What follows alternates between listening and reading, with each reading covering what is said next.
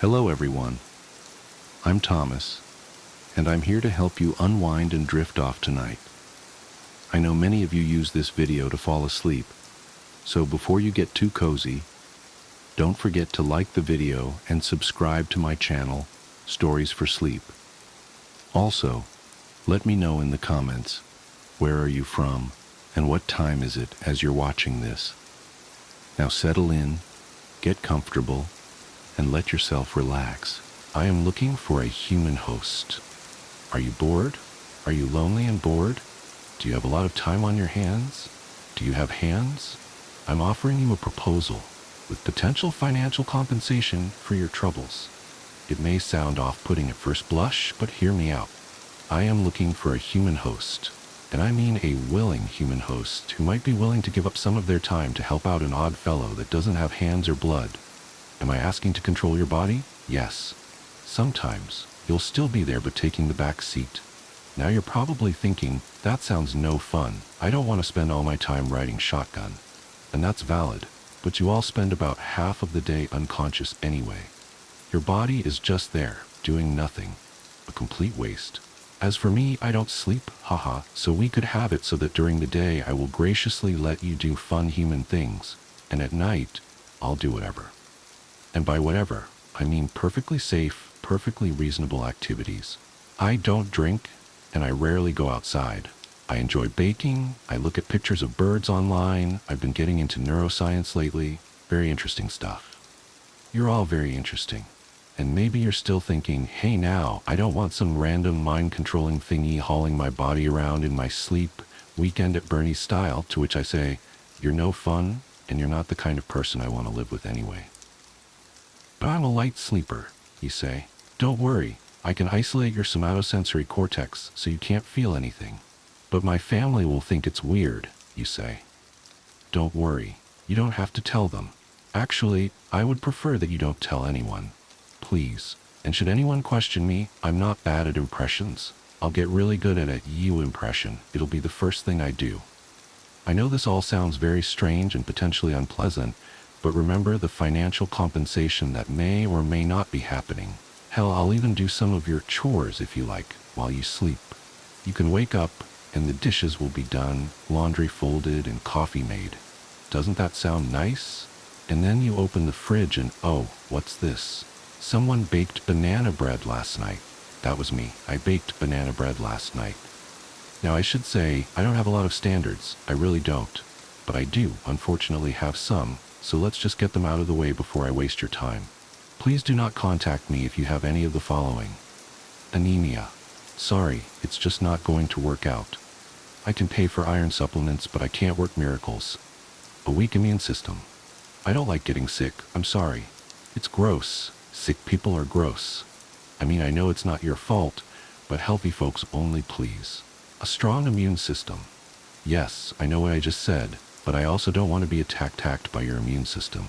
So maybe you're not the picture of health, but you're just kind of okay. I'm looking for someone who is just kind of okay.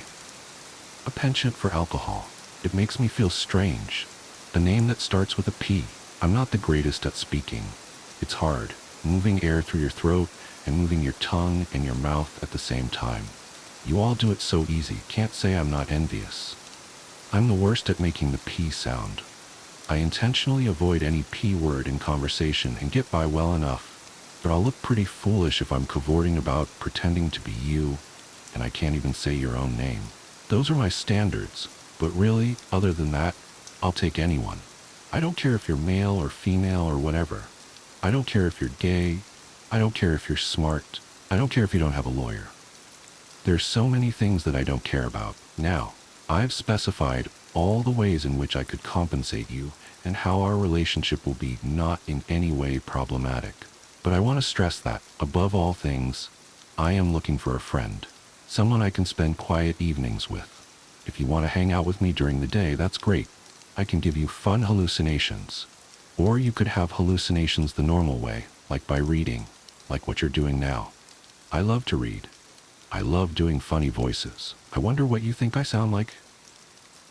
I hope I sound nice. And one of the best things about me is I'm very quiet. No one else will be able to hear me except you. I'll be like your own personal friend that only you know, like a secret friend. And you don't even have to talk to me because I can read your thoughts. I suppose I should tell you a bit more about myself since you're still reading. I was born in the Everglades, I think. It's been a while, but I remember being so cold and so alone. But then I met this sweaty man in a colorful t-shirt with a camera and half a granola bar and with blood so hot. So yeah, he was my first host, and I'll admit, we weren't the best of friends. It was a confusing time for both of us. I was confused. He was confused. What happened was really both of our faults, you could say. He was a bird watcher, if I recall correctly. Just watched birds all the time. I thought it might have been out of jealousy. Watching those little things flying around makes you feel kind of stuck. I felt stuck. So I decided to be a bird for a while to see if it was really all it's cracked up to be. Squished myself into the body of this lovely American crow.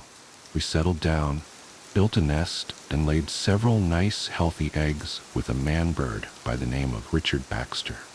He was a very proud bird, very large, and he gave me so many wonderful gifts, like children and also small pieces of plastic. I still have all of them. The plastic, not the children. I'd never been so happy. All these hormones had me consumed in the joy of motherhood, but the crow's health was failing. I could not sustain myself. Its pathetic little heart beat weaker and weaker. I tried starving. I tried everything I could. I wanted to be a bird so bad, but it just wasn't working out. The bird stopped working. The other crows held a funeral service for me, even though I was still alive.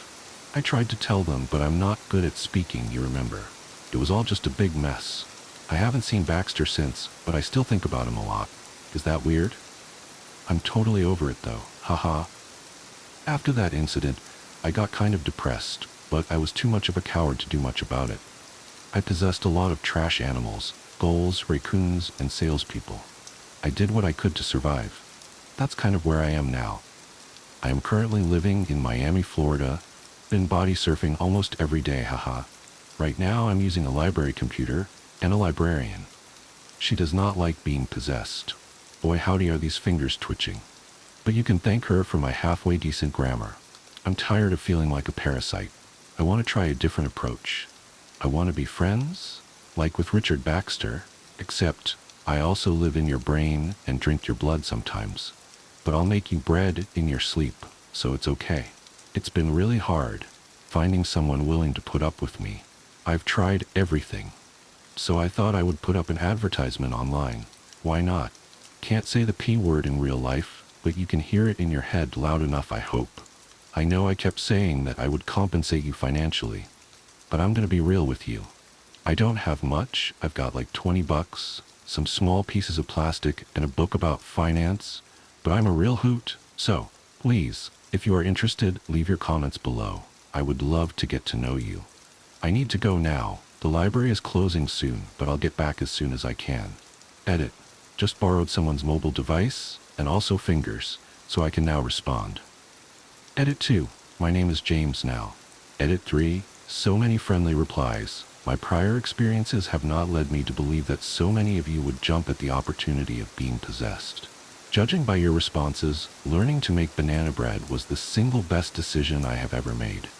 To be sure, I will respond to and consider all of you, but I'm a bit overwhelmed. How can I pick from such a smorgasbord of potential lives? Anyway, I'm thinking I might become a bit of a swinger just to try new things, rather than commit to one partner. I want to know how you all think, how you all feel. I want to know everything. The morning ritual. I should start by saying that I never believed in the supernatural.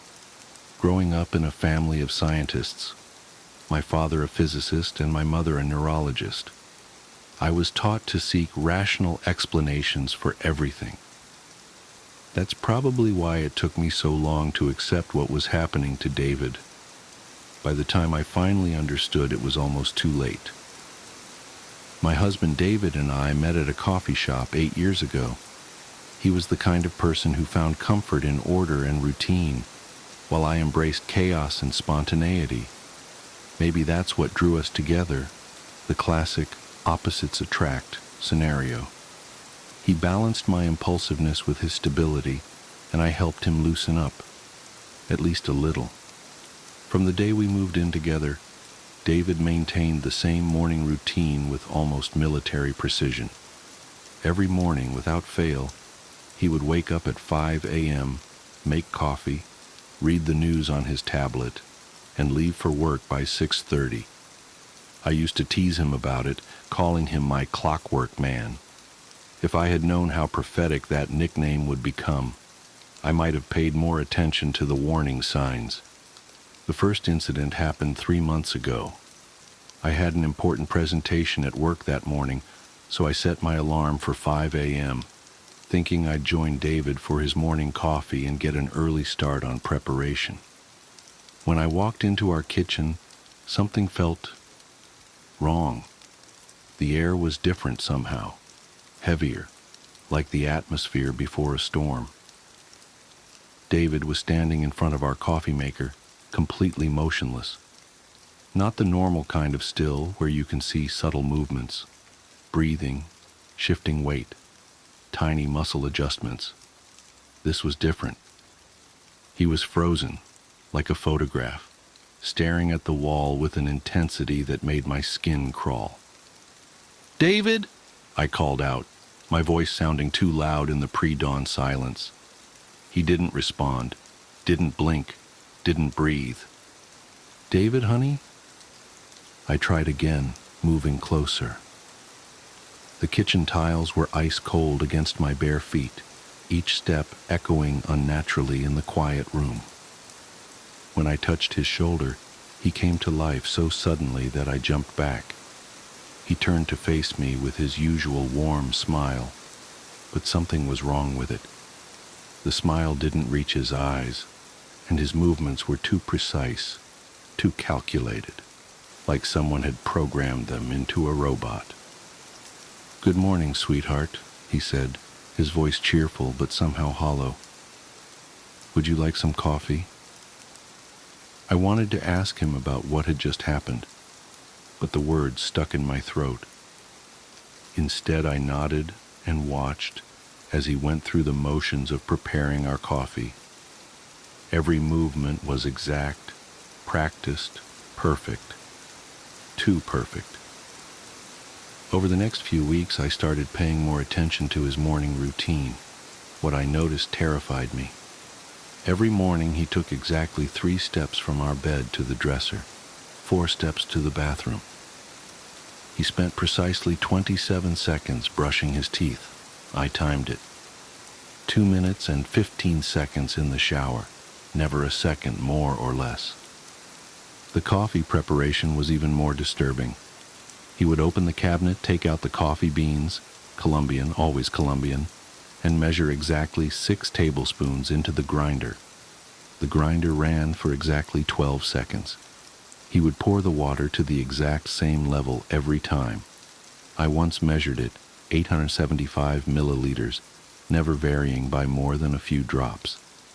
If anything disrupted his pattern, a misplaced item, an empty container, he would freeze in place until the obstacle was removed. One morning, our cat knocked over his coffee mug just as he was reaching for it. His hand remained suspended in midair, grasping at nothing, while his eyes stared straight ahead. I quickly righted the mug, and he continued as if nothing had happened. I started experimenting, making small changes to see how he would react. I moved his coffee mug to a different cabinet. He opened the usual cabinet, and when the mug wasn't there, his hand just kept opening and closing on empty air. For 7 excruciating minutes, I watched him repeat this motion, like a skipping record. When I finally put the mug back, he continued his routine without missing a beat. The really frightening part was that he seemed completely unaware of these episodes. When I tried to talk to him about them later in the day, he would look at me with genuine confusion. "What do you mean I froze?" he would ask. "I just made coffee like I always do." But things were escalating. I started waking up in the middle of the night to find him practicing his routine in the dark. He would stand in front of our bedroom mirror at 3 a.m., mechanically rehearsing each movement with terrifying precision. His eyes were always open, but they were empty, like looking into the eyes of a doll. I installed a small security camera in our bedroom, hoping to document these nocturnal rehearsals. What I captured was far worse than I expected. In the footage, David would get up at exactly 3 a.m. every night. He would walk to the mirror, 3 steps, always 3 steps, and stand before it.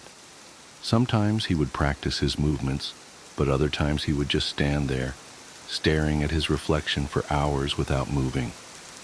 One night, I heard him talking to his reflection. I lay perfectly still, barely breathing, as his words drifted across the darkness. They'll notice if I make a mistake. A pause. No, I can't fail. The routine must be perfect. Another pause. I know what happens if I fail. His reflection answered in his voice, but the words came from the mirror while his lips remained still. Show me again. From the beginning. The next day I tried to confront him directly. We were having dinner when I brought it up. David, I'm worried about you, I said, trying to keep my voice steady. You've been acting different. He turned to me with that empty smile, tilting his head at precisely 45 degrees. Different? He asked, his fork suspended halfway to his mouth. I'm the same as I've always been. I follow my routine. The routine is important. The way he said those last words sent chills down my spine. It wasn't just his voice. It was the way his entire face seemed to shift for a moment, like a mask slipping to reveal something else underneath. But why? I pressed. Why is the routine so important? His fork clattered to the plate. For a moment, his face went completely blank, not even a hint of expression. Then he smiled again, wider this time, too wide. Because it's the only thing keeping me here. What do you mean, here? He leaned forward, his movements jerky and unnatural. On this side of the mirror. I excused myself and went to bed early that night, but I didn't sleep. I lay awake watching as David went through his evening routine, exactly 23 minutes in the bathroom, precisely 2 chapters of his book, lights out at 10 p.m. sharp. At 3 a.m., right on schedule, he got up. But instead of going to the mirror, he stood at the foot of our bed, staring down at me. I kept my eyes nearly closed, trying to control my breathing. After what felt like hours, he spoke. I have to be perfect. They're always watching. His reflection answered from the mirror. Again, from the beginning. Yes, David agreed. Always from the beginning. The next morning I told him I needed to visit my sister for a few days. He was in the middle of his coffee routine when I told him, measuring the beans, 12 seconds of grinding. He stopped mid-pour, the coffee beans frozen in mid-air. That's not part of the routine, he said, his voice flat. I know, honey, but sometimes we need to break routine, I said, trying to sound casual despite my racing heart. He slowly turned to face me, coffee beans still suspended above the grinder. I can't break the routine. Breaking routine lets them take me back. Take you back where, David? His smile stretched impossibly wide. To the other side. I packed a bag while he was at work, taking only what I absolutely needed.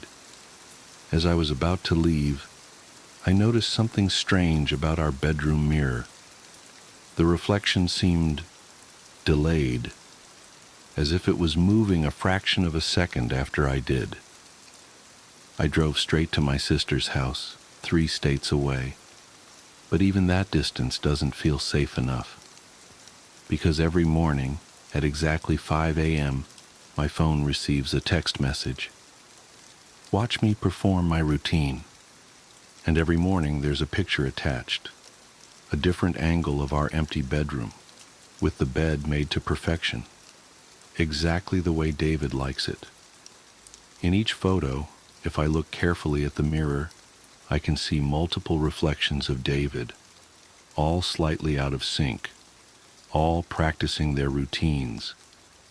I've tried calling him, but his voicemail message has changed. Now it's just the sound of someone going through precise movements accompanied by mechanical counting. 1, 2, 3 steps to the dresser. 1, 2, 3, 4 steps to the bathroom. I called the police to do a welfare check. They reported back that they found the house empty, but everything was arranged with perfect precision. Too perfect, they said. And the mirrors. They mentioned that all the mirrors in the house had been covered with sheets. I've been at my sister's for a week now. Last night I received a final text from David's number. I failed the routine. They're taking me back. Don't look in the mirrors. I called the police again. This time when they checked the house, they found all the mirrors shattered, and David was gone. The only trace of him was a single sheet of paper on our bed, covered in the same sentence written thousands of times in perfectly identical handwriting. The routine must be perfect. The routine must be perfect. The routine must be perfect. I don't know what happened to my husband. I don't know what lives on the other side of the mirrors, or what they wanted from him. But sometimes, late at night, I catch glimpses of movement in reflective surfaces. Precise mechanical movements, performed with terrifying perfection. And sometimes just before dawn I hear his voice, distant and hollow, counting out the steps of his eternal routine. I never wanted to write this down, but my therapist says I need to process what happened, that putting it into words might help make sense of it, help me accept that it was real. Though honestly, I still wish I could convince myself it wasn't. It started with my friend Marcus's confession. We were having our usual Friday night drinks at O'Malley's, that dive bar downtown where the neon beer signs barely cut through the perpetual haze of cigarette smoke that seems embedded in the walls. I remember everything about that night with this weird, sharp clarity. The way the ice clinked against his glass as his hand trembled. How his voice dropped to barely above a whisper when he finally told me. I found something in the church basement, he said, staring into his whiskey. Something that shouldn't be there. I should mention that Marcus was the maintenance guy at St. Augustine's, this ancient Gothic revival church that looms over the east side of town like something out of a Victorian ghost story. The place had been around since the 1800s, all weathered limestone and creeping ivy, with those towering spires that always seemed to scratch at the belly of the clouds. Marcus had worked there for almost a decade, knew every creaking floorboard and dusty corner. "What do you mean?" I asked, watching him drain his glass. His hands were shaking so bad he almost missed setting it back down on the sticky bar top. Like what kind of something? He wouldn't look at me, just kept staring straight ahead, his face gone this sickly shade of gray in the dim bar lighting. "I was doing the annual inspection of the confession boxes," he said, "checking for termites, rot, that kind of thing. But when I opened up the maintenance panel in the back of the north box, the one that's been out of order for years," he trailed off, rubbing at his face like he was trying to scrub away the memory. "There was wax," he continued finally. "All these little rivulets of it, dried in these weird patterns on the wood. At first I thought maybe it was just from old candles, you know. But then I noticed the holes." "Holes?" "Tiny ones. Hundreds of them, maybe thousands, all through the wood. Like something had been eating its way through. And when I shined my flashlight in deeper..." He grabbed my arm then, his fingers digging in so hard I could feel his nails through my sleeve. It moved, Dave. Whatever was in there, it moved. I remember trying to laugh it off, even as something cold slithered down my spine. Come on, man. Probably just rats or something. Old buildings like that. It wasn't rats. His voice had gone flat, dead. I know what rats look like. It was like a rope, but it was segmented, and there were so many legs, all of them moving at once, like a centipede, I supplied, immediately regretting it when he flinched so hard he knocked over his empty glass. Bigger, he whispered, so much bigger.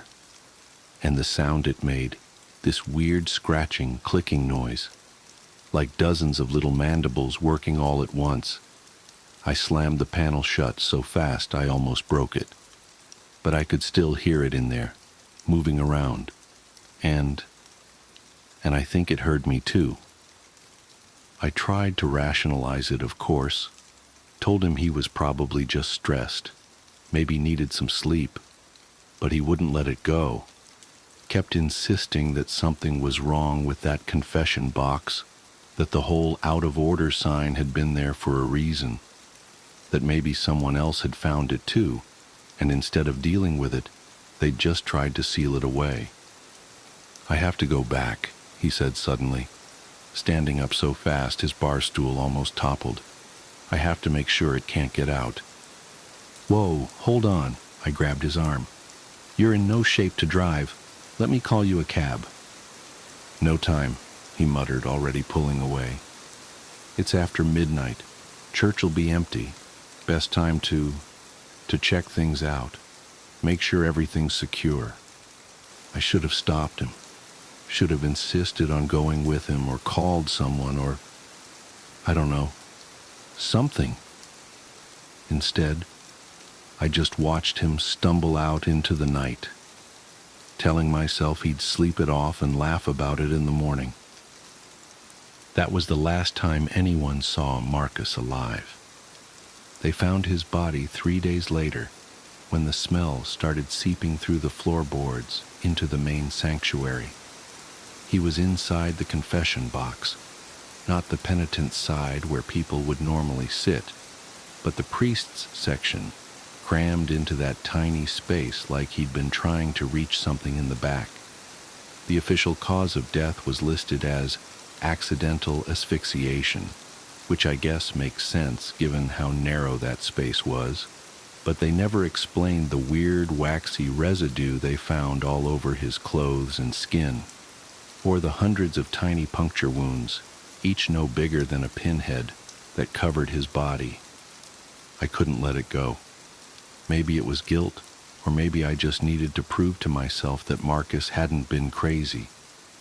But a week after the funeral, I found myself picking the lock on St. Augustine's side door at 2 a.m., armed with nothing but a heavy-duty flashlight and a crowbar I'd borrowed from my garage. The church was different at night. During the day, it was all polished wood and filtered sunlight through stained glass. But in the darkness, it felt ancient, hungry. My footsteps echoed off the vaulted ceiling, despite my attempts to walk quietly, and the air had this thick, waxy smell that caught in the back of my throat, like old candles, but wrong somehow. Too sweet, with this underlying note of decay that made my stomach turn. The confession box looked innocent enough from the outside, just another piece of antique furniture, its dark wood gleaming dully in my flashlight beam. The out-of-order sign was still there, yellowed with age and curling at the corners. I tried the door to the priest's side, locked of course, but the maintenance panel Marcus had mentioned was just where he'd described it, hidden behind a decorative molding at the back. My hands were shaking so bad it took me 3 tries to work the crowbar into the seam. The wood creaked in protest as I pried, and then suddenly gave way with a sharp crack that seemed to echo through the entire church. I froze, heart pounding, but the silence that followed was absolute. The panel swung open with a whiff of that sickly sweet smell, so strong it made my eyes water. I had to swallow hard against the urge to gag as I shined my flashlight into the space beyond. The beam caught countless threads of dried wax, forming these intricate, almost organic-looking patterns across the wood.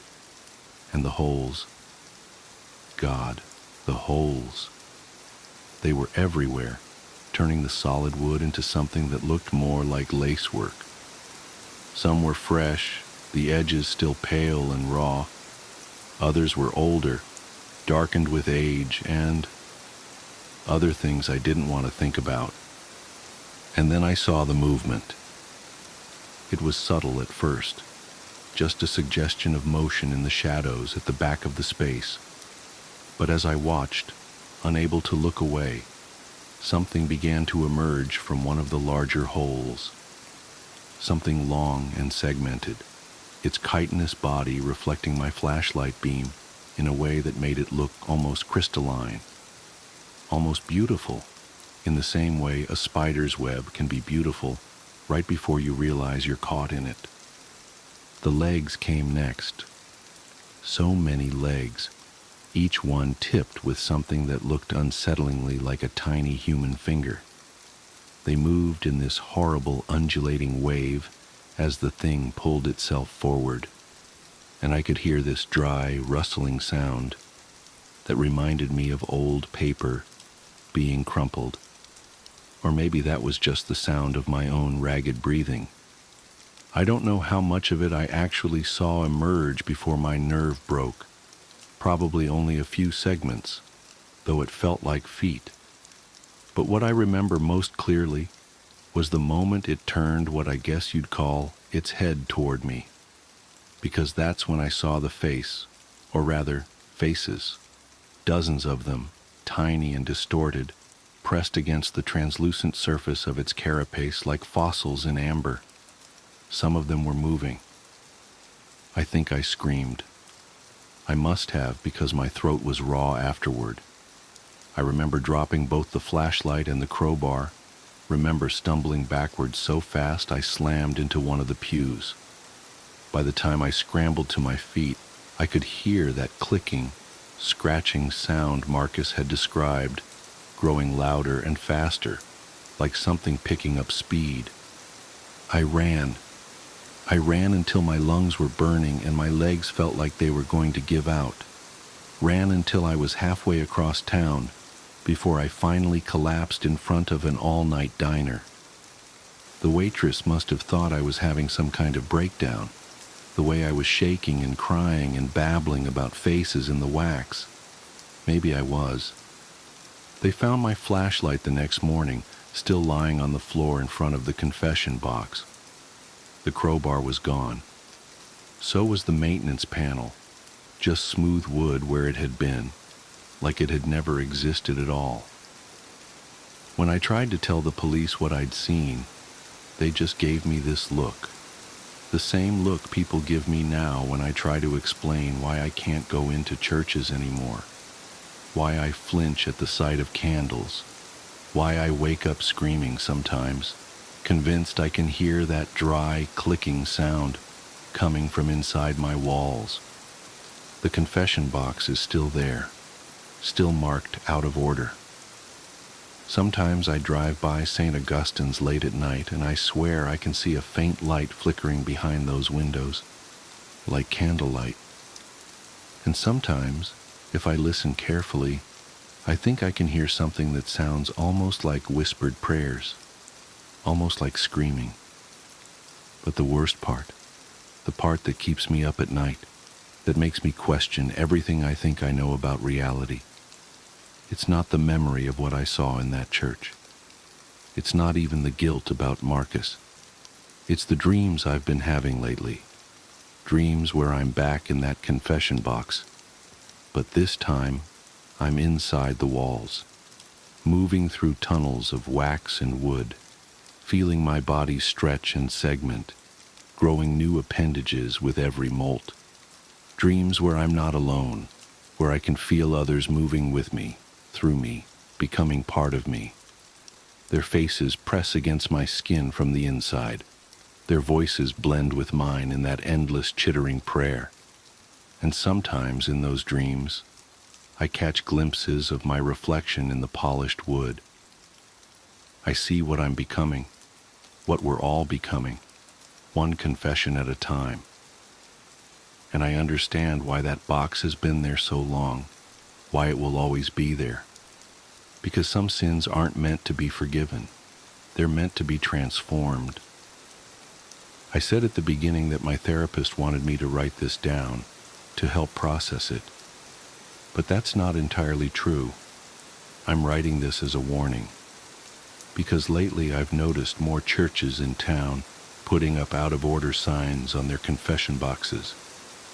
And sometimes, late at night, I think I can hear that familiar clicking sound coming from inside them, spreading, growing, waiting. So if you ever see one of those signs, walk away. Don't look too closely at the wood. Don't listen for the whispers. And whatever you do, don't confess, because something is waiting to hear your sins, something that hungers for guilt and shame and regret, something that wants to add your face to its collection, your voice to its endless prayer. And it's patient, so patient. After all, everyone has something to confess eventually. Don't let it be you. Don't let it. The Midnight Visitor. I never told anyone why I really left my job as a night shift nurse at Pine Grove Nursing Home. They all assumed it was the stress, the long hours, the emotional toll of watching patients decline. I let them think that. It's easier than explaining what really happened during my last night there. Easier than trying to convince them that what I saw was real. But now I have to tell someone, because last night, at exactly 3:17 a.m., my phone rang. The caller ID showed Pine Grove Nursing Home, and when I answered, I heard the soft, steady beep of a cardiac monitor, followed by the voice I've been trying to forget for the past 6 months. Nurse Anderson, I'm ready for my medicine now. Mrs. Eleanor Webb. Room 217. Deceased as of April 15th, 2024, at 3:17 a.m. I should start at the beginning. It was supposed to be a normal night shift. They're all normal until they're not. I'd been working at Pine Grove for 3 years, long enough to know every creaky floorboard, every flickering fluorescent light, every patient's particular habits and needs. Night shifts in a nursing home have their own rhythm.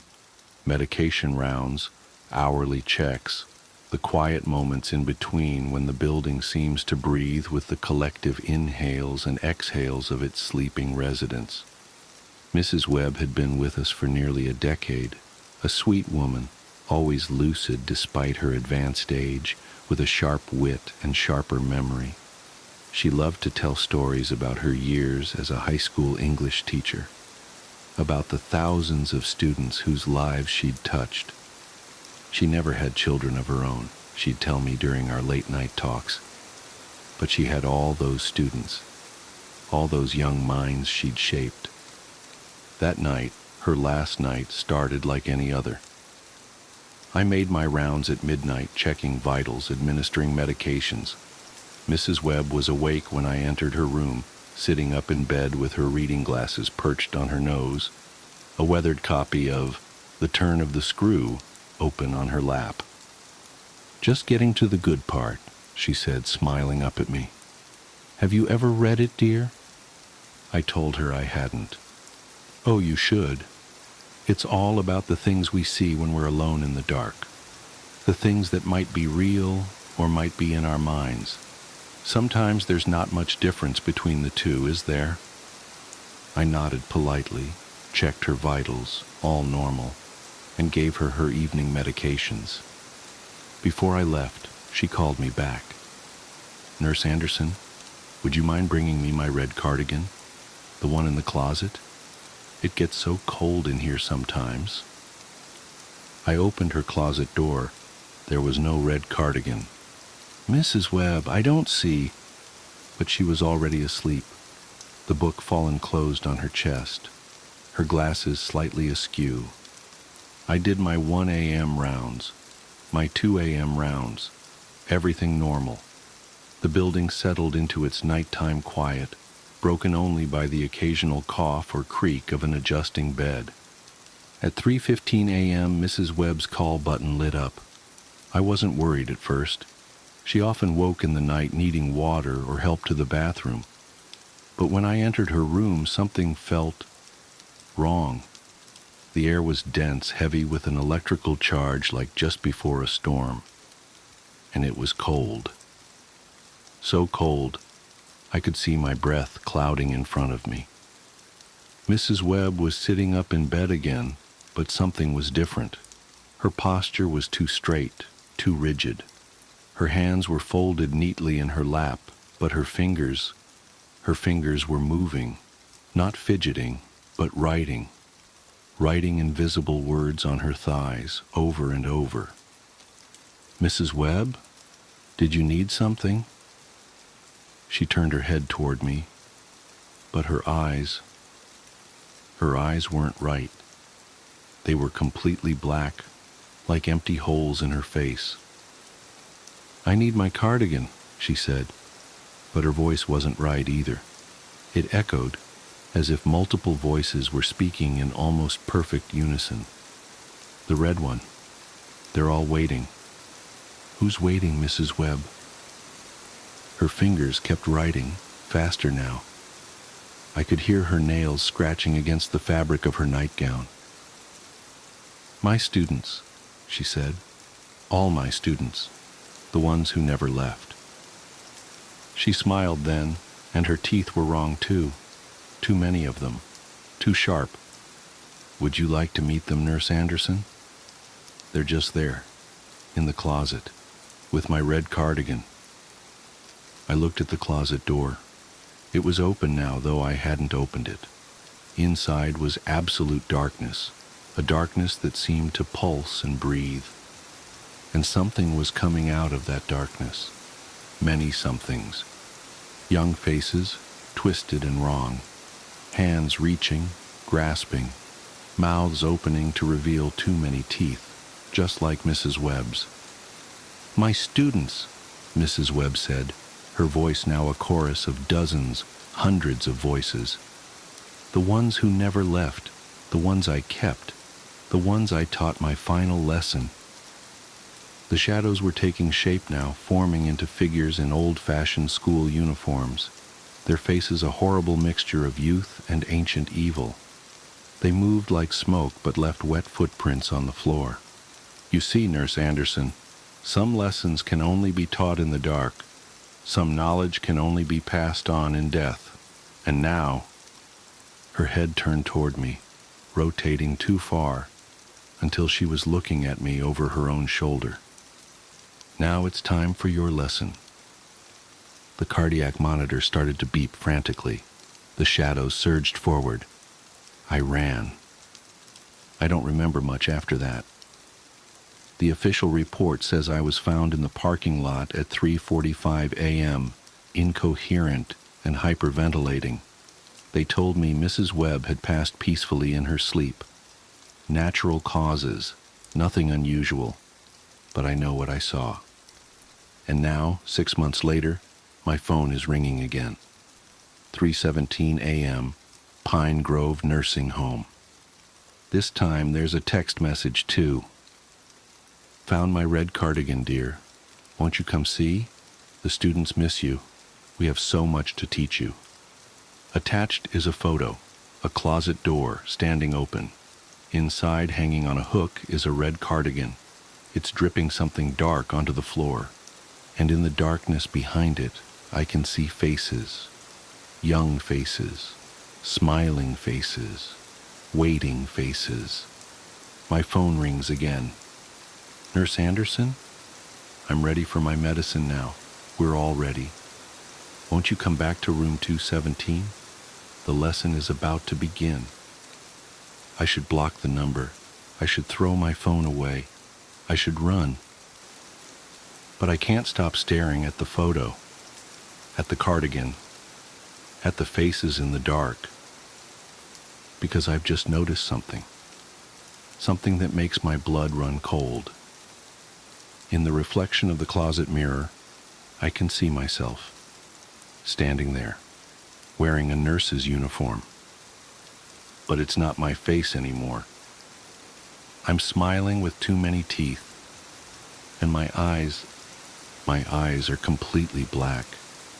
The lesson has already begun, and I think I'm starting to understand what Mrs. Webb meant about the things we see in the dark, about how sometimes there's not much difference between what's real and what's in our minds.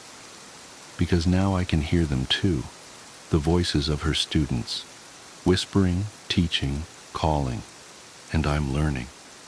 Oh God, I'm learning. Won't you come learn with me? Room 217 is waiting. We're all waiting, and we have so much to teach. Hunger. As a doctor, I'm bound by doctor-patient privilege to not disclose the specifics of what I'm about to tell you. But as a human being, I feel compelled to share. This is, without a doubt, the most horrific story I've ever had the displeasure of being a part of. It was 2009, and my schedule that day was light.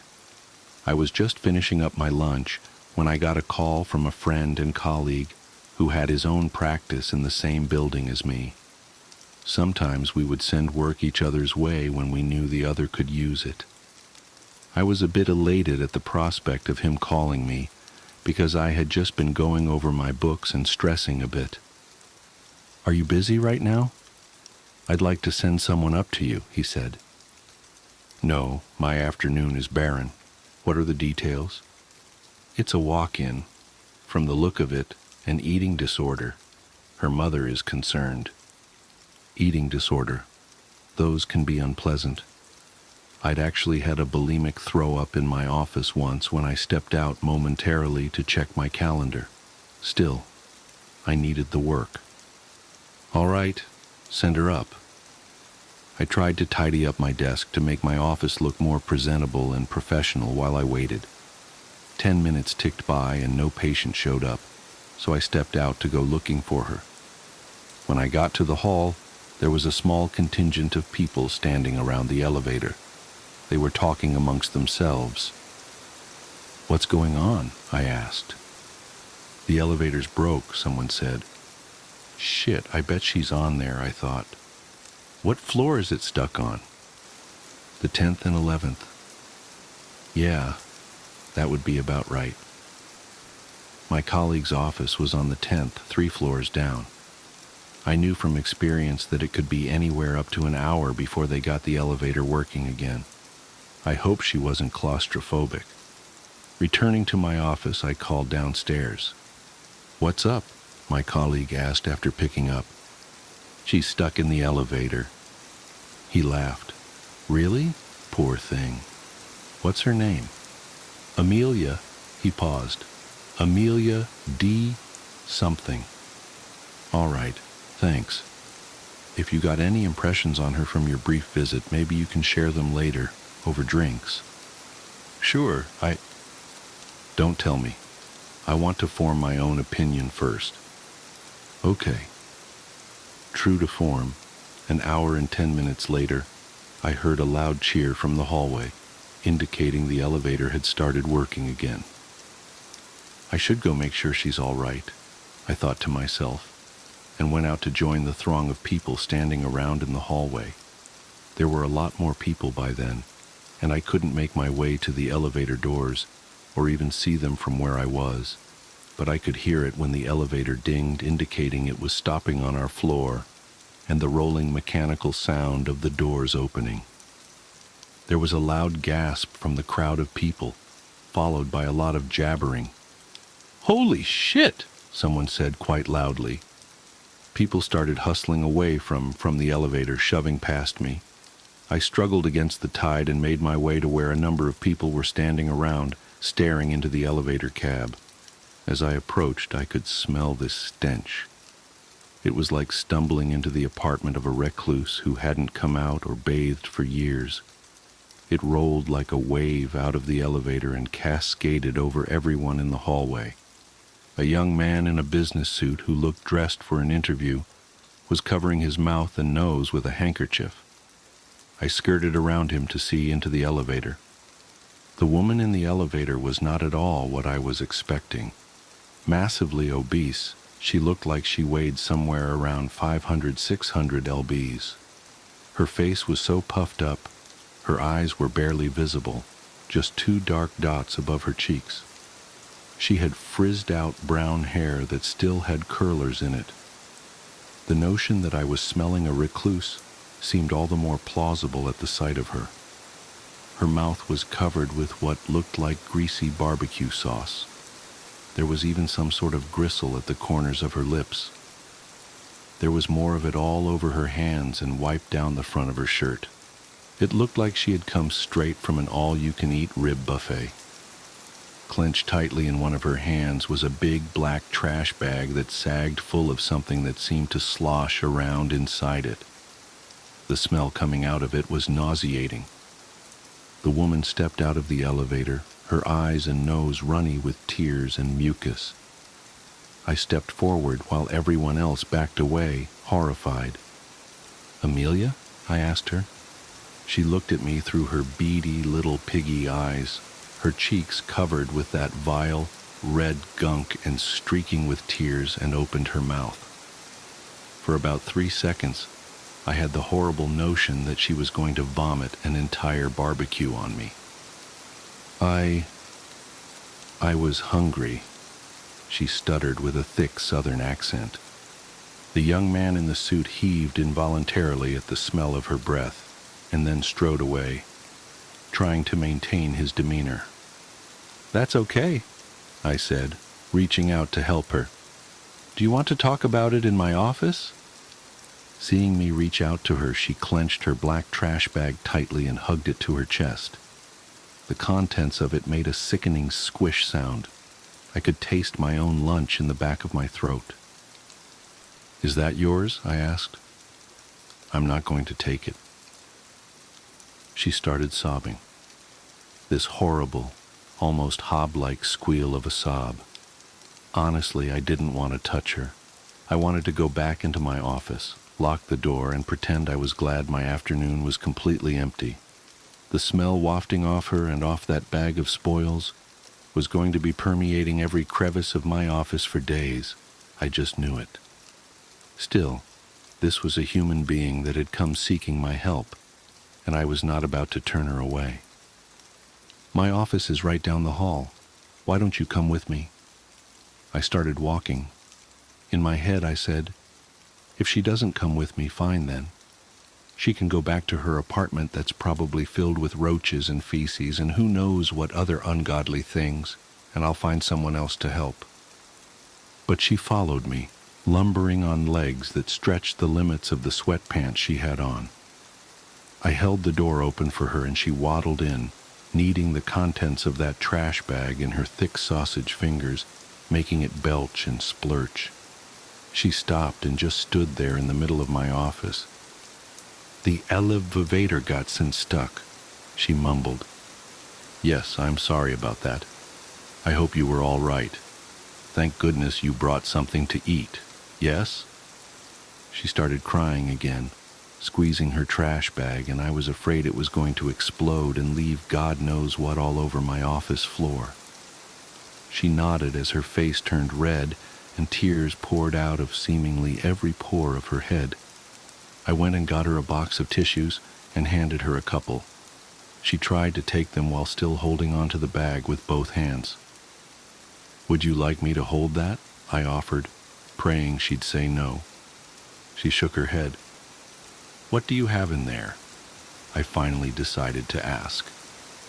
She huffed and snorted, trying to inhale all the fluid back into her face.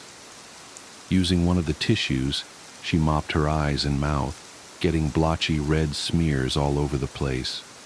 "Leela left." "Leftovers," she stuttered. Then her chest started heaving, and she threw her head back and started bawling again. Her face was like a fountain. She was so utterly miserable, and I really started to feel bad for her. "Look," I said, "getting stuck in that elevator was obviously pretty traumatic." Her wailing hit a crescendo. "So why don't we postpone things until you've calmed down a bit?" She struggled through her sobbing. You want to meet with me?" "Well, yes, but not today. Why don't you go home and try to relax?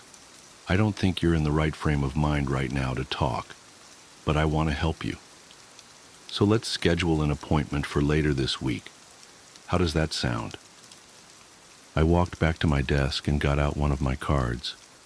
Her mouth was quivering and she looked ready to collapse into a pile of screaming phlegm.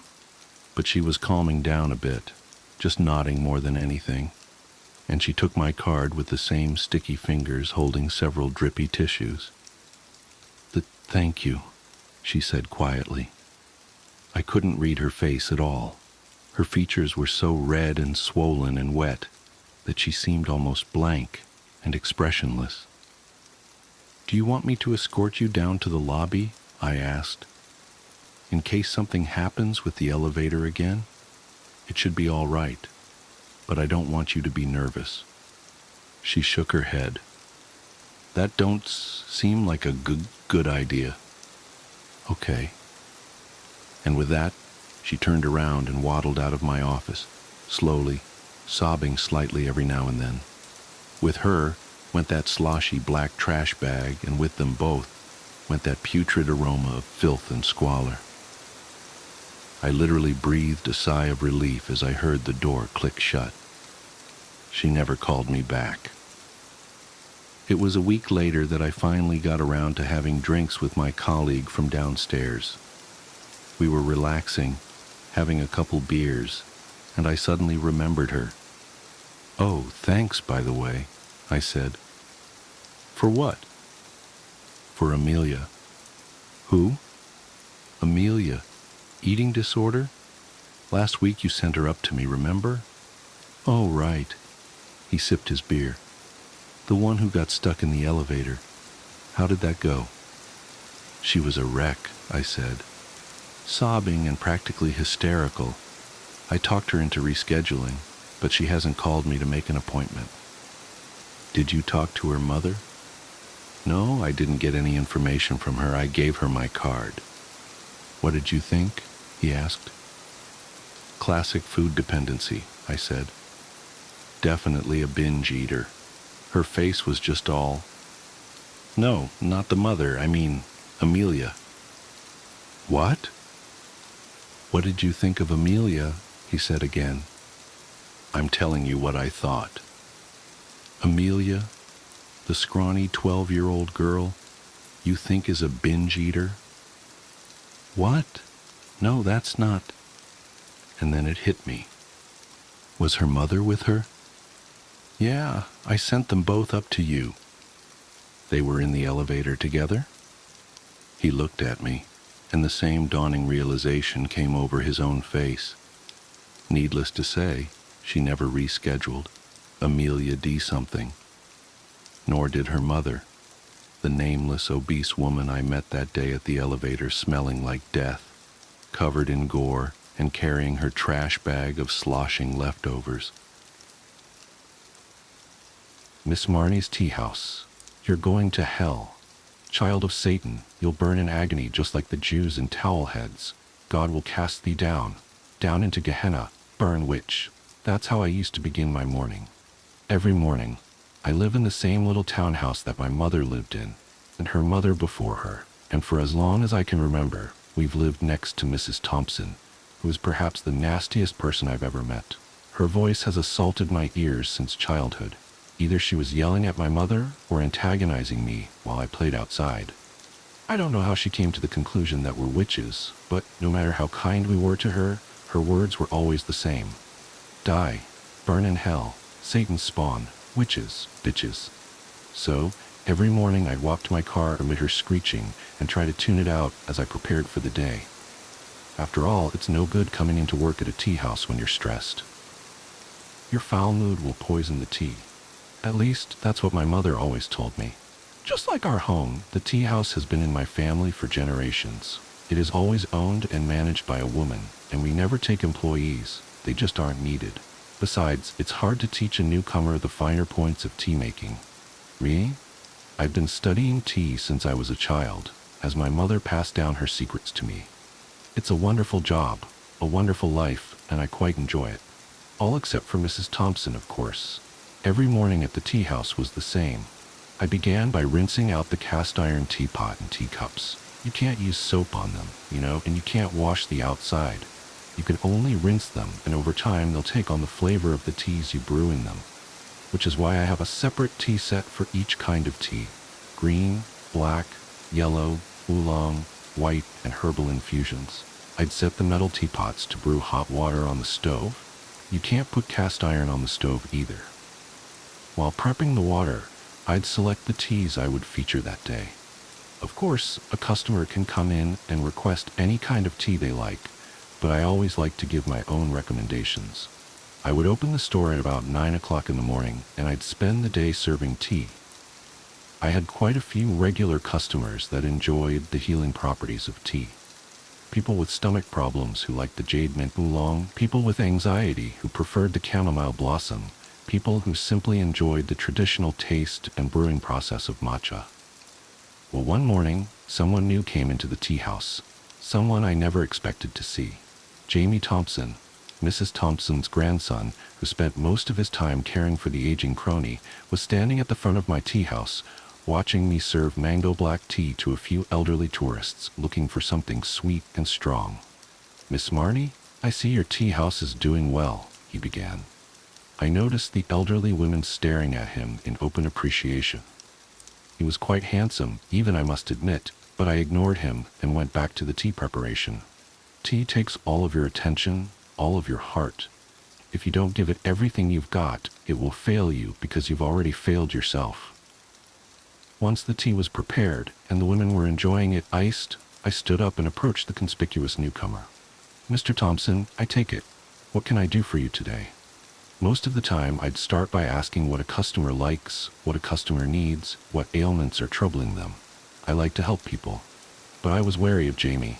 Nothing good comes from a poison plant, after all. "Well, I'm actually here to get something for my grandmother. See, her mind is going. I read that tea is good for dementia, and I was wondering if you had any recommendations."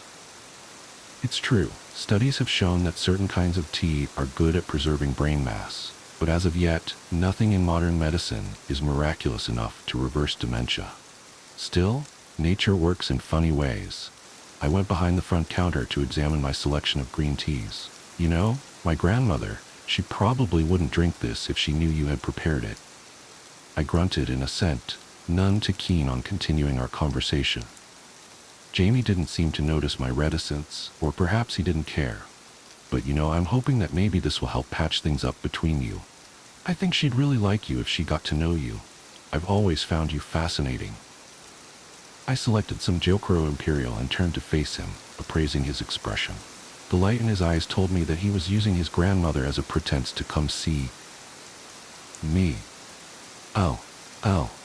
Ignoring his obvious interest, I prepared the tea leaves and rang up his purchase, explaining how they were best brewed and when to drink it for the best results. To his credit, he was very attentive, although he seemed more interested in my lips than the words coming out of them.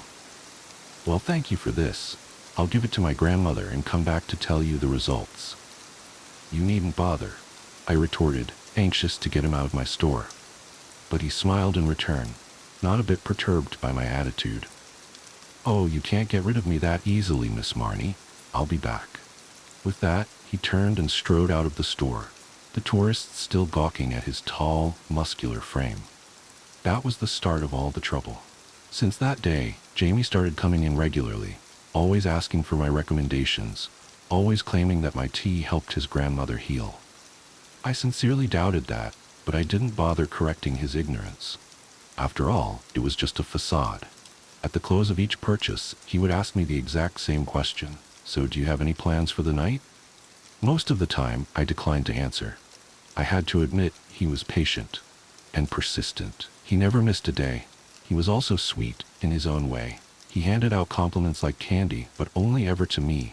Sometimes he brought in flowers, although I couldn't keep them in the store. The scent would taint the tea. He brought me sweets on occasion. It was really getting on my nerves.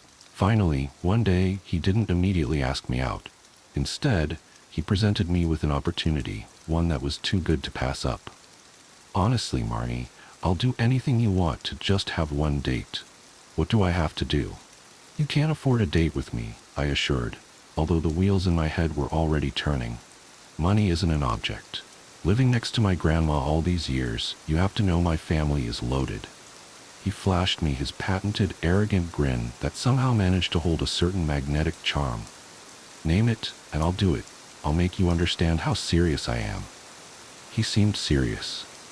And I thought maybe, just maybe, he could be the one I'd been searching for. And if he was, oh, I'd never dared dream. I grabbed out a post-it note and began scribbling the details on it as I told him what I wanted more than anything in the world. There is a tea grown in the Fujian province of China called Da Hong Pao, or Big Red Robe. It grows so high on the mountains that only a few select tea masters are able to pick it.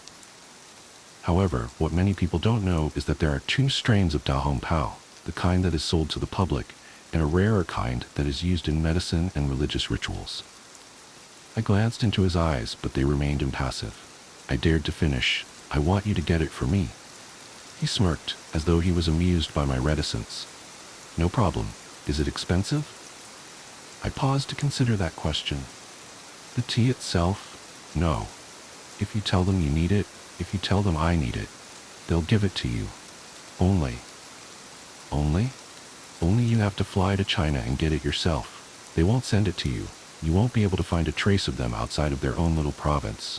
They're cut off from the world, and that's what makes their tea so special. Jamie paused as if to consider this, making a very serious face and stroking his chin. Finally, he winked at me. Consider it done.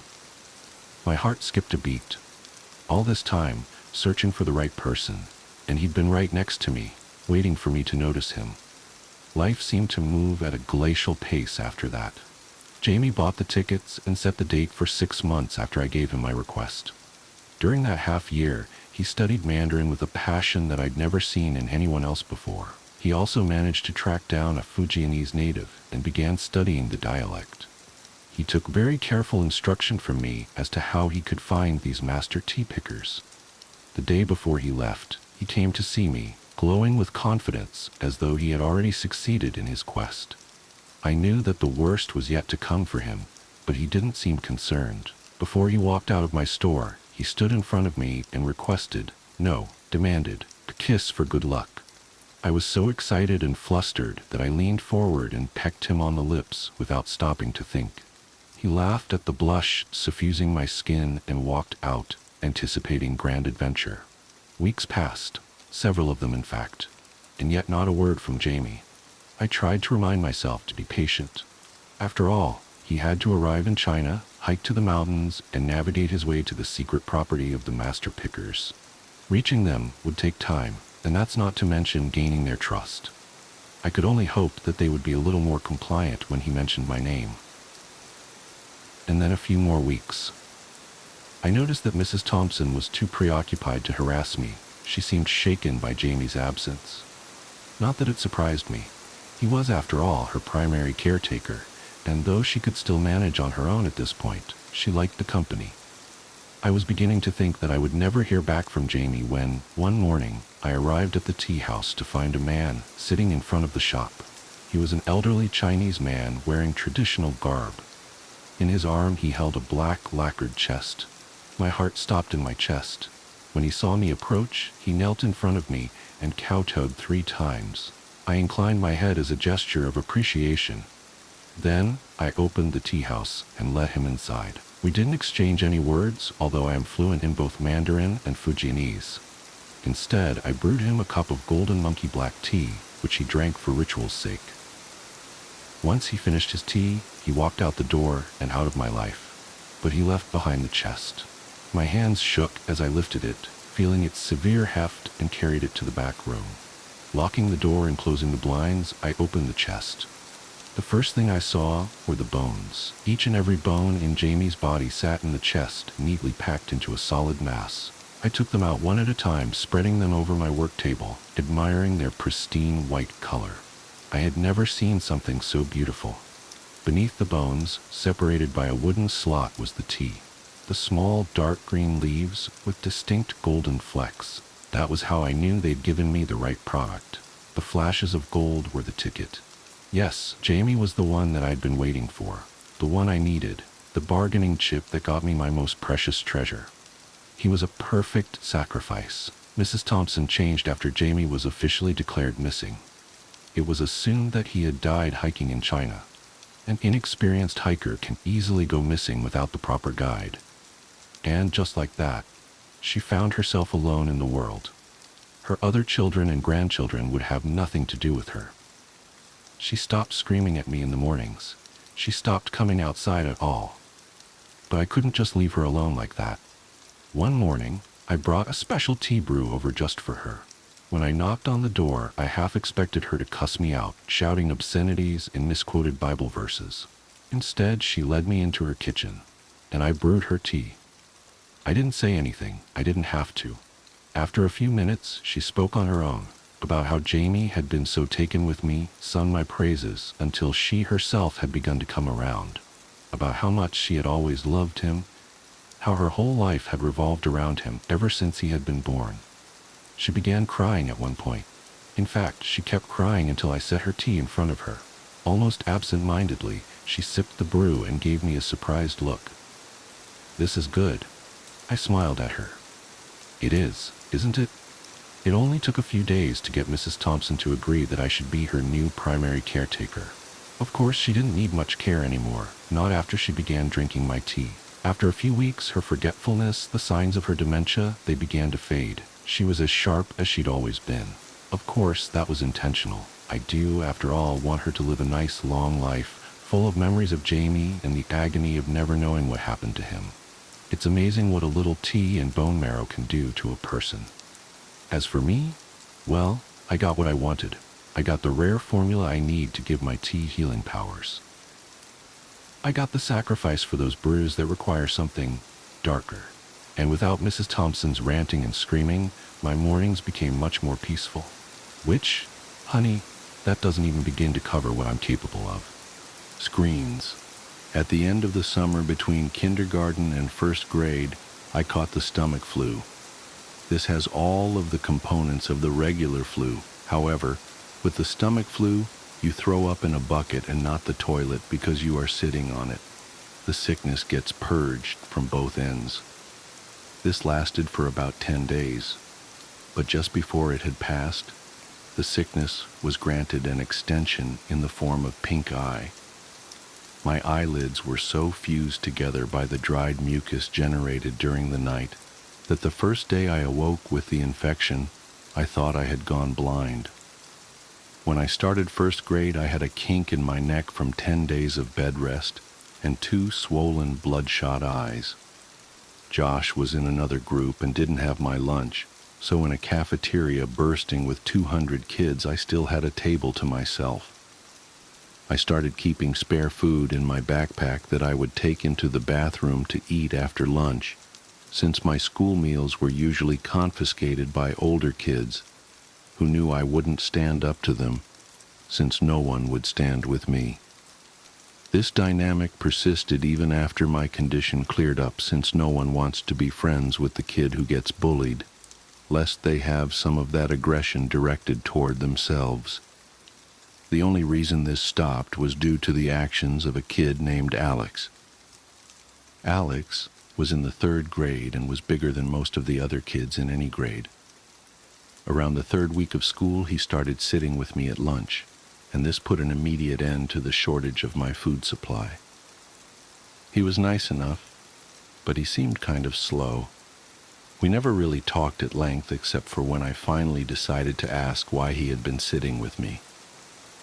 He had a crush on Josh's sister, Veronica. Veronica was in 4th grade and was probably the prettiest girl in the school. Even as a 6-year-old who fully endorsed the notion that girls were disgusting, I still knew how pretty Veronica was. When she was in third grade, Josh told me, two boys had actually gotten into a physical fight, which erupted out of an argument concerning the significance of the messages she had written in their yearbooks. One of the boys eventually hit the other in the forehead with the corner of the yearbook, and the wound required stitches to close. While not one of those two boys, Alex wanted her to like him and confessed that he knew Josh and I were best friends.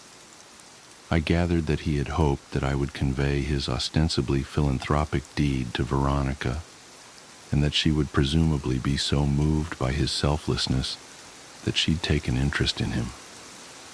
If I told her he would continue to sit with me for as long as I needed him to. Because this was during the time when Josh mostly stayed at my house building the raft and navigating tributary with me, I didn't have the chance to bring it up to Veronica because I simply didn't see her. I told Josh about it and he made fun of Alex, but said that he would tell his sister since I wanted him to. I doubted that he would. Josh was annoyed that people seemed to be so taken with his sister. I remember him calling her an ugly crow. I never said anything to Josh, but I remember wanting to say, even then, that she was pretty and would one day be beautiful. I was right. When I was 15, I was seeing a movie at a place my friends and I had come to call the Dirt Theater. It was probably nice at some point, but time and neglect had weathered the place severely. This theater had movable tables and chairs on a level floor, so when the theater was full, there were very few places you could sit and see the whole screen. The theater was still open, I imagine, for 3 reasons. 1, it was cheap to see a movie there. 2, they showed a different cult movie twice a month at midnight. And 3, they sold beer to underage kids during the midnight showings. I went for the first 2, and that night they were showing Scanners by David Cronenberg for $1. My friends and I were sitting in the very back. I wanted to sit closer to the front for a better view, but Ryan had driven us, so I relented. A couple minutes before the movie started, a group of girls walked in. They were all pretty attractive, but whatever beauty they might have had was eclipsed by the girl with the dirty blonde hair, even though I had only caught a glimpse of her profile. As she turned to move her seat, I caught a full view of her face, which gave me the feeling of butterflies in my stomach. It was Veronica. I hadn't seen her in a long time. Josh and I saw progressively less of one another after we snuck out to my old house that night when we were 10, and usually when I'd visit him, she'd be out with friends. While everyone stared at the screen, I stared at Veronica, only looking away when the feeling that I was being a creep overcame me, but that feeling would quickly subside and my eyes would return to her. She really was beautiful, just like I had thought she'd be when I was a kid. When the credits started to roll, my friends got up and left. There was only one exit, and they didn't want to be trapped waiting for the crowd to clear. I lingered in hopes of catching Veronica's attention. As she and her friends walked by, I took a chance. "Hey, Veronica." She turned toward me, looking a little startled. "Yeah?" I got out of my seat and stepped a little into the light coming in through the open door. "It's me, Josh's old friend from way back. How have you been?" "Oh my God, hey, it's been so long." She motioned to her friends that she'd be out in a second. "Yeah, a few years at least. Not since the last time I stayed over with Josh. How is he anyway?" "Oh, that's right. I remember all you guys' games. Do you still play Ninja Turtles with your friends?" She laughed a little and I blushed. I'm not a kid anymore. Me and my friends play X-Men now." I was really hoping she'd laugh. She did. "Haha, you're cute. Do you come to these movies every time?" I was still reeling from what she said. Does she really think I'm cute? Did she just mean I was funny? Does she think I'm attractive? I suddenly realized that she had asked me a question, and my mind grasped for what it was. "Yeah," I said much too loudly. "Yeah, I try to anyway. What about you?" "I come every now and then. My boyfriend didn't like these movies, but we just broke up, so I plan on coming from now on." I was trying to be casual, but failed. "Oh, well, that's cool. Not that you guys broke up. I just meant that you'd be able to come more often." She laughed again. I tried to recover. "So are you coming the week after next? They're supposed to show Day of the Dead. It's really cool." "Yeah, I'll be here." She smiled, and I was about to suggest that maybe we could sit together when she quickly closed the space between us and hugged me. "It was really good to see you," she said with her arms around me. I was trying to think of what to say when I realized the biggest problem was that I had forgotten how to talk. Luckily, Ryan, who I could hear approaching from the hallway, came in and spoke for me. "Dude, you know the movie's over, right? Let's get the fuck out of—" "Oh, yeah!" Veronica let go and said that she'd see me next time. She was played out of the room by the porn music Ryan was making with his mouth. I was furious, but it dissipated as soon as I heard Veronica laughing in the lobby. Day of the Dead couldn't come soon enough. Ryan's family was going out of town, so he wouldn't be able to drive us, and the other friends I was with that night didn't have cars. A couple of days before the movie, I asked my mom if she could take me. She responded almost immediately by denying my request, but I persisted, and she picked up on the desperation in my voice. She asked why I wanted to go so badly, since I had seen the movie before, and I hesitated before saying that I was hoping to see a girl there. She smiled and asked playfully if she knew the girl, and I reluctantly told her it was Veronica. The smile disappeared from her face, and she coldly said no. I decided that I would call Veronica to see if she could pick me up. I had no idea if she still lived at home, but it was worth a try. But then I realized that Josh might answer. I hadn't talked to him in almost 3 years, and if he answered, I obviously couldn't ask to talk to his sister. I felt guilty for calling to speak with Veronica and not Josh, but I dismissed that feeling quickly. Josh hadn't called me in years either. I picked up the phone and dialed the number that was still embedded in my muscle memory from having dialed it so often all those years ago. It rang several times before someone picked up. It wasn't Josh. I felt a mixture of both relief and disappointment. I realized in that second that I really missed Josh. I would call after this weekend and talk to him, but this was my only chance to see if Veronica could or would take me, so I asked for her. The person told me I had dialed the wrong number. I repeated the number back to her, and she confirmed. She said they must have changed their number, and I agreed. I apologized for the disturbance and hung up. I was suddenly intensely sad because now I couldn't contact Josh even if I wanted to. I felt terrible for having been afraid that he might answer the phone. He had been my very best friend. I realized that the only way I could be put back in touch with him would be through Veronica. So now, not that I needed one, I had another reason to see her. I told my mom the day before the movie that I was no longer concerned with going, but was hoping she could drop me off at my friend Chris's house. She relented and dropped me off that Saturday a couple of hours before the movie. My plan was to walk from his house to the theater since he only lived about a half-mile away. They went to church early on Sunday, so his parents would go to sleep early Saturday night, and Chris was fine with not coming with me since he had planned on chatting with this girl he met online.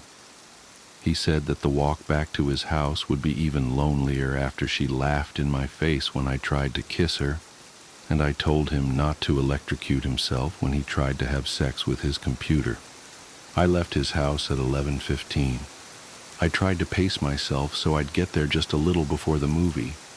I was going by myself, and so I didn't want to just hang around there waiting. On the way to the theater, I figured that if Veronica showed up at all, It would be too lucky for us to arrive at the same time, so I debated whether I should wait outside or just go in. Both had their pros and cons. As I was grappling with these concerns, I noticed that the steady stream of streaking car lights that had been overtaking me had been replaced by a single, constant spotlight that refused to pass. The road wasn't illuminated by streetlights, so I was walking in the grass with the road about 2 feet to my left. I stepped a little more to my right and craned my neck over my left shoulder to see what was behind me. A car had stopped about 10 feet behind me. All I could see were the violently bright headlights that were cutting through the otherwise Stygian surroundings. I thought that it might be one of Chris's parents. Maybe they had come to check in on us and seen that I was gone. It wouldn't have taken much pressing for Chris to confess. I took one step toward the car, and it broke its pause and started driving toward me at a slow pace. It passed me, and I saw that it wasn't Chris's parents' car, or any car that I recognized for that matter. I tried to see the driver, but it was too dark, and my pupils had shrunk when faced with the blinding lights from the car just moments before. They adjusted enough so that I could see a tremendous crack in the back window of the car as it drove away. I didn't think much of the whole affair. Some people find it fun to scare other people. I'd often hide around corners and jump out at my mom after all. I timed it right and got there about 10 minutes before the movie. I had decided to wait outside until around 11:57, since that would give me time to find her inside if she was already seated. As I was considering the possibility that she might not show, I saw her. She was alone, and she was beautiful. I waved to her and walked to close the distance. She smiled and asked if my friends were already inside. I said that they weren't, and realized that this must seem like I was trying to make this a date. She didn't seem bothered by that, nor was she bothered when I handed her the ticket I had already bought. She looked at me quizzically, and I said, "Don't worry, I'm rich." She laughed and we went inside. I bought us 1 popcorn and 2 drinks and spent most of the movie debating whether or not I should time reaching my hand into the popcorn bag when she reached in so they would touch. She seemed to enjoy the movie, and before I knew it, it was over. We didn't linger in the theater, and because this was a midnight show, we couldn't loiter in the lobby, so we walked outside. The parking lot of the theater was big because it connected with a mall that had gone out of business. Not wanting the night to be over just yet, I continued the conversation while causally walking toward the old mall. As we were about to round the corner and leave the theater out of sight, I looked back and saw that her car wasn't the only one left in the parking lot. The other one had a large crack in the back window. My immediate uneasiness turned to understanding. That makes a lot of sense. The driver of that car works here and must have figured I was on my way to the movie. Injecting real horror into the life of a horror fan seemed like an obvious move. We walked around the mall and talked about the movie. I told her that I thought Day of the Dead was better than Dawn of the Dead, but she refused to agree. I told her of when I called her old number and about my dilemma about who would answer the phone. She didn't find it as funny as I now did, but she took my phone and put her number in it. She commented that it might be the worst cell phone she'd ever seen. Her evaluation wasn't rescinded when I told her I couldn't even receive pictures on it. I called her so she'd have my number, and she programmed it in. She told me that she was graduating, but she hadn't done well in school so far that year, so she wasn't sure if she'd even get into college. I told her to attach a picture of herself to the application, and they'd pay her to go there just so they could look at her. She didn't laugh at that one, and I thought she might be offended. She might have thought I was implying that she couldn't get in based on her intelligence. I nervously glanced at her, and she was just smiling. and even in this poor light I could see that she was blushing. I wanted to hold her hand, but I didn't. As we walked down the final side of the mall back toward the theater, I asked her about Josh. She told me she didn't want to talk about it. I asked her if he was at least doing all right, and she just said, "I don't know." I figured Josh must have taken a wrong turn somewhere and started getting into trouble. I felt bad. I felt guilty. As we approached the parking lot, I noticed that the car with the cracked back window was gone, and that her car was now the only one in the parking lot. She asked me if I needed a ride, and even though I really didn't, I said that I'd appreciate it. I had drunk my whole soda during the movie, and all the walking was putting pressure on my bladder.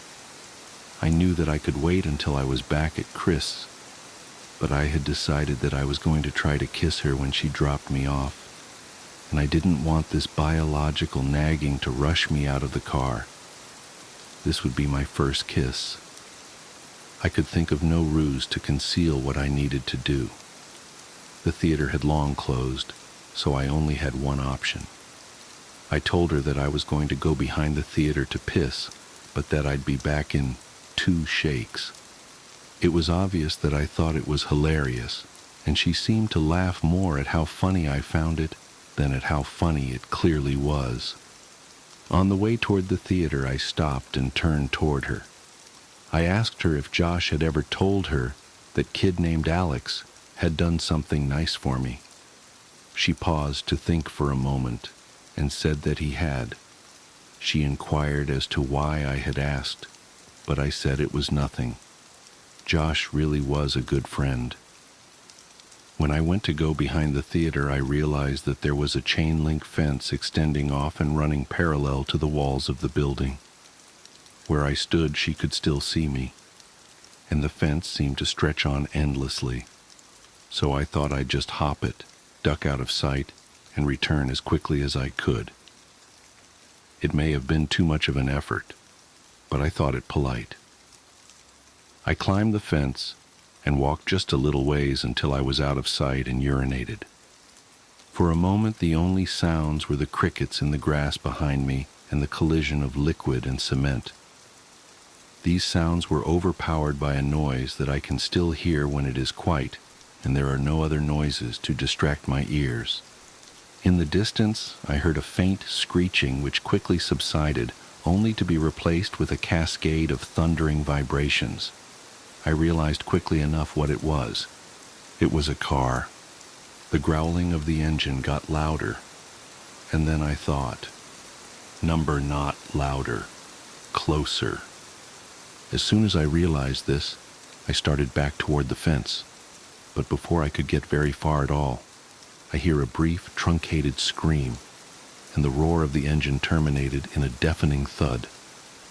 I started running, but after only 2 or 3 steps, I was tripped by a loose piece of stone and fell hard and fast onto the concrete, my head striking the corner of a chair as I fell.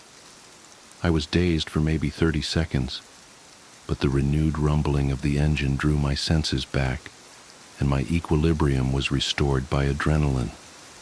I redoubled my efforts. I was worried that whoever had crashed the car might harass Veronica. As I was climbing over the fence, I saw that there was still only one car in the parking lot.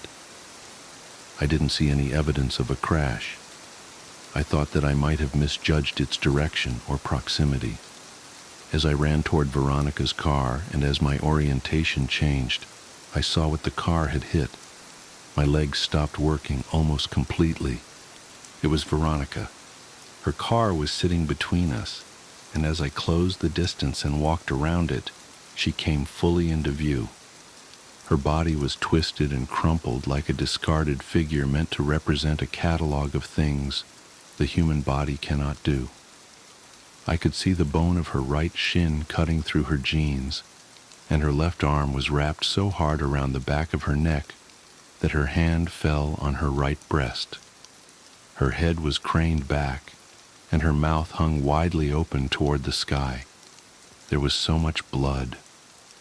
As I looked at her, I actually found it hard to discern whether she was laying on her back or her stomach, and this optical illusion made me feel sick. When you are confronted with something in the world that simply doesn't belong, your mind tries to convince itself that it is dreaming, and to that end, it provides you with that distinct sense of all things moving slowly, as if through sap. In that moment, I honestly felt that I would wake up any minute. But I didn't wake up. I fumbled with my phone to call for help, but I had no signal. I could see Veronica's phone sticking out of what I thought was her front right pocket. I had no choice. Trembling, I reached for her phone, and as I slid it out, she moved and gasped for air so violently that it seemed as if she were trying to breathe in the whole world. This startled me so much that I staggered back and fell onto the asphalt with her phone in my hand. She was trying to adjust her body to get it into its natural position, but with every spasm and jerk, I could hear the cracking and grinding of her bones. Without thinking, I scrambled over to her and put my face over hers and just said, "Veronica, don't move. Don't move, okay? Just stay still. Don't move. Veronica, please just don't move." I kept saying it, but the words started to fall apart as tears came streaming down my face. I opened her phone. It still worked. It was still on the screen where she had saved my number, and when I saw that, I felt my heart break a little. I called 911 and waited with her, telling her that she would be okay, and feeling guilty for lying to her every time I said it. When the sound of sirens tore through the air, she seemed to become more alert. She had remained conscious since I found her, but now more of the light was coming back into her eyes.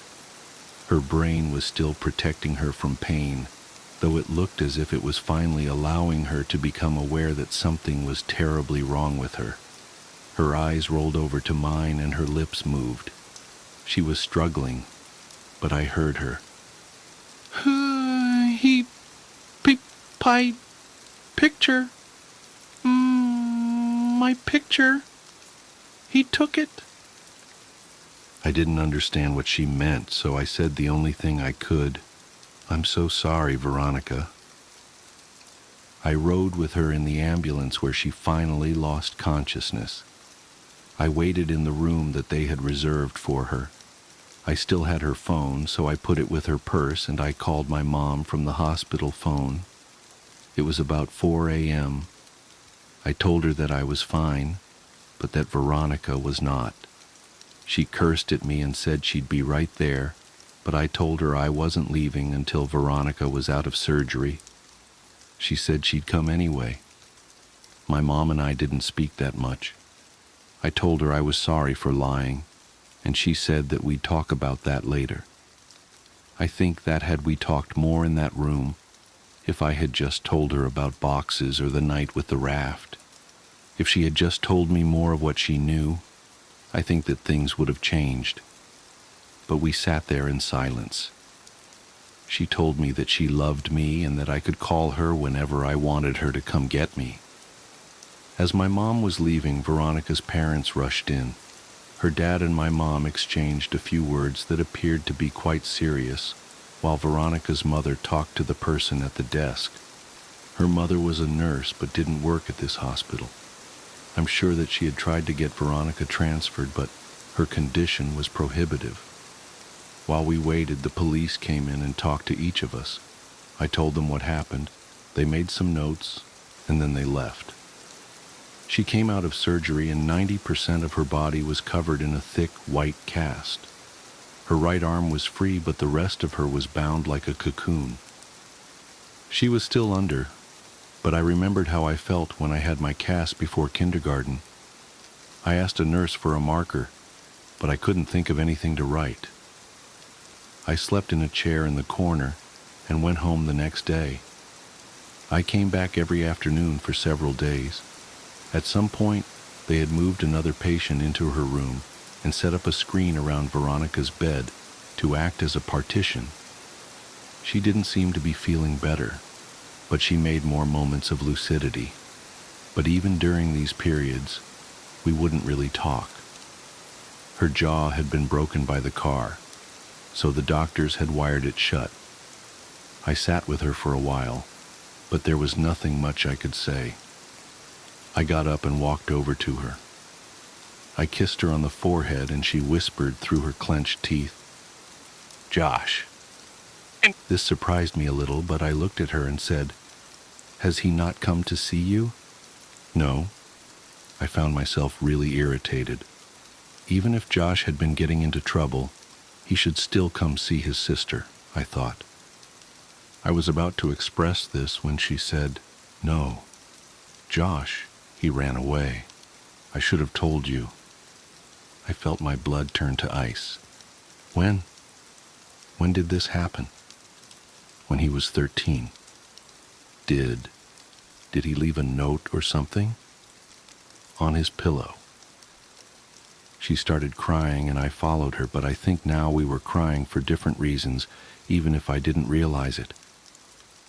At this point, there were a lot of things I still didn't remember about my childhood, and there were a lot of connections I hadn't yet made. I told her I had to go, but that she could text me any time. I got a text from her the next day telling me not to come back. I asked why, and she said she didn't want me to see her like that again. I agreed begrudgingly. We texted each other every day, though I kept this from my mom because I knew that she didn't like me talking to Veronica. Usually her texts were fairly short, and mostly only in response to more lengthy texts that I would send her. I tried calling her only once. I was sure she was screening her calls, but hoped I could hear her voice. She picked up but didn't say anything. I could hear how labored her breathing was. About a week after she told me not to come see her anymore, she sent me a text that simply read, "I love you." I was filled with so many different emotions, but I responded by expressing the most prevalent one. I replied, "I love you too." She said that she wanted to be with me, and that she couldn't wait until she could see me again. She told me that she had been released, and was convalescing at her house. These exchanges carried on for several weeks, but every time I asked to come see her, she would say, "Soon." I kept insisting, and the following week, she said that she thought she might be able to make it to the next midnight movie. I couldn't believe it, but she insisted that she would try. I got a text from her the afternoon of the movie saying, "See you tonight." I got Ryan to drive me since Chris's parents had found out what had happened and said I wasn't welcome at their house anymore. I explained to Ryan that she might be in bad shape, but that I really cared about her, so to give us some space. He accepted that and we headed down there. Veronica didn't show. I had saved a seat for her right next to me near the exit so she could get in and out easily, but 10 minutes into the movie, a man slid into the chair. I whispered, "Excuse me, this seat is taken." But he didn't respond at all. He just stared ahead at the screen. I remember wanting to move because there was something wrong with the way he was breathing. I forfeited because I realized that she wasn't coming. I texted her the next day asking if she was all right, and I inquired as to why she didn't show the previous night. She responded with what would turn out to be the last message I'd received from her. She simply said, "See you again, soon." She was delirious and I was worried about her. I sent her several replies reminding her about the movie and saying it was no big deal, but she just stopped replying. I grew increasingly upset over the next several days. I couldn't reach her at her home because I didn't know that number, and I wasn't even sure where they lived. My mood became increasingly depressed, and my mother, who had been really nice as of late, asked me if I was okay. I told her that I hadn't heard from Veronica in days, and I felt all the warmth leave her disposition. "What do you mean?" "She was supposed to meet me at the movies yesterday. I know it's only been like 3 weeks since she got hit, but she said she would try to come, and after that she just stopped talking to me altogether. She must hate me." She looked confused, and I could read on her face that she was trying to tell if my mind had simply broken. When she saw that it hadn't, her eyes began to water, and she pulled me toward her, embracing me. She was beginning to sob, but it seemed too intense a reaction to my problem, and I had no reason to think that she particularly cared for Veronica. She drew in a shuddering breath and then said something that still makes nauseous even now. She said, "Veronica's dead, sweetheart." "Oh God, I thought you knew. She died on the last day you visited her." "Oh baby, she died weeks ago." She had completely broken down, but I knew it wasn't because of Veronica. I broke the embrace and staggered backwards. My mind was swimming. This wasn't possible. I had just exchanged messages with her yesterday. I could only think to ask one question, and it was probably the most trivial I could ask. Then why was her phone still on? She continued sobbing. She didn't answer. I exploded. "Why did it take them so long to shut off her goddamned phone?" Her crying broke enough to mutter, "The pictures." I would come to find out that her parents thought that her phone had been lost in the accident, despite the fact that I had put it in her purse the night she was brought to the hospital. When they retrieved her belongings, the phone was not among them. They intended to contact the phone company at the end of the billing cycle to deactivate the line, but they received a call informing them of a massive impending charge for hundreds of pictures that had been sent from her phone. Pictures that were all sent to my phone. Pictures that I never got because my phone couldn't receive them. They learned that they were all sent after the night she died. They deactivated the phone immediately. I tried not to think about the contents of those pictures, but I remember wondering for some reason whether I would have been in any of them. My mouth went dry, and I felt the painful sting of despair as I thought of the last message I received from her phone. "See you again. Soon."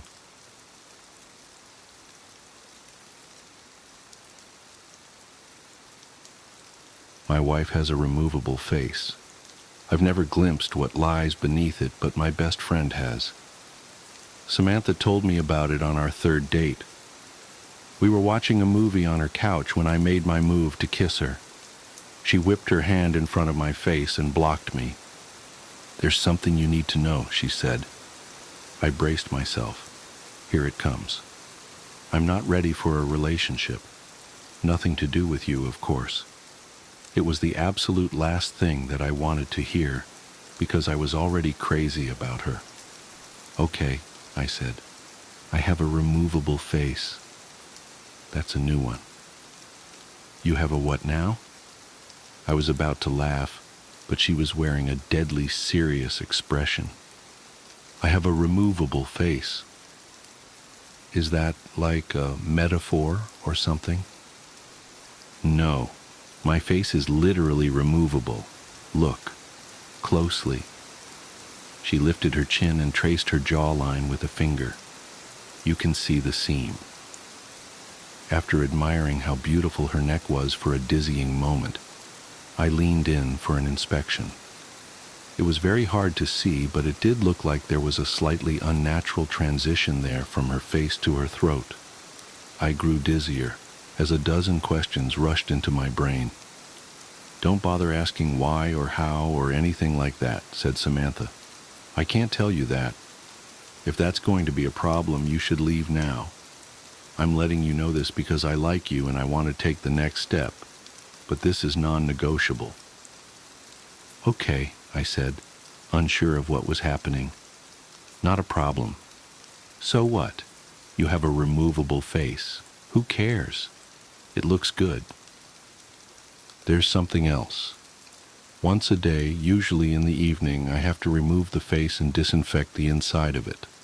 If I don't, it will rot. This takes about an hour, give or take, depending on how my day went. During this time, you must never ever look at my real face. Never. Do you understand? Yes.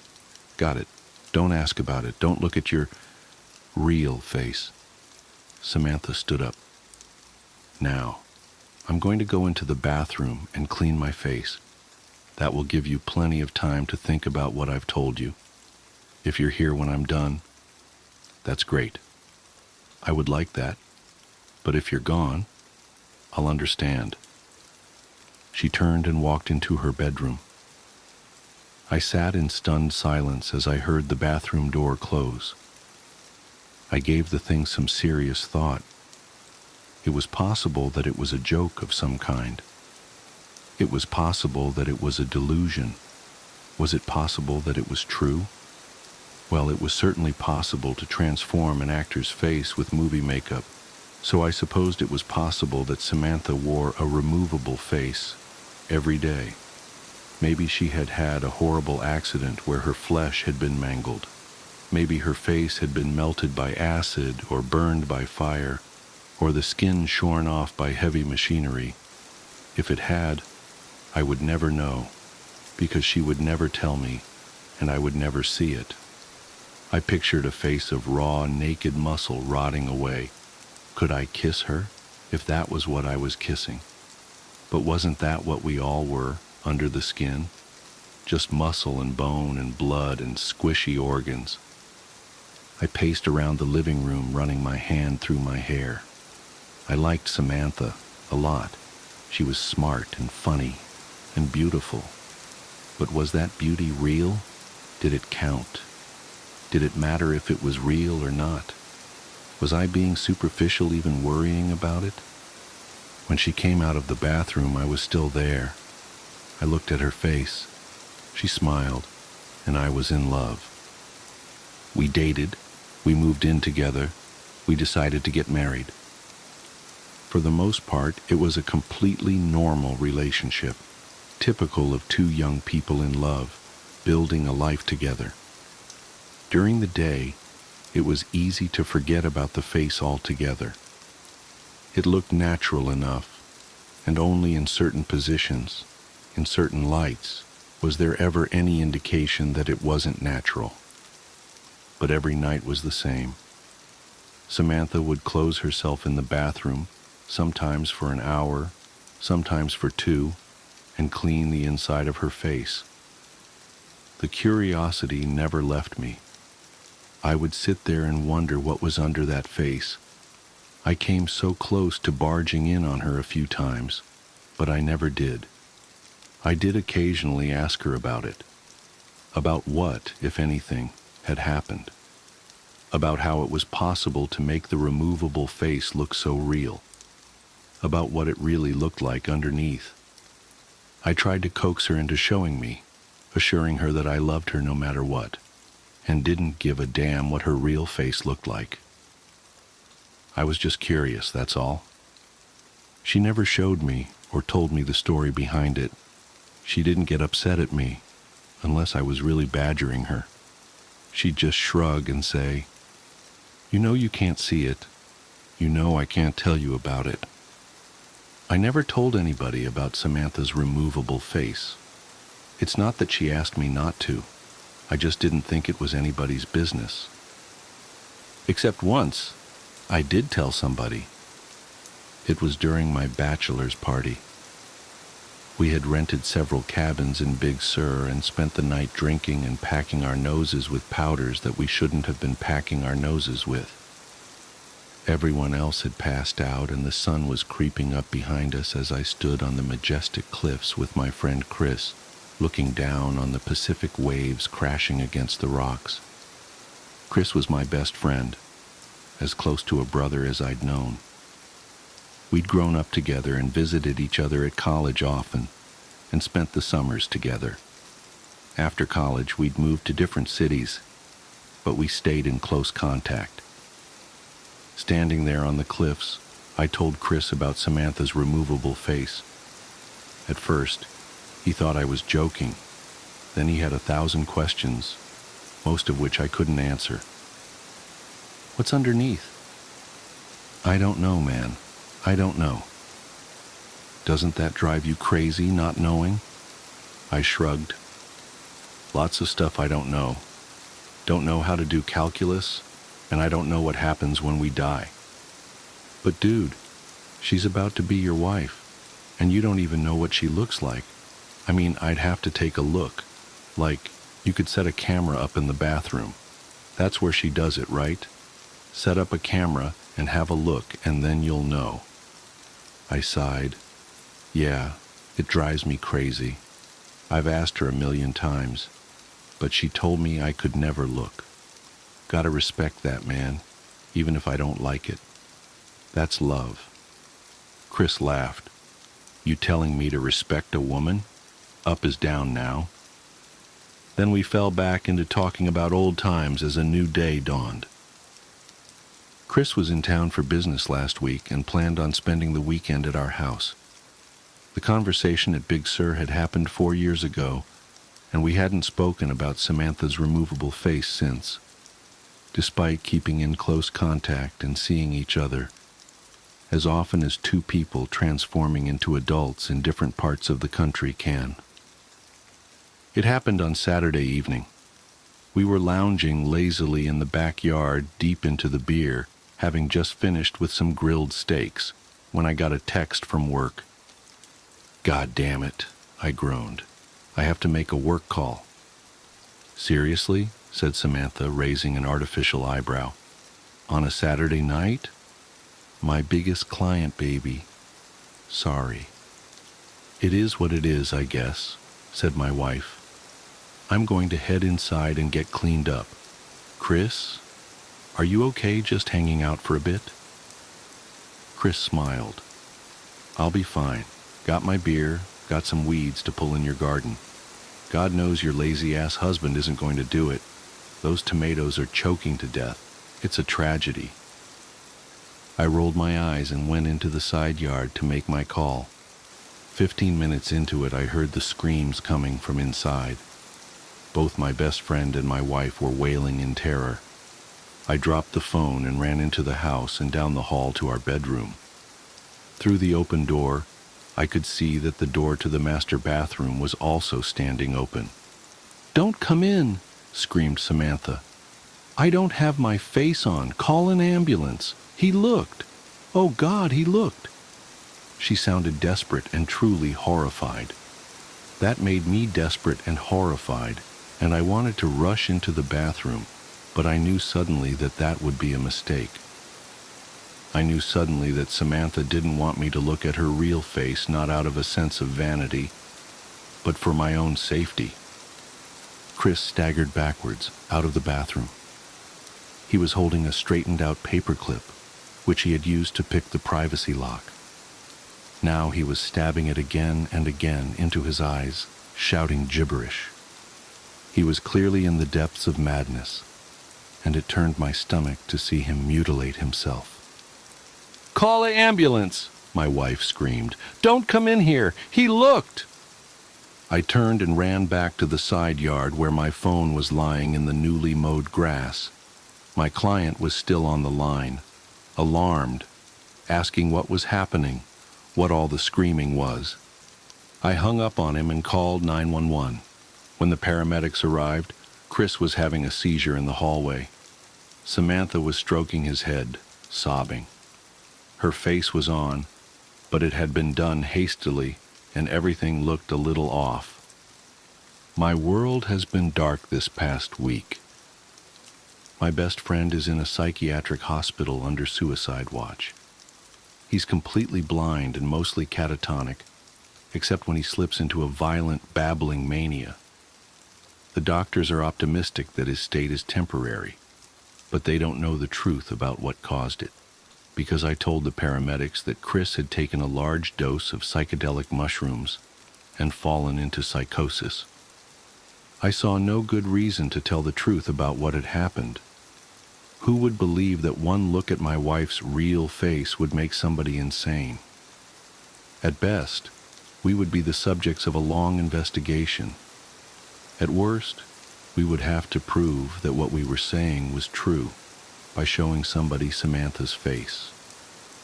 Then the same thing would happen again, and what after that? I had no idea, and no interest in finding out. For Samantha's part, I knew that she would never consent to show anybody her real face, no matter what the consequences of refusal were. I did get a follow-up call from the police, asking me to confirm my story. The hospital found no traces of psilocybin in Chris's blood, though that's not unheard of, since it has a short half-life. If they end up testing his hair, I will likely be in a lot of trouble. But that's truly the least of my concerns. Samantha is in a state of her own. She still cleans the inside of her face, though not as regularly. And when she puts it back on, it's always crooked now. It is beginning to smell a little bit. I've tried to assure her that it wasn't her fault. He knew, I said. I told him that nobody was ever allowed to look at it. He knew, and then he broke into the bathroom. This is not on you, baby. Please, talk to me. Not on me? That one look at my face makes people insane? Please, I just need some time alone. As for me, I am doing my best to hold it together. Do you know what's strange, though? Despite what happened to Chris, I still find myself curious about what my wife's real face looks like. More curious than ever, really. Through a glass, darkly. The static came first. I should have known then, should have recognized it for what it was, not interference or equipment malfunction, but a harbinger, a warning scratched into reality itself by something vast and uncaring, like the groaning of glacial ice before it splits apart into bottomless crevasses. But I was too focused on my work, too eager to make the most of these precious dark months at Palmer Station. As Antarctica's senior radio astronomer, I had fought hard for this position, this chance to study the cosmos, away from the electromagnetic pollution of civilization. The perpetual night of winter solstice meant uninterrupted observation time, and the station's isolation promised pristine data. Even the aurora australis, usually an impediment to astronomical observation, had been unusually subdued this season. Until tonight, the phantom static had started as a barely perceptible hiss in my headphones around 0200 hours. I adjusted frequencies, checked connections, ran diagnostics. Nothing. The interference persisted, a soft susurration, like distant waves or whispered voices just below the threshold of comprehension. I rubbed my eyes, feeling the familiar ache of too many hours staring at screens. The control room's warm light felt almost oppressive after so much darkness, and my reflection in the window looked haggard. Beyond the glass, wind-driven snow created shifting patterns in the floodlights, while the aurora painted ethereal curtains of green and purple across the sky. "You're losing it, Sarah," I muttered, reaching for my coffee mug only to find it empty. Again. Time for a break. The corridor outside was dim and silent. Most of the winter crew of 15 were asleep, leaving the station feeling larger and emptier than usual. My footsteps echoed oddly on the metal floor as I made my way to the kitchen. The walls seemed to absorb the sound, making each step feel muffled and distant. The coffee maker's gurgle was oddly comforting in the midnight quiet. I leaned against the counter, letting my mind drift. The static in my headphones had been strange, yes, but probably just some atmospheric phenomenon, the kind of thing that... A flicker of movement caught my eye. Outside the kitchen window, the aurora had intensified, its colors deeper and more vibrant than I'd ever seen. The typical flowing curtains had transformed into intricate geometric patterns that seemed almost deliberate. For a moment, I could have sworn they formed themselves into symbols, not like any writing system I knew, but somehow suggestive of meaning nonetheless. My hands trembled slightly as I poured the coffee. "You're overtired," I told myself. The human brain is wired to find patterns, even where none exist, but I couldn't shake the feeling that something was wrong. The air felt different somehow, heavier, like the pressure change before a storm. Back in the control room, I nearly dropped my mug. The static had grown louder, even though I'd left my headphones on the desk. It seemed to be coming from the equipment itself now, a harsh electronic keening that set my teeth on edge. The monitors flickered with interference patterns that shouldn't have been possible with our digital systems. "Dr. Anderson?" The voice made me jump. Mike Rodriguez, one of our maintenance technicians, stood in the doorway. His face looked pale in the blue light of the screens. "Sorry to bother you, but have you noticed anything weird with the electrical systems?" I set down my coffee carefully, trying to keep my voice steady. "What kind of weird?" "Power fluctuations, equipment turning on by itself. And there's this sound." He trailed off, glancing nervously at the radio telescope controls. "You hear it too?" Relief and dread mingled in my chest. "How long?" "Started about an hour ago in the mechanical room. I thought it was just interference from the aurora, but..." He stepped into the room, lowering his voice. "I've never seen the lights act like this, and the temperature sensors are going crazy, showing impossible readings, like negative hundreds of degrees in some sections, way past what our thermometers can actually measure." I pulled up the environmental monitoring system. He was right. The temperature graph showed wild fluctuations, with some sensors registering temperatures that would have instantly frozen the air solid. Others showed no reading at all, as if those sections of the station had simply ceased to exist. "This isn't possible," I whispered, more to myself than to Mike. "The equipment must be malfunctioning." "All of it? At once?" His voice cracked slightly. "And what about the telescope? Are you getting any weird readings from..." The lights went out.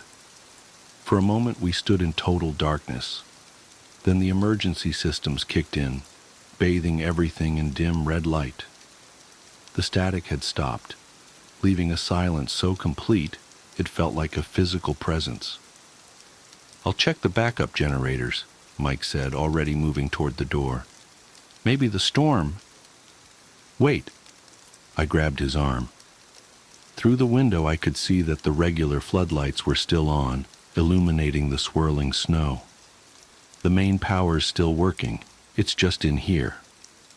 As if in response, the radio telescope's control panel lit up, not with its usual operational displays, but with a single line of text: "Signal acquired." My heart seemed to skip several beats. "That's not possible," I said again, but the words felt hollow. The telescope's powered down, and even if it wasn't, it doesn't have text display capabilities like that. Mike leaned closer to the screen, his breath fogging the glass. "What signal?" Before I could answer, every monitor in the room came to life simultaneously. The same two words appeared on each screen, in the same stark green text. Below them, numbers began to scroll. Coordinates, I realized with growing horror. But not any astronomical coordinate system I recognized. The values made no sense, extending to impossible decimal places, describing positions that couldn't exist in three-dimensional space. The static returned, louder than before. It seemed to come from everywhere at once: the equipment, the walls, the very air itself. Within it, I could almost make out words, concepts that slithered at the edges of comprehension.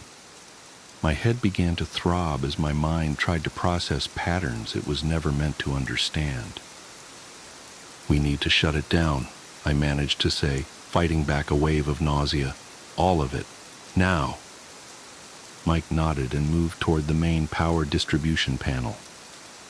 His hand had barely touched the switch when every screen in the room went black. The static cut off abruptly, leaving only the sound of our breathing and the distant howl of the wind. For 3 heartbeats, nothing happened. Then the screens flickered back to life, showing a single image that made my blood run cold. It was a view from the telescope's main camera, a view that should have been impossible, since I had personally powered down and secured the instrument hours ago. The image showed a section of the night sky, but wrong somehow. The familiar stars were missing, replaced by an absolute darkness that seemed to pulse with its own terrible life.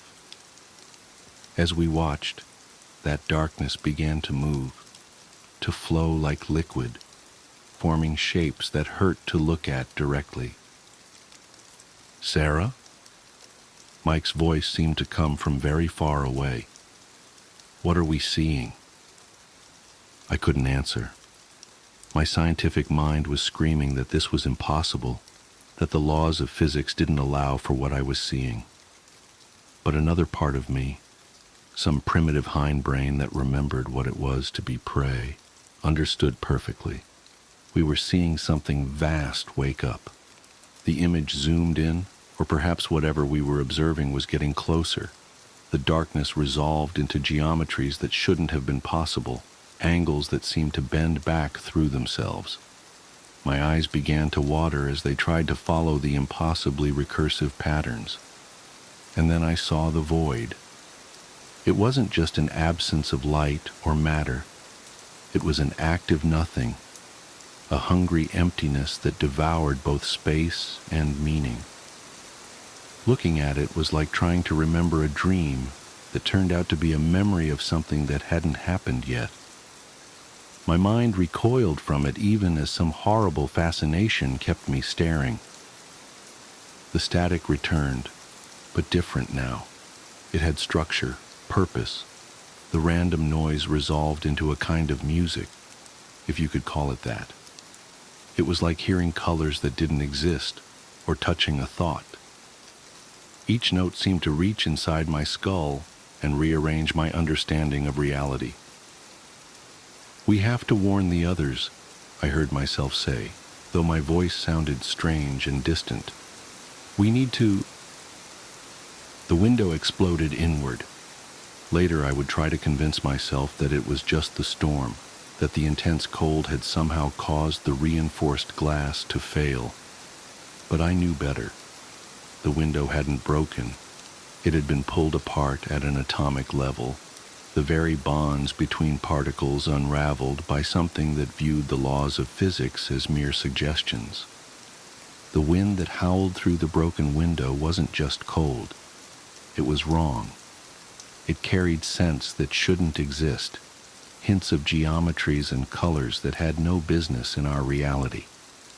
The aurora outside had transformed completely, its usual ribbons of light now forming impossible shapes that writhed across the sky like living things.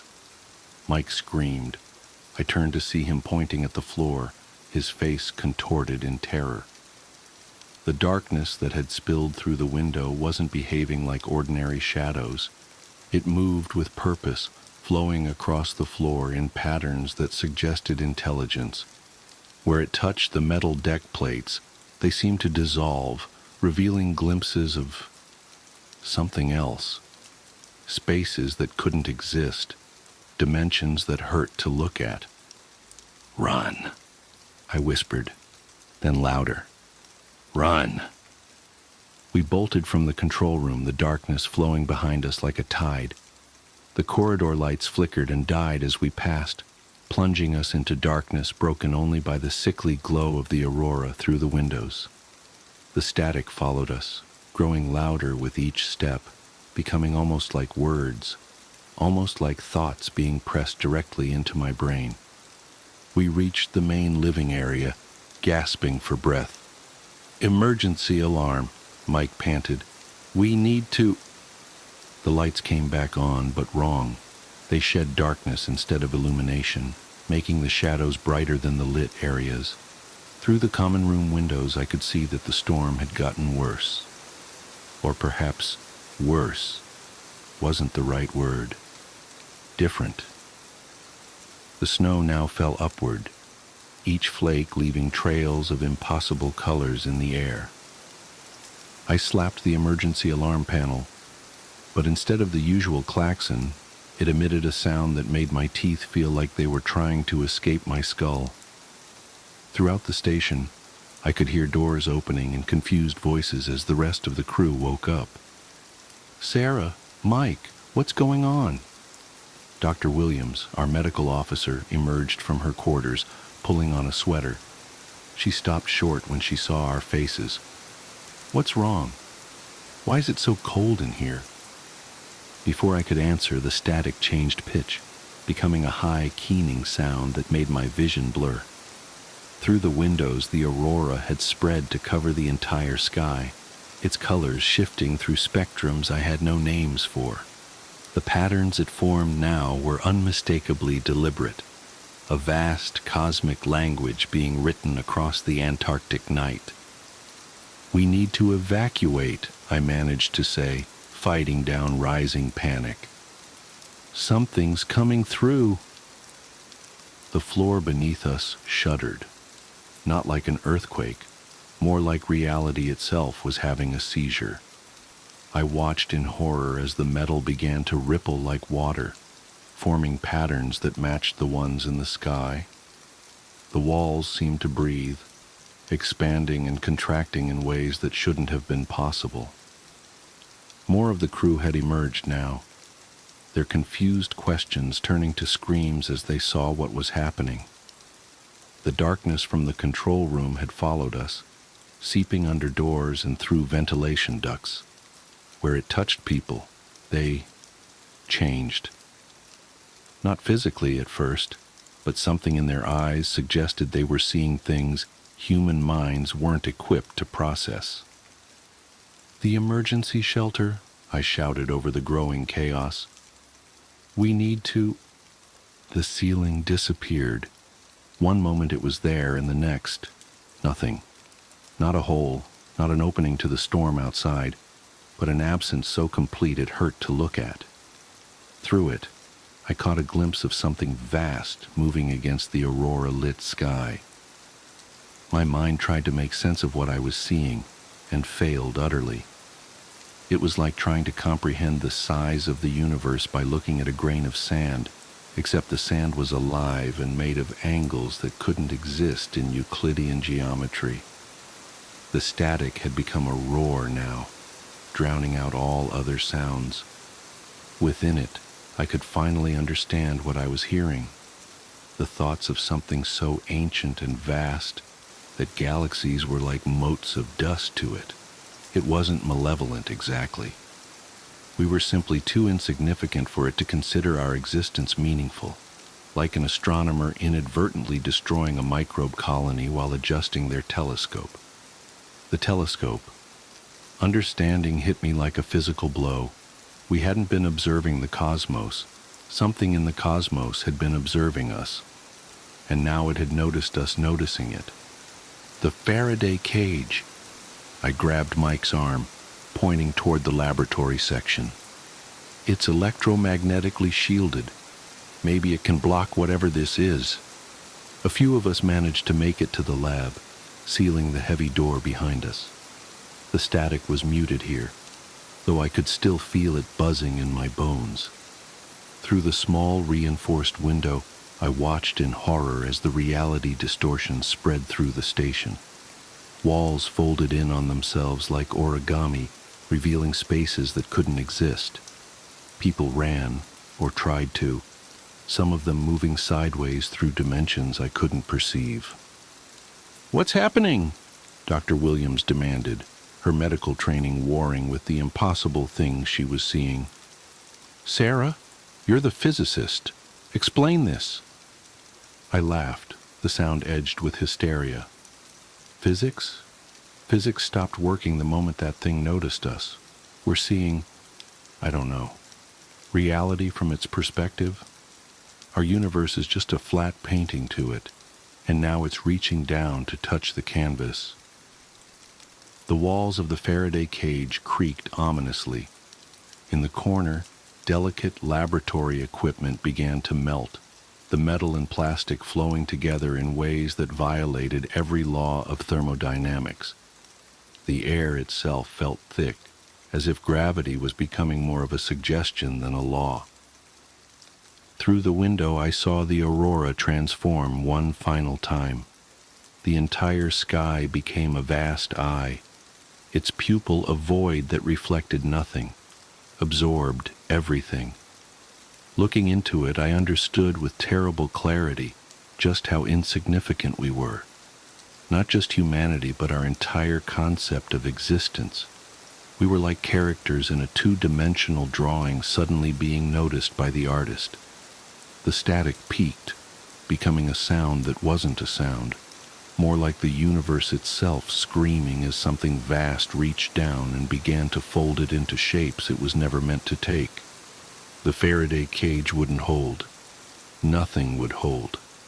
Reality itself was coming undone, and all we could do was watch.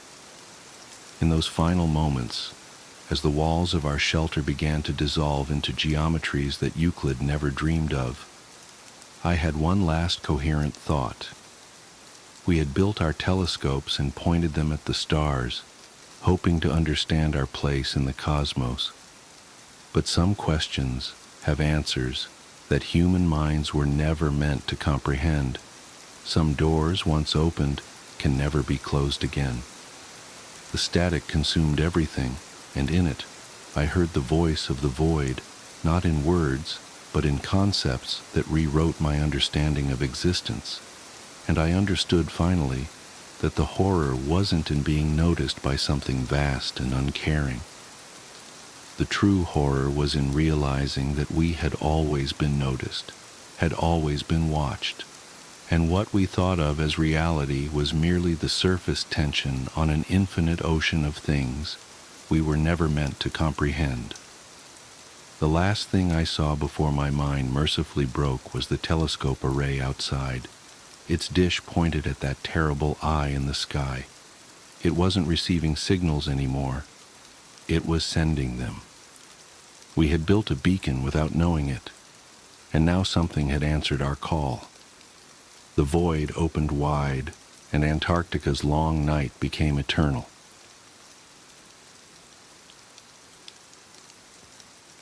The renovation. I never should have bought this house. That's what everyone says after a haunting, right? But I really shouldn't have bought this house. The listing price was suspiciously low for the Cambridge area. A Victorian-era home with original hardwood floors, crown molding, and enough square footage to actually have a home office. The realtor mentioned something vague about the previous owners leaving suddenly due to family circumstances.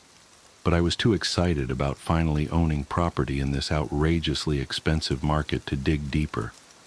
Besides, what family doesn't have circumstances?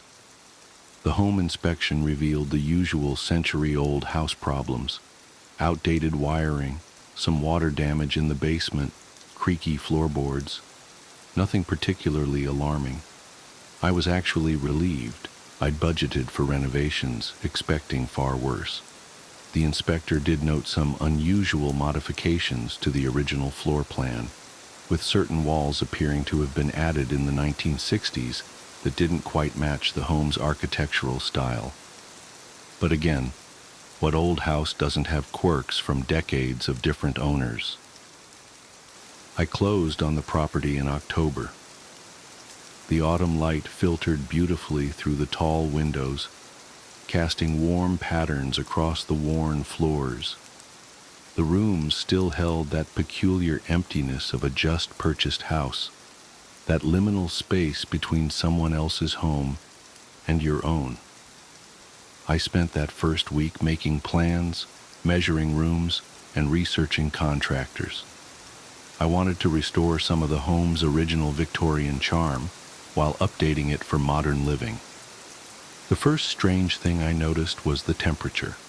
Certain spots in the house were inexplicably cold, even with the heating running full blast. I initially blamed poor insulation, but these cold spots seemed to move. One day the master bedroom would be freezing. The next it would be perfectly comfortable while the kitchen became an icebox. The contractors I hired to update the heating system couldn't find any obvious issues with the HVAC. It was during the initial demolition phase that we found it. The crew was removing some of the newer drywall to expose the original plaster walls when their tools struck something solid. Behind the drywall was another wall, but this one had a door.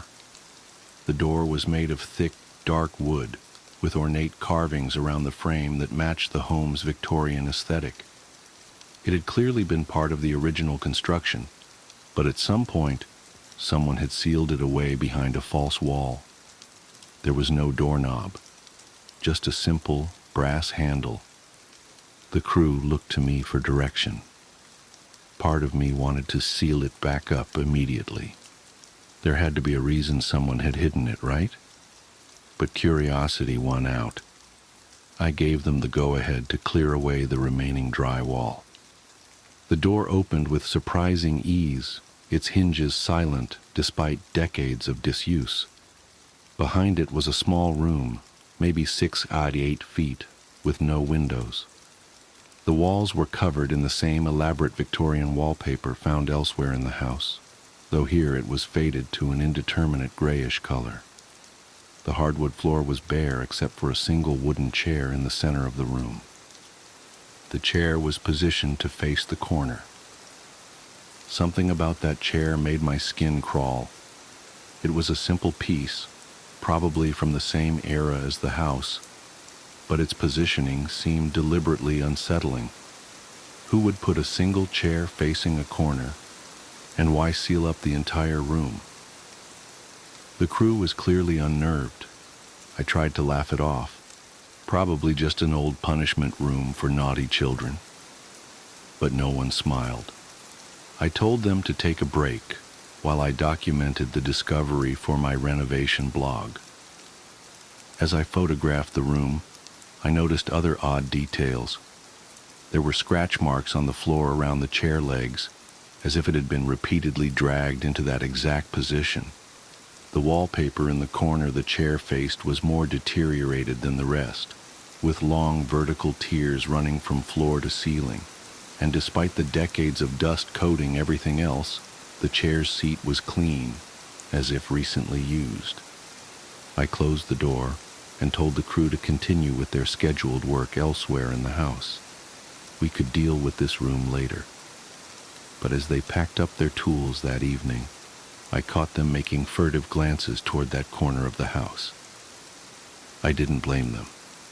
Even with the door closed and hidden from view, you could feel its presence, like a weight pressing against your consciousness. That night I had trouble sleeping. The house seemed different now, as if finding that room had changed something fundamental about its character. The usual creaks and settling noises of an old home took on new meaning. I could have sworn I heard scratching coming from inside the walls. When I came downstairs the next morning, all of my furniture had been rearranged. Every chair, every couch, every stool was turned to face that corner of the house where we'd found the door. Even the heavy antique buffet had been rotated 90 degrees. I called the police.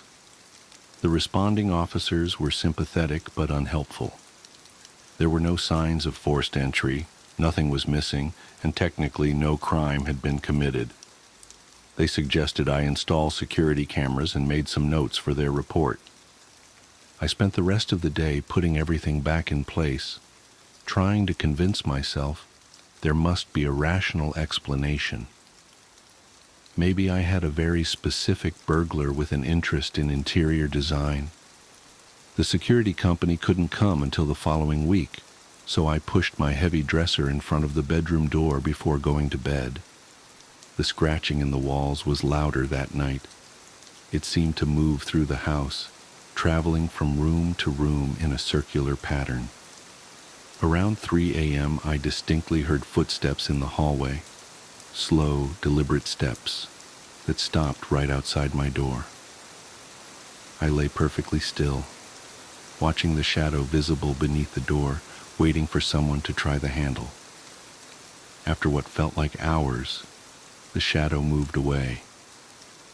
The next morning, all the furniture was facing the corner again, including my dresser. When the contractors arrived, they immediately noticed something was off. Their tools from the previous day, which they'd locked in the garage, were arranged in a perfect circle in the center of the living room floor. Each tool was positioned with mechanical precision, forming a complete circle with exactly equal spacing between items. In the center of the circle was the chair from the hidden room. 2 of the contractors quit on the spot. Can't say I blame them. The foreman, a burly man named Mike, who'd been in construction for 20 years, tried to convince them to stay. "Look, weird stuff happens in old houses," he said. "We can work somewhere else in the building, leave this area alone." That's when we heard the humming. It was coming from the hidden room, a soft melodic sound like someone quietly singing to themselves. We all froze. The humming grew louder, more distinct. It was a woman's voice, singing what sounded like a lullaby. But the words were wrong somehow, like English played backwards. Mike approached the door slowly, his hand reaching for the handle. I wanted to stop him, to tell him not to open it, but I couldn't make my voice work. He pushed the door open. The room was empty except for the chair, which was still in the center of the floor where we'd left it. But now there were handprints on the walls, hundreds of them, overlapping, made in what looked like ash or dark soil. They started at about waist height and continued up the walls and across the ceiling, all oriented toward that corner. The humming had stopped. The remaining crew packed up their tools and left. Mike promised to call me later about continuing the renovation, but his voice shook as he said it. I knew he wouldn't be back. I should have left too. Any sane person would have run from that house and never looked back. But I'd sunk my entire savings into this place, and some stubborn part of me refused to be driven out by what was probably just an elaborate prank. I called a paranormal investigator instead. The investigator, a middle-aged woman named Sarah with graying hair and sensible shoes, arrived that afternoon. She didn't seem fazed by my story, calmly setting up various pieces of equipment while I recounted the events of the past few days. She had me draw a floor plan of the house, marking the location of the hidden room and noting where all the furniture had been repositioned. "Interesting pattern," she said, studying my drawing. "It's not just that everything faces the corner. It's all arranged in concentric circles with decreasing radius as you get closer to that room, like a spiral drawing inward." She looked up at me. "Have you sat in the chair?" The question sent a chill down my spine. "No, of course not. Why would I?" "Because you want to." It wasn't a question. "You've been thinking about it, haven't you? Wondering what it would feel like, just for a moment." I started to deny it, but she was right. Ever since we'd found that room, some part of me had been drawn to that chair. Even now I could feel its pull, like a physical sensation in my chest. Sarah nodded as if I'd confirmed something. That's how it starts. The compulsion grows stronger over time. Previous owners. She trailed off as a loud thump came from upstairs, followed by the sound of something heavy being dragged across the floor. We rushed up the stairs to find my bed had been moved. It was now pointed toward the corner, its headboard pressed against the wall as if trying to phase through it, to align with that hidden room. While we stood there processing this, All the lights in the house went out. In the sudden darkness, I heard Sarah intake breath sharply. "Do you smell that?" I did. It was a musty, organic smell, like wet soil and decaying leaves. It seemed to be coming from the walls themselves, and underneath it, barely detectable, was the metallic tang of blood. The scratching started again, more intense than before. It was all around us now, a frenzied scratching punctuated by dull thuds, as if multiple someones were trying to claw their way through the walls. Sarah's equipment began beeping and whirring, the displays lighting up with activity. Then we heard the singing. It was the same backwards lullaby as before, but now it was coming from multiple voices, all slightly out of sync with each other. The effect was profoundly wrong, like a corrupted audio file played through broken speakers. The voices seemed to be moving, circling us in the darkness. Sarah's face was illuminated by her equipment's displays, casting harsh shadows that made her look skull-like. "We need to leave," she said. "Now. Before—" The singing stopped abruptly. In the sudden silence, we heard footsteps coming from the hidden room. Slow, deliberate steps moving toward the door. We ran. Outside, the autumn evening was jarringly normal. Cars drove past. Leaves skittered across the sidewalk. Somewhere a dog was barking. Sarah's professional demeanor had cracked. Her hands shook as she packed up her equipment. "I can recommend some colleagues who specialize in cleansing houses," she said. "But honestly, my professional advice would be to sell. Whatever's in there, it's old, and it's patient, and it's been feeding for a very long time." "Feeding on what?" I asked, though I wasn't sure I wanted to know the answer. She gestured to my phone, which was still displaying the floor plan we'd drawn. The spiral pattern of furniture now seemed obvious, almost painfully so. "Notice anything about the dimensions of that hidden room? It's exactly the same size as the original house's parlor, according to the historic plans I found. That room shouldn't exist. There's not enough space for it. It's as if it's been folded somehow, tucked into a corner of reality where it doesn't belong." She continued, "The chair is a focus point, an anchor. When someone sits in it, well, let's just say the previous owners didn't leave due to family circumstances. They're still here in a way, parts of them at least, and they're not alone. I spent that night in a hotel, researching the house's history. The more I dug, the more disturbing the pattern became. Every few decades, a family would move in, begin renovations, and then disappear. The official records cited various reasons: foreclosure, family emergency, job relocation, but the timing was always the same. It happened shortly after they started opening up walls. The earliest record I could find was from 1891, when the original owner, a wealthy industrialist named Theodore Barrett, began extensive renovations on the house. According to newspaper articles from the time, Barrett became increasingly obsessed with sacred geometry and dimensional folding. His journals, excerpts of which were published after his disappearance, described experiments with non-Euclidean spaces and attempts to create a door where there should be no door. Barrett's wife reported that he spent hours sitting in their parlor, staring at the corner, muttering about the angles being all wrong. She said he would walk in circles around the house, measuring distances that somehow never added up the same way twice. The last entry in his journal read simply, "The corner is not a corner, it is a curve, and we are all already around it." 2 months later, the entire Barrett family vanished. The house stood empty for years until, in 1918, a young couple bought it and began their own renovations. Their story ended the same way.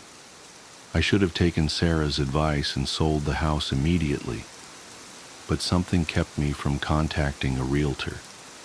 The same something that kept drawing my thoughts back to that chair, wondering what Barrett had seen while sitting in it, wondering what all the others had seen before they. The scratching in the walls is getting louder now. The handprints have begun appearing throughout the house, on the ceiling, in the bathrooms, under the beds, always pointed toward that corner. The singing comes more frequently, and sometimes I catch glimpses of movement in my peripheral vision. Dark shapes walking in perfect circles, their movements synchronized like planets in orbit. My furniture rearranges itself every night now, and I've stopped trying to move it back. The spiral pattern is almost beautiful once you understand it. Everything flowing toward a central point, drawn by an inexorable gravity. I find myself walking in circles too, measuring rooms that seem larger on the inside than simple geometry should allow. The chair calls to me. Every day the compulsion grows stronger. I dream about sitting in it, about finally seeing what Barrett saw, about understanding why the corner is not a corner but a curve. I dream about joining the others in their endless circling, adding my voice to their backward songs. I'm writing this as a warning, I suppose, though I doubt it will make a difference. The house will find new owners after I'm gone, and they too will begin renovations, and they too will find that door.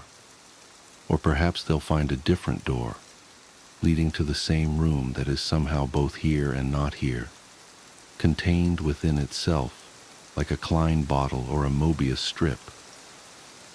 The scratching is very loud tonight. The walls pulse with it, like a heartbeat, like breathing. The handprints are spreading across my desk as I write, appearing one by one, reaching toward that corner that is not a corner.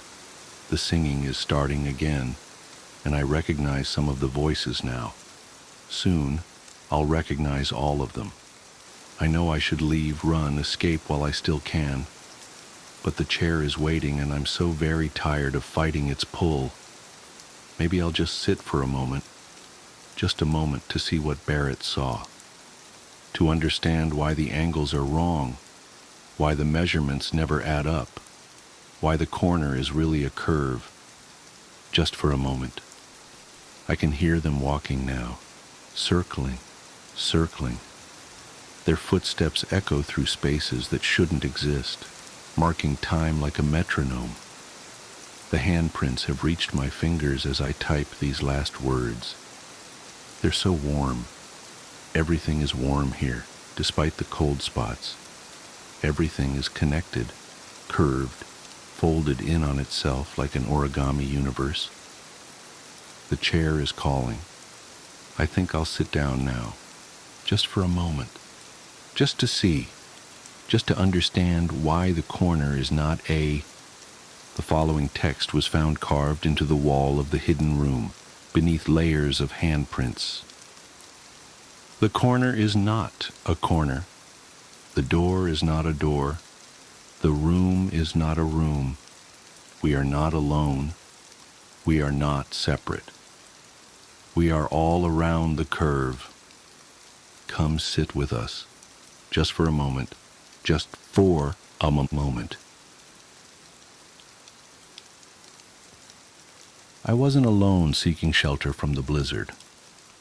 There's an unspoken rule up in the mountains that, no matter who you are, friend, bitter rival, stranger, anyone, if you're ever in a pinch and come across another hunter's cabin, you're welcome to seek shelter there. Maybe it's unspoken because it's common courtesy and that whole do unto others thing, or maybe it's unspoken because there's hardly anyone to speak to. In the winter months especially, you'd be hard-pressed to see another soul for weeks, sometimes months. But that's the rule. You need it. You use it. No judgment. No questions asked. Just don't steal anything. Now, I'm not a burly, seasoned mountain man that flosses with tree bark and never shaves, but I do like to hunt. I often leave my small Alaskan village for weeks at a time and take to my hunting lodge up in the mountains. I'm a fairly cautious guy, and I know the mountains can be traitorous, so when I leave prepared. I check the long-term forecast, gather the necessary supplies, bring backups, and make sure I've got enough of everything I need to survive at least a week longer than I plan on staying, just in case. I always believed my precautions would protect me, but like a child's security blanket, they were only a paper-thin illusion of safety. There's no planning when Mother Nature decides she's in a mood. That's why I never expected to get caught in a blizzard that day. It had started out sunny and cold, but as the day progressed, a few clouds formed. By the time they'd amassed into a heavy cloud covering, I was already on my way back to my cabin with a couple hairs hanging over my shoulders. I'd named them dinner and breakfast. I was planning on eating breakfast for dinner and dinner for breakfast, if only to make myself laugh. It's the little things like that that keeps the solitude from turning into loneliness. The snowfall seemed to come out of nowhere, like someone had knocked an awning shut, and all the snow collected on top had fallen all at once. Except it wasn't a single tidal wave of snow. It was a relentless, unending assault. Last I checked, the weather reports hadn't mentioned a blizzard, and yet a blizzard was what I found myself walking through. It got very dark, very fast, and I kicked myself for leaving my flashlight back at my lodge. I'd planned on coming home long before nightfall, so I hadn't thought I needed it. I'd been sorely mistaken. Snow prickled painfully as it darted into my eyes. I had squint almost all the way to keep those sub-zero jerks from stabbing me blind. The wind howled as gales cut through my clothes and right to my bones. I could barely see 2 feet in front of me and couldn't see the 2 feet beneath me as they sank in an ever-growing blanket of white. I'm not sure when I realized I was lost. At some point I knew I should have arrived at my cabin, but all I saw was white with a few slivers of gray swaying in the thick breeze. The hairs at the back of my neck became stiff and battered against me with every puff of air and every awkward, crashing footfall. I was running out of energy, running out of ideas and beginning to panic. I could have spun around in a computer chair 100 times and felt less disoriented than I did in that whiteout. And then I walked right into a cabin. Literally. It had become so dark and the snow had become so heavy that I couldn't see the structure until I stumbled face first into it. I held my hands against the wooden facade so I wouldn't lose it in the storm, and circled around until I found a door. I wasn't just in a pinch. This was life or death. In the unlikely event someone was inside, I knocked on the door and waited for an answer. Through the howling wind, I could have sworn I heard, "Come in." As I swung open the door and stepped inside, a small avalanche of snow tumbled in with me. I didn't bother trying to kick it out as I fought against the wind to close the door behind me. The relief was instantaneous. Without the air whipping at me, I'd put a stop to the timer ticking down to my freezing death. "Thanks," I whispered. I turned towards the inside of the cabin and tried to get my bearings, but all I saw was blackness, which meant I had no real way of gauging the size of the cabin. Yeah, I'd circled around it, but I'd been stumbling around, half blind, focused on trying to find a doorknob, so I had no idea what length of the cabin I'd covered. I could have walked half of it. I could have circled around 3 times without realizing it.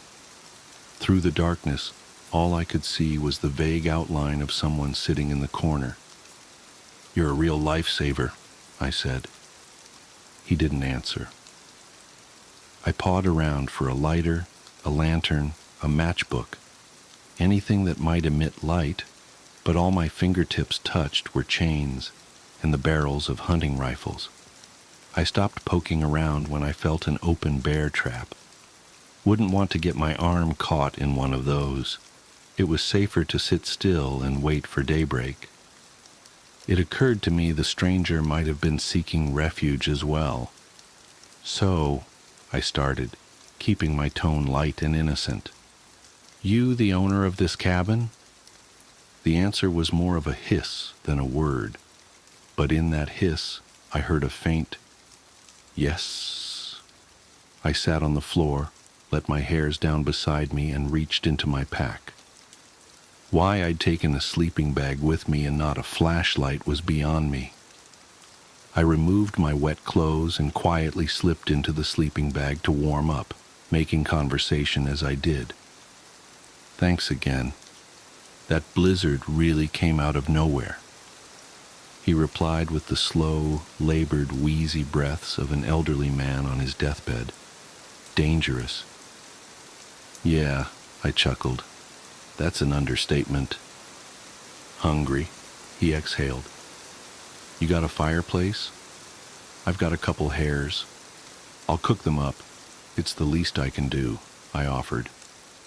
His reply was drawn out, like a wolf howling, but without the majestic hum. "No." "Okay, as soon as the blizzard dies down, I'll go gather wood and make us a fire. Can you wait until then?"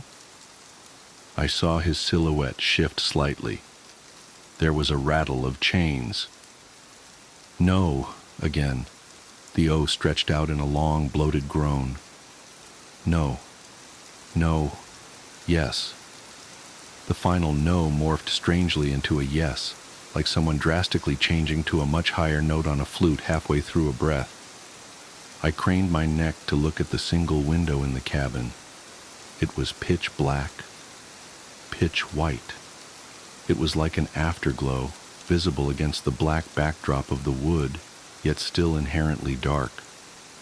I focused on it rather than the rest of the cabin, because it was the only hint of light I could see.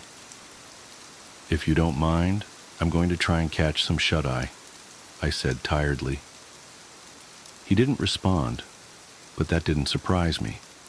Mountain folk don't talk much, even when they come down to town for what few supplies they can't make themselves. I shrugged it off and settled in for the night, but I felt something hard against my side. Sighing, I tossed my hairs back a bit farther and got comfortable. I was exhausted, so it wasn't all that hard for me to drift off, despite the wind's song playing outside the walls. I hugged myself in my sleeping bag and drifted off. I was awoken by a different sound, a weird snapping crunch that made me shoot up in bed, believing the ceiling was about to collapse under the weight of the snow. I braced myself, but as the sound came again, I realized it wasn't above me, but rather next to me, near my belongings. The silhouette was gone from the corner, and I could hear his deep, raspy breaths accompanying the crunch. "What the hell are you doing?" I snapped. He retreated back to his corner with a rattling of chains. My adrenaline was pumping, and I wasn't even sure why. Something about the stranger put me in a state of near panic. My instincts were telling me to leave, but I couldn't afford it. Whatever this guy was up to, I was safer with him than I was out there in the blizzard. I grabbed my backpack and propped myself against the wall in a seated position, staring at the silhouette, expecting him to make a move. I kept myself awake and alert, never looking away even as the howling wind slowly diminished in strength. Once or twice I felt my head begin to dip, and my eyes begin to shut. But every time I slipped, the faint rattle of chains snapped me back into consciousness. As the blizzard cleared and the sun slowly rose, light began to trickle into the cabin. The scene filtered through in tiny increments with each layer uncovered by the sun, like a printer slowly spitting out the full picture one line at a time. I wasn't in a cabin. I was a large supply shed that was maybe 10, 11 feet long, 7, 8 feet wide. There was no fireplace, which makes sense for a supply shed. There were tools, traps, and riffles lining every wall. The silhouette in the corner slowly stopped being a silhouette and started being a distinct person. Skinny, no, gaunt, pale, no, ghost white, man, no, corpse. I was gutted. He was dead. Not, oh shoot, I died overnight. Sorry about that. Dead, long dead, long dead. His body was all shriveled and mummified. Is that even the right word for it? He wasn't wrapped up in bandages or anything like that. But his skin was completely dehydrated and stiff like an unwrapped mummy. His hair was hanging from his head in unkempt strings. His teeth were poking out of his shrunken lips, with a wide gap where the top right canine should have been. There was a stain of age-old blood soaked into the wood beneath him. I followed it by gaze to its origin, his left foot, and the bear trap in which it had gotten caught. There was an empty hook on the wall above him with a chain leading to the trap. It was long enough for him to move around, but not enough for him to reach the front door, or the saw hanging above it. My best guess was the trap had fallen on its own while he was out, and at some point he'd done a supply run in the dark and had gotten caught in his own trap. He'd probably died of thirst or something. Look, I'm telling you, he wasn't breathing. He wasn't moving. He was dead as a doornail, and had been for quite some time. I sat there, reasoning I'd been delirious the night before. The fatigue, the dehydration, the disorientation caused by the blizzard. It made me imagine his voice. Those slow, hissing sounds I thought were replies were just the wind outside. I'd interpreted them wrong because the loneliness had finally gotten to me. The elements had conspired against me to create a living person out of someone who definitely wasn't living. It was a good, logical explanation, and I wish I could say it was true. Except I'm not the one who bit the head off of breakfast. It's not my canine tooth I found on the floor next to me. My dry, dirty, wood-like fingernails aren't the ones sticking out of the outside of my sleeping bag. I'm not the one who caked the corpse's dry, cracking lips with white fur. I didn't stick around for dinner. How to successfully ransom a child. Hello, no sleep. I have lurked on this site for a while, but I feel it is time to share some things with you. Honestly, I'm only doing this because I am sick of hearing about people kidnapping kids and doing it all wrong. I have successfully ransomed over 12 children. Some might call me an expert. I want to tell you how to do it correctly. Maybe then you'll start doing it right. I'm going to use my most recent conquest as an example. Her name is Sophie. You don't need to know my name. The first step is to choose a kid. Gender doesn't matter, but I prefer girls. If you want the best ransom, you'll want to pick a family that is tight-knit. The more the parents love the kid, the more they'll give up to get it back. Choose a family in a town you don't live in. Ideally, it should be at least an hour away. You must have no connection to the family. They don't know you, but you will learn everything about them. I picked Sophie because she had braided pigtails. I liked that. She was just big enough to do some things on her own, but still little. Small, smooth. I grabbed Sophie on her way home from school. But before taking her, I did my research. This is where so many people fail. You have to study the family. You have to know when they leave the house, what hobbies they have, who visits, and where the breaks in the chain are. You need to spend a lot of time watching, waiting. There is so much waiting, but it makes the prize so much better. Sophie's family lived in a farmhouse in a small town. Their police force consisted of a sheriff and only a few officers. A smaller police force will help you. To make yourself less noticeable, don't use the same car to watch the house in. Changing colors and kinds of car will make it impossible to track you. It took 5 months for the perfect opportunity. Sophie usually walked home with a friend. The way home was through a field, out of sight from any house. But the friend was a barrier. I was lucky. The friend was sick. She didn't go to school. So Sophie walked alone, her backpack hanging off one arm, her precious blonde hair braided in those long silken pigtails. Don't hurt her. Make it fast. One arm around the diaphragm, the other over her mouth. She is small. Carry her to your car. Don't lean in and smell her hair. Once you have the kid, the real work starts. You'll want to send a ransom note in the mail. Emails and phone calls are too easily traceable. A letter you can simply place in any mailbox. Leave the return address blank. Keep her quiet. No one can hear her, but silence makes it better. In your letter, you'll explain that you have the child. You will not harm the child as long as the family is willing to pay the ransom. As far as the amount of money, it needs to be a reasonable amount. Significant enough to warrant an abduction, but low enough that a typical family could raise the amount. I usually stick between $20,000 and $50,000. An average family can get a loan for that amount if needed. Ideally, the letter should arrive the day after the kid is taken. The family will have already called the police. This letter will incite even more fear. You cannot go to the house. Do not drive by. Do not go to the town, no matter how much you want to. And you will want to. You may watch the news. You may rub the strands between your fingers. You may plan your next move. But nothing else. In the first letter, you'll simply say you will call with more instructions. Doctor. Not. Call.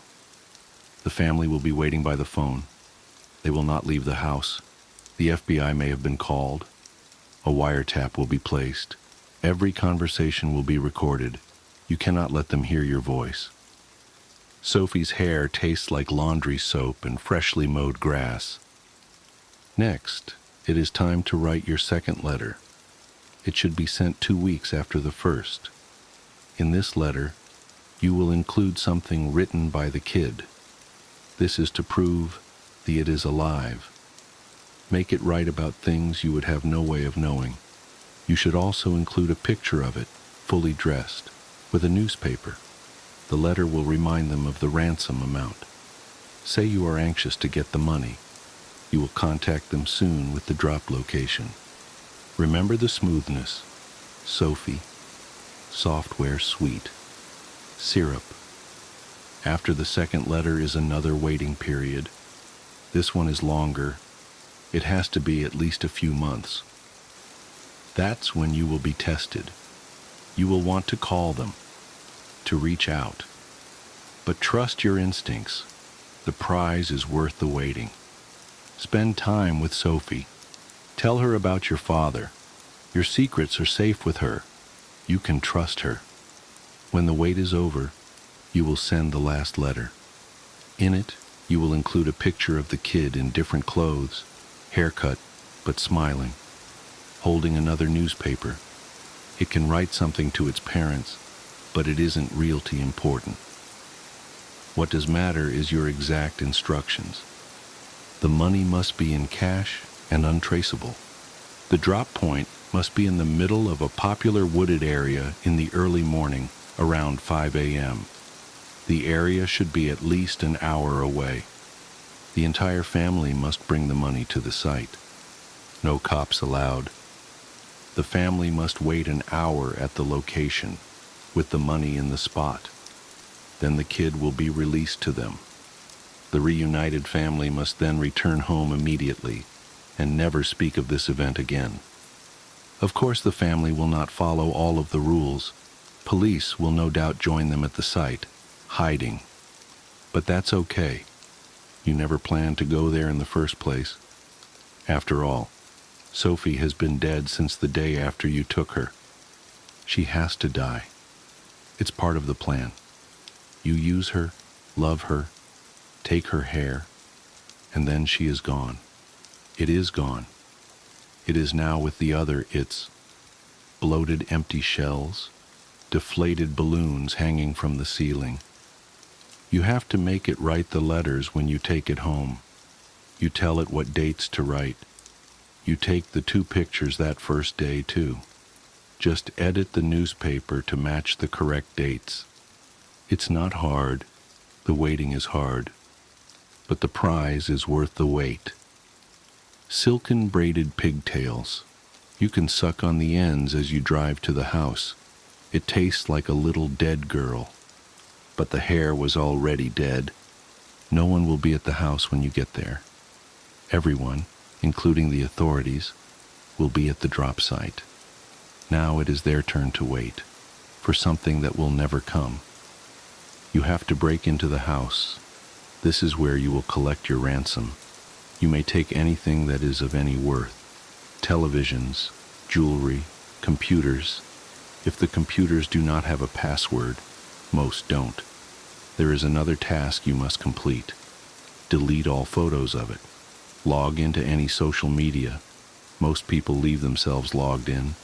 And delete any reference to it. Photos, quotes, artwork. Do the same around the house. Take all the family pictures. Take any art it drew, anything with its name on it. Make it look like there never was a child in the house at all. The process can take a long time. Be thorough. Think of the braids in your front seat, the smoothness. And finally, as you drive away, you can collect your ransom, your prize. Sure, you can sell the items you stole. It won't make you that much money, but that's not the real reason to do this. What you will collect is the knowledge that you destroyed that family. They will never see their kid again. Never smell its hair. You own it now. They will never recover. All of their treasured items are gone. You have stolen their sanity, joy, safety. They will never be able to trust again. And that fact tastes almost as good as the pigtails. So there you go. That's how you successfully ransom a child. Now all of you out there have no excuse to do it wrong. She's in the house. Find her. If you live in Menifee, CA, and there's a knock at your door tonight, don't answer it. More importantly, don't leave anyone in the house by themselves. Get your phone, call the police, and stay together. I'm writing this as I'm sitting in this police station questioning room as a warning. So that what happened to me last night won't happen to you tonight. I live on my own in suburbia. Nice little neighborhood. The kind of place where kids will be playing out in the street with parents doing yard work when you pull into your driveway. That's exactly how last night began. My girlfriend and I pulled in and got out of the car. We waved to the kids and had a friendly chat with Mrs. Roop next door. This was the kind of life I always imagined, and at 20 I couldn't believe it had already happened for me. We went inside and started our evening. We made dinner. We love cooking together. There's a symmetry between us that just works. We ate, watched some TV downstairs, just a normal night. Once it was time we went upstairs, she started doing her nightly routine. Girls always do in the bathroom, and I just laid in bed, reading pen pal for the 20th time. With the fan going and the water running from the bathroom, I almost didn't hear it. I wish now that the fan was set to 3 instead of 2, because then everything would be different. But no, it was just faint enough for me to hear the sound over everything else. Knock, knock, knock. I reached over and clicked the fan off. I waited for a moment listening.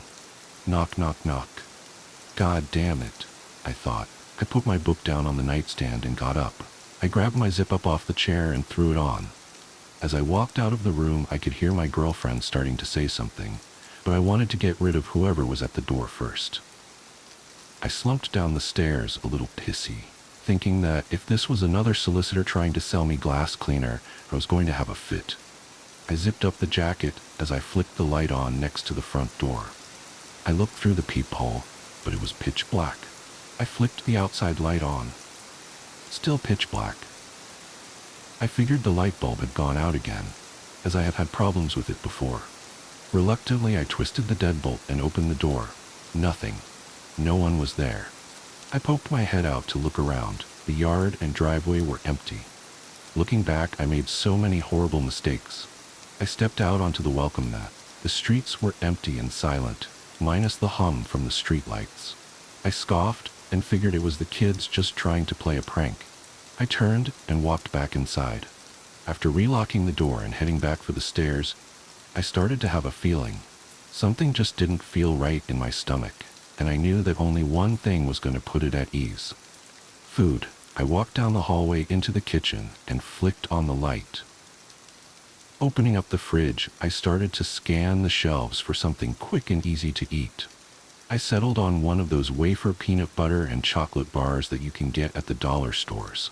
I keep them in the fridge so they don't melt in my hand when I'm eating them. I peeled back the plastic wrapper, and as I was taking my first bite, I noticed something odd out of the corner of my eye. The window above the kitchen sink was open. I'd never opened that window for the entire time I'd lived here. I thought back, trying to remember when it could have happened, and then I recalled her saying that she was feeling really hot while she was doing the dishes. She must have opened it to try and cool off. I walked over and slid it shut and finally made my way back upstairs. I walked back into the bedroom, and the water was still running. I went to the entrance to the bathroom. "Did you say something early?" I began to stay but stopped. The bathroom was empty. Water continued to pour out of the faucet, steam floating up, clinging to the mirror. I stopped the water and turned around to scan the room. She wasn't there. "Amanda?" I called out. No answer. I went to the walk-in closet. Nothing. I started to leave the room, but again something catches my eye. I glanced at my nightstand, and on top of my book was a piece of paper. It was folded in half and set up, making it look like a little tent. I reached out and picked it up. The first thing I obviously saw was the blood. It was a bloody fingerprint on the corner of the paper. My heart started to race. Finally, my brain let my eyes pan over to read what it said, and even now, I wish it wouldn't have. "She's in the house. Find her." I read it, those 6 words, over and over. I looked around the room again, hoping to see Amanda just hiding in the corner, snickering like she'd pulled off an amazing prank. But the room was empty. I walked around the room, looking behind chairs, inside the shower, inside the closet. I looked at the bed and felt like a 6-year-old again as I slowly knelt down to look underneath. My hands had apparently been getting sweaty because they kept slipping slightly against the hardwood floor. I bent down and lifted the skirt of the bed. Nothing. Just a couple dust bunnies and an old pair of shoes that I keep meaning to throw out. I stood back up and started to become agitated. My mind didn't know whether this was a joke or if I needed to be terrified. "Amanda!" I yelled. "This isn't funny anymore. Now just come out." Silence. "Look, I'm really freaked out, so stop this." I walked out into the upstairs hallway and quickly went through all the rooms. The spare bedroom, empty. The exercise room, empty. Other upstairs bathroom, empty. I ran downstairs and looked everywhere there too. It was as if she just vanished, and all that was left was this note. I figured that the only thing left to do was to call the police.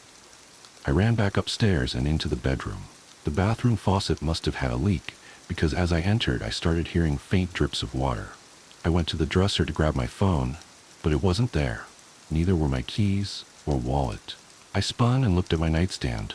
They weren't there. I grabbed my jeans I wore that day, I was in sweats by now, and checked the pockets. Empty. I threw the jeans on the floor in anger. I stood there for a moment without a clue of what I should do. Drip, drip, drip. I stormed into the bathroom and twisted the knob. Drip, drip. I hit the faucet, getting pissed, but then I froze. There was no water in the sink, and the drips sounded further away. I slowly walked back out into the bedroom.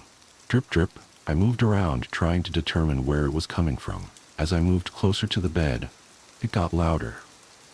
Once again, I slowly dropped to my knees and bent over next to the bed. My hands slowly reached for the bed skirt and lifted it up.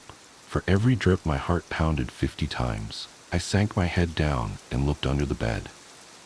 And then I saw it, a small pool or red about a foot in front of me, with more dripping down from above. I jumped to my feet and pulled the sheets off the bed. I slid my hands in between the mattress and the box spring, and after a moment of hesitation, I flung the mattress up with everything I had. My throat closed instantly. I couldn't comprehend what was in front of me.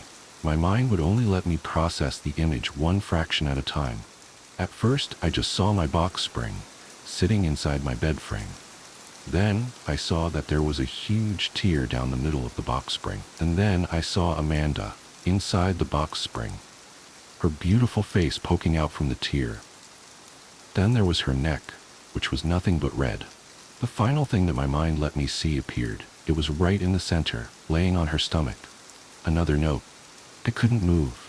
Tears were streaming down my face uncontrollably, but I didn't make a sound.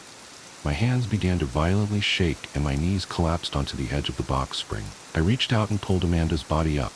My girl, my life, my everything.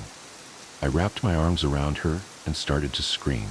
The note slid off her, hitting the box spring. My hand slowly moved down towards the note, now barely even able to bend my fingers. I somehow managed to grasp the note and bring it up to my eyes. My vision was completely blurred from the tears. I wiped them against my jacket sleeve and looked at the note. Again, there was a bloody fingerprint, but at this point it could have been mine. Everything is hazy from those moments, but the words are forever burned into my memory. They are the reason I am sitting here now, the reason I ran out of my house screaming for help. But where am I? Echoes of the woods. The path wound through the forest in a series of tight curves, the trees so dense they blocked out most of the remaining daylight. When I finally spotted a clearing up ahead, relief washed over me. But as I approached, my headlights illuminated something that made my stomach drop. An abandoned car, its hood popped open and its tires flattened. It was a rusted relic, long since claimed by the elements, with vines snaking through the grille and moss covering the windows. I parked a safe distance away and got out to inspect it. The air was cold and damp, and the silence was even more pronounced without the hum of the engine. The car's interior was gutted, the seats ripped open as if by some animal. There were no plates, no identifying marks, just an empty shell of a vehicle, left to rot in the middle of nowhere. A faint trail led away from the car, disappearing into the woods. Against my better judgment, I decided to follow it. My boots crunched against the fallen leaves, each step echoing unnaturally loud. The trail was narrow, flanked by trees that seemed to close in the further I went. The air grew colder and the light dimmer until I could barely see more than a few feet ahead. Then I saw it. A small cabin nestled among the trees. Its windows were dark, and the roof sagged under the weight of years of neglect. Smoke curled lazily from the chimney, the only sign that it was still inhabited. I approached cautiously, the hairs on the back of my neck standing on end. The front door was ajar, creaking softly in the wind. I called out, but my voice sounded small and hollow in the vast emptiness of the woods. There was no response. Steeling myself, I pushed the door open and stepped inside. The cabin was a single room, sparsely furnished with a cot, a wood-burning stove, and a rickety table.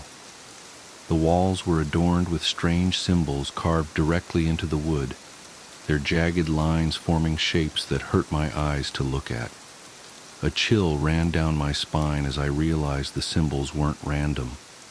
They formed a pattern, one that seemed to spiral inward toward the center of the room.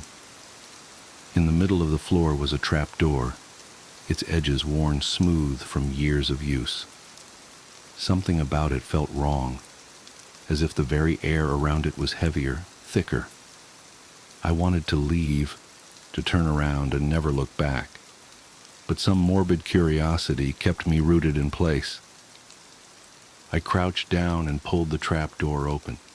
The hinges groaned in protest, revealing a dark, gaping hole. A ladder led down into the blackness, the rungs slick with moisture. The smell wafting up from below was foul, a mix of damp earth and something metallic, like rusted iron. I don't know what possessed me to climb down. Maybe it was the sheer unreality of the situation, the way it felt like a waking nightmare. Or maybe it was the feeling that whatever was down there had to be the key to understanding why I'd ended up here. The descent was slow, each rung colder than the last. The darkness swallowed me whole, the faint light from above fading until I was plunged into complete blackness. I fumbled for my phone, using the flashlight to illuminate the space around me. The walls were earthen, damp and glistening, and the tunnel stretched on endlessly in both directions. I chose a direction at random and started walking. The tunnel was unnervingly narrow, forcing me to hunch over. The silence was absolute, broken only by the sound of my own breathing and the occasional drip of water. Time lost all meaning. It felt like I'd been walking for hours when I finally came to a larger chamber. The room was circular, its walls lined with more of those strange symbols. In the center was a stone altar, its surface stained dark with what I could only hope wasn't blood. Surrounding the altar were objects that defied explanation. Bones arranged in intricate patterns, jars filled with unidentifiable substances, and a single candle that burned with a dim, flickering light. I should have turned back then. Every instinct screamed at me to leave. But as I stood there, paralyzed by fear, I noticed something on the far wall. It was a photograph, tacked haphazardly to the dirt. I approached it slowly, the candlelight casting shifting shadows that made the whole scene feel alive. The photograph was old, the edges yellowed and curling. It showed a group of people standing in front of the very cabin I'd entered. Their faces were obscured, either by motion or deliberate smudging. But one figure stood out, a man with piercing eyes that seemed to stare directly at me, even through the faded print. Behind him, barely visible in the shadows, was something else. Something tall and impossibly thin, its limbs unnaturally long and bent at odd angles. My blood ran cold as I realized it wasn't a trick of the light. The thing was real, and it was watching me. I don't remember running back to the ladder, only the blind panic that propelled me forward. My flashlight flickered and died as I climbed, leaving me in suffocating darkness. When I finally emerged into the cabin, the air was thick with the smell of smoke and decay. The symbols on the walls seemed to pulse, their lines shifting and writhing like living things. I bolted out the door and into the woods, my heart pounding so hard it felt like it would burst. The path was gone, replaced by an endless expanse of trees that all looked the same. I ran blindly, branches tearing at my clothes and skin, until I stumbled into another clearing. In the center was a circle of stones, each one etched with those same sinister symbols. Inside the circle lay a pile of bones, bleached white and arranged in a way that seemed deliberate. My breath caught in my throat as I realized the bones weren't animal, they were human. I don't know how long I stood there, frozen in terror, but eventually I heard it. A low, guttural sound that sent shivers down my spine. It wasn't an animal, and it wasn't human. It was something else, something that shouldn't exist. I turned and ran, the sound growing louder, closer. The trees blurred together as I sprinted, my lungs burning and my legs threatening to give out. When I finally broke through the tree line and onto a paved road, I collapsed, gasping for air. A passing car stopped, and the driver helped me to my feet. I tried to explain what had happened, but the words wouldn't come. They took me to the nearest town, where I told my story to the local authorities. They searched the woods but found nothing. No cabin, no symbols, no bones. I've since tried to put the experience behind me, to convince myself it was just a hallucination brought on by stress and exhaustion. But every now and then, I see those piercing eyes in my dreams, and I wake up with the sound of that guttural growl echoing in my ears.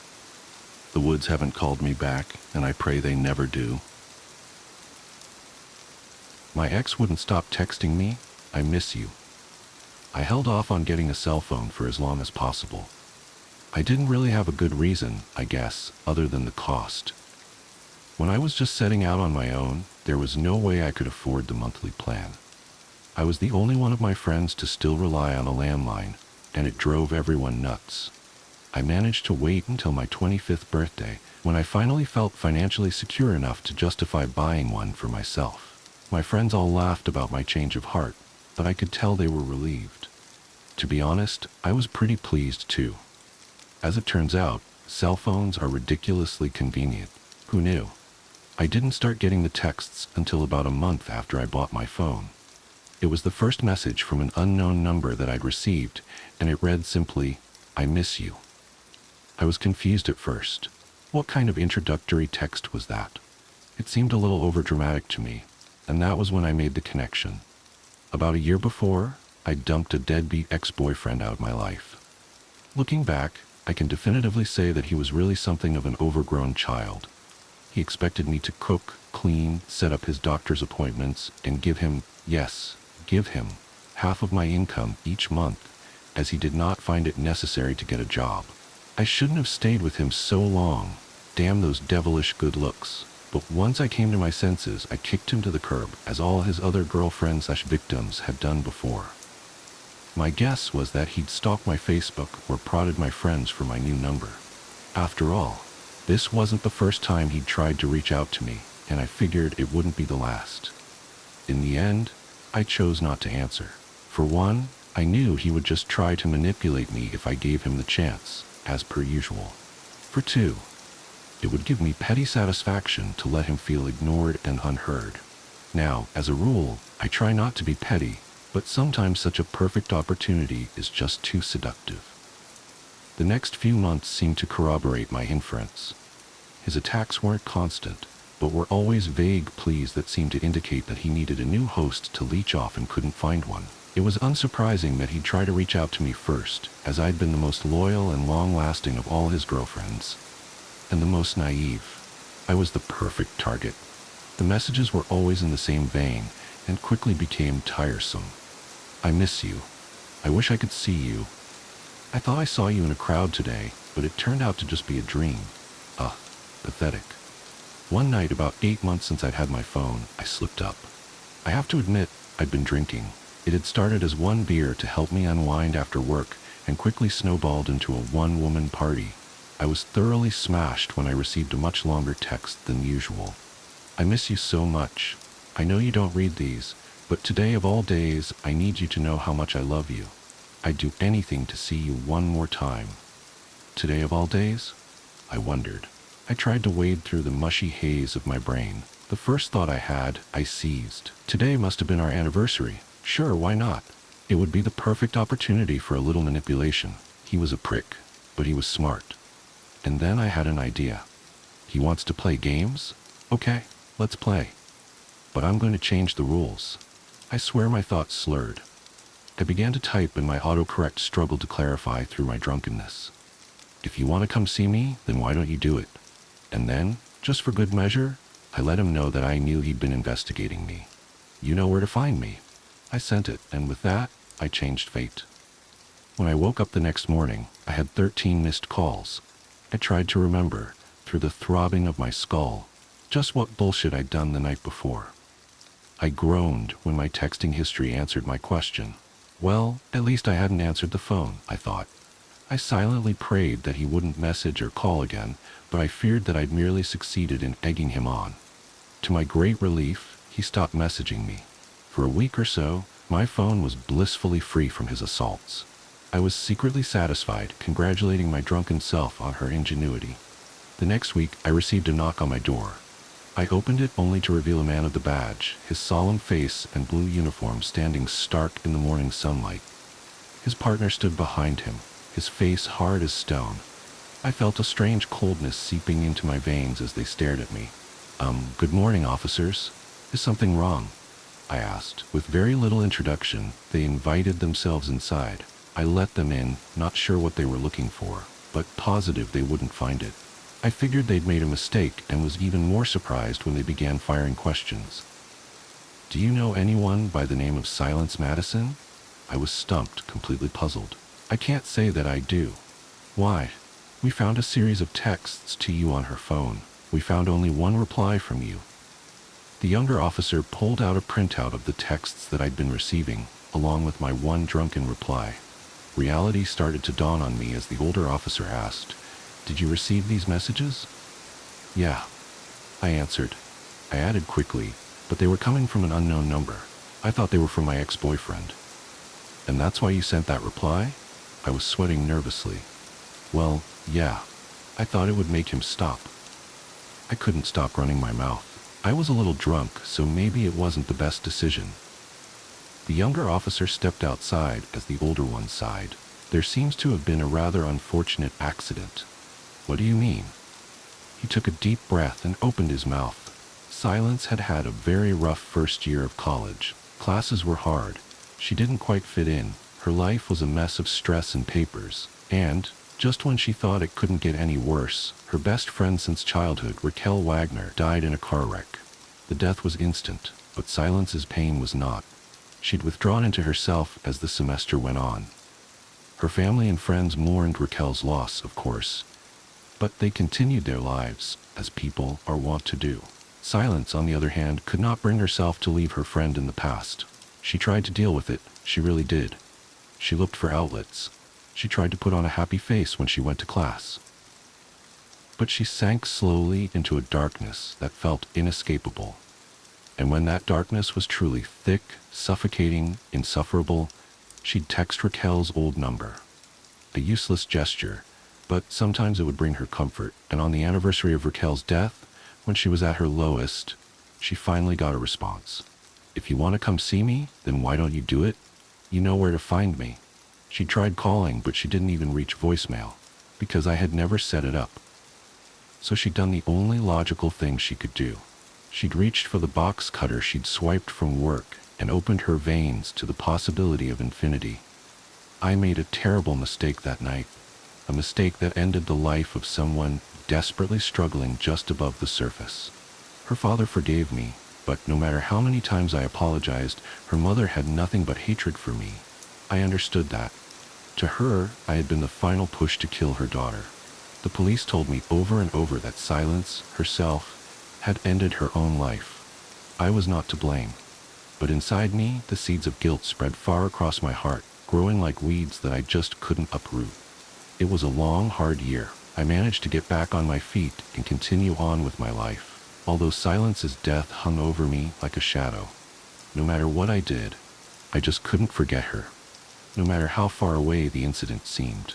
Yesterday was her anniversary. I tried my best to get through the day, pretending I'd never heard that name, never heard that story. It was going well until about 10 that night when I received a text. A text from a number I'd been trying desperately to forget for the entirety of the last year. "Thank you." The echoing silence. I'll never forget the night it all began. Working the graveyard shift at KFM 104.3, a small-town radio station that barely scraped by on a mix of outdated pop and rock hits, had always been an isolating job. But it paid the bills, and I liked the quiet. There was something about the hum of the equipment and the solitude of the booth that gave me a strange sense of peace. My listeners were few, and most were truckers or insomniacs who called in sporadically for song requests. Nothing ever really happened until that night. It started with a call just past 1 a.m. I was midway through introducing a Fleetwood Mac song when the red light on the console blinked. KFM 104.3, you're on the air, I said, trying to sound more energetic than I felt. There was a pause. Then a voice, distant and crackling, came through the line. Play. Goodbye, stranger. The way the caller said it made my skin prickle. The voice was low, strained, as though the person on the other end was barely able to speak. Sure thing, I said, trying to mask the unease creeping into my voice. Who's this? There was no reply, just the faint sound of static. Then, just before the line went dead, I thought I heard a whisper. I couldn't make out the words, but the tone chilled me to my core. I shook it off, attributing it to a bad connection or maybe a prank call. I queued up the song and leaned back in my chair, watching the clock tick down. As Goodbye Stranger played, I couldn't shake the feeling that something was off. The song seemed wrong somehow. The usually upbeat tune felt slower, the harmonies slightly dissonant. I told myself I was imagining things. But then the second call came. KFM 104.3, I answered, my voice faltering slightly. You played it, the same voice rasped. Good. Hey, listen, buddy, I started, trying to sound assertive. If this is some kind of joke... Another, the caller interrupted.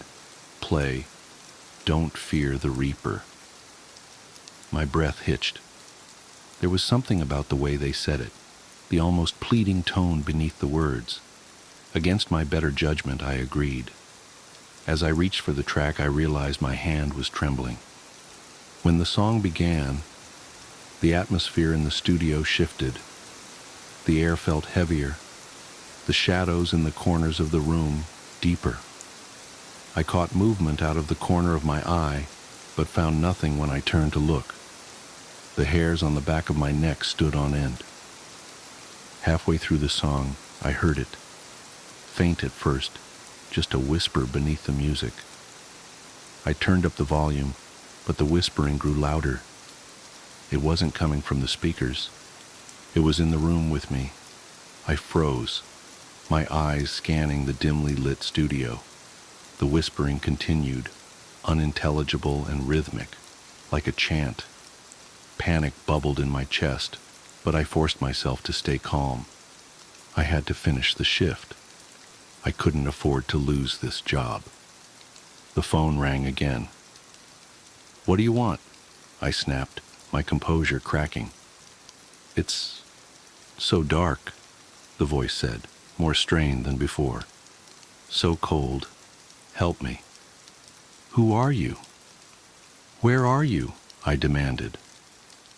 Trapped, they whispered. In the void.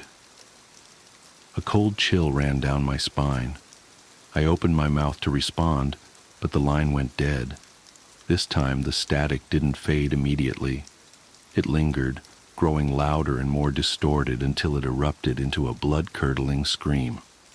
I ripped off my headphones, my heart pounding in my chest. I considered calling the station manager, but what would I say? That I was being haunted by a caller? It sounded insane.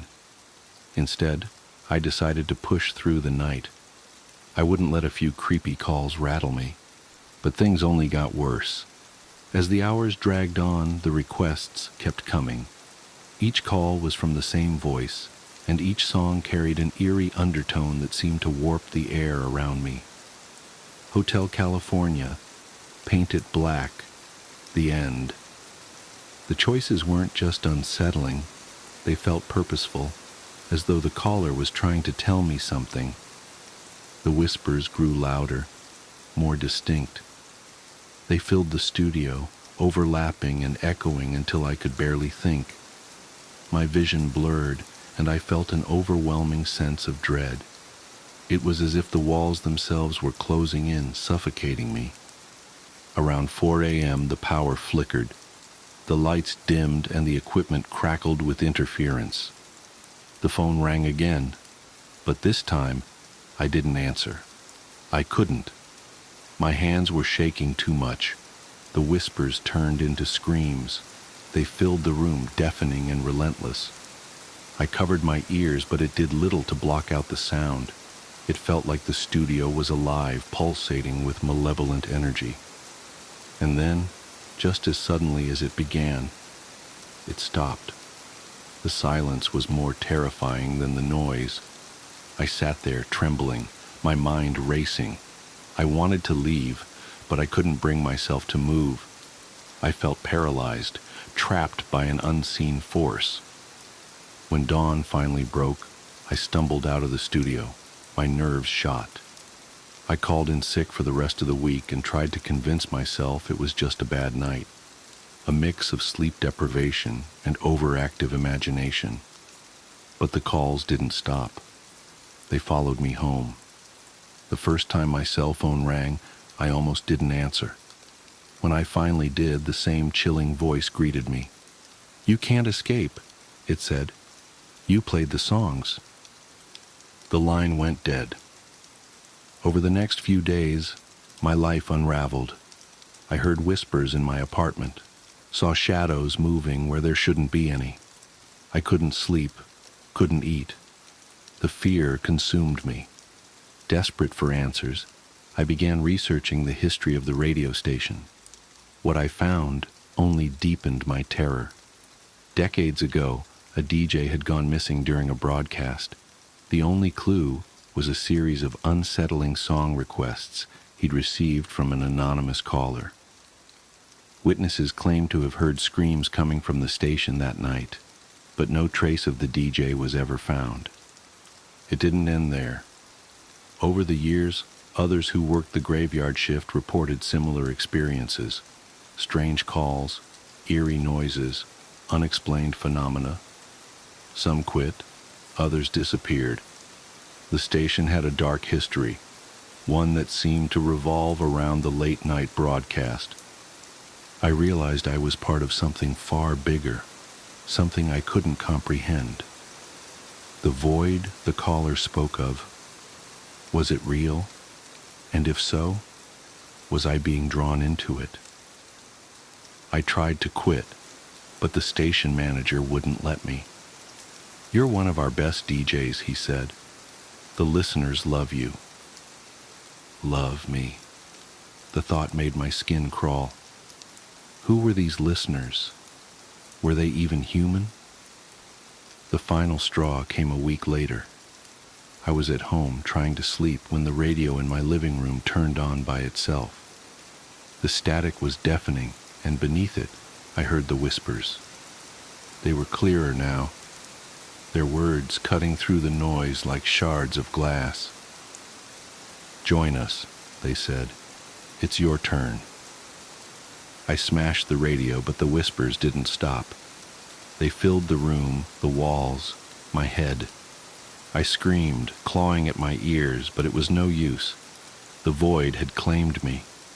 The next thing I knew, I was back in the studio, the red light blinking on the console. My body moved on its own, my hands reaching for the phone. The voice on the other end was my own. "Play Goodbye, Stranger," it said. I am a good parent. I have two. They are beautiful. One is an adventurous boy at the age of 4, yet respectful beyond his years. The other is an affectionate bundle of babbles with 6 months behind her. Together, they are the overflowing receptacle of love for my husband and me. We want to teach our children to be the best they can be in the world. We are the breeders of curiosity and intelligence. Some parents refuse to explain things to their children. They command them and expect them to adhere to their regulations without providing any justifications. Because I said so. Some don't want to elaborate on the happenings around them. It just is that way. Stop asking questions. Don't worry about it. I believe that those parents just don't want to think too hard. They're conditioning their offspring to be as ignorant of our realm as they are. But no, not us. All children should understand the world around them. We want them to question it, scrutinize it, struggle with it, and come to their own conclusions. Most adults really underestimate the capacity children have for comprehension. We know better than that. We are better than that. We have two, and we're going to make them magnificent. In the instance that our oldest inquires, "Mom, Dad, why are you throwing away the lasagna you made the other day?" we don't reply, because it is bad now. What would he learn from that? Of course he loves and trusts his parents and may accept that as a valid answer. But do we want him to follow us blindly forever? Absolutely not. He and his sister are to be our checks and balances when we age and potentially lose our open-minded focus. The elderly can be so stubborn. So instead, we construct a clear observation box of Tupperware to keep the lasagna instead of throwing it away. After a few days, the leftovers spoil and the nasty remnants are left for him to investigate.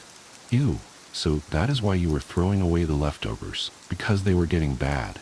Exactly. He is so smart. We are doing a fantastic job as parents. We have two, and they are going to be perfect. As most parents know, children are such curious creatures. There are not enough hours in the day to perform an experiment on every question our little boy has. Instead, we will usually lead him onto a path of critical thinking. When he asks why, we query back, "Why do you think it would be like that?" He'll ponder and fumble his way onto a few conclusions. Usually, he'll need some boosts into the right direction.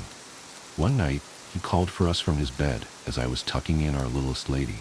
"Mom, Dad, I heard something in my closet. What was that?" My husband chuckles as we come to his aid. "Well, kid, what do you think it was?" "I think it was a monster or a ghost coming to take me away." "Where have you seen one of those before? Have you heard about them on the news?" "Well, no, just stories from the other kids, but I never saw them." Our little one considered other possibilities. Maybe it was an animal? That was much more plausible than a supernatural being. He's on the right track. I chimed in on this investigation. "Honey, we are in a safe place here, right?" My little detective agreed. "Why don't we check to see what it was?" Nervous, he slid out of the covers and padded over to the closet door. It was a sliding door, and inside we keep his clothes up top and a small table with art supplies at the floor. There was a cup of crayons that must have been seated too far on the edge of the table, and the gravity finally got to them. There was a rainbow of wax sticks sprawled on the floor, leaving light marks on the white door. As assumed, our brilliant mini-man came to this conclusion all on his own. He would pave the way for his sister. We have two, and they're essentially already brilliant.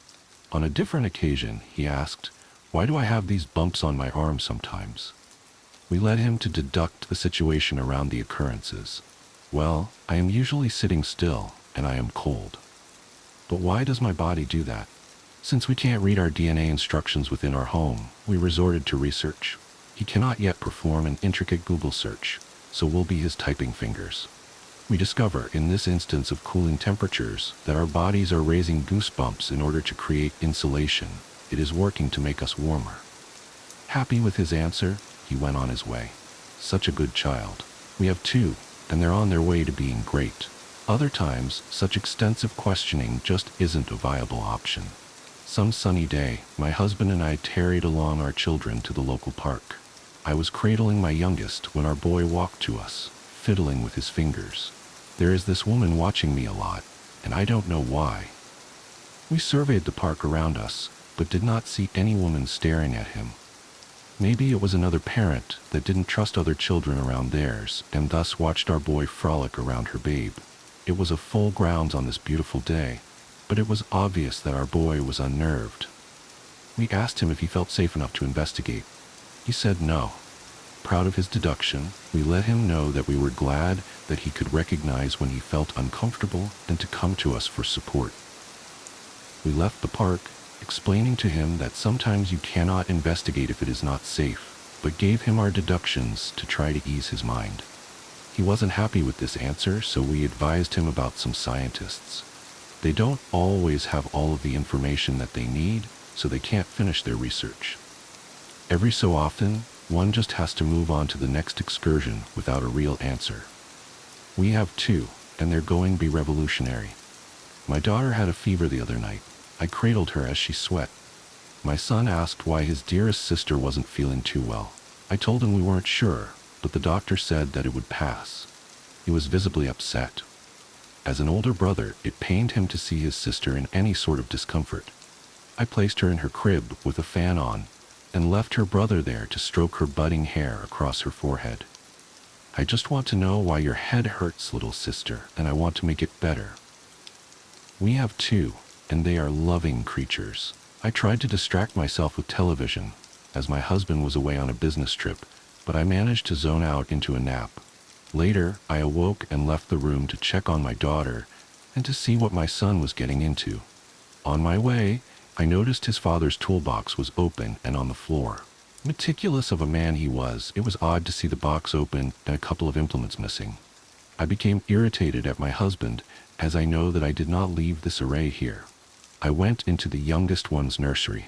There, her brother had investigated as to why his sweet little sister had such a fever. He was in the crib with her. He had the screwdrivers. It was a mess. He is the reason that I have one. Mom, I'm trying to look and see why sister's head hurts. I still haven't found any boo-boos in her. It is okay. I am a good parent. I remedied the situation, because now I have none. Notes to the girl whose house I live in. It took me a week to find where you keep your Wi-Fi password. A whole week. I was really worried you'd thrown it away, but lo and behold, there it was in the cutlery drawer of all places. Everything about the way you organize things confuses me.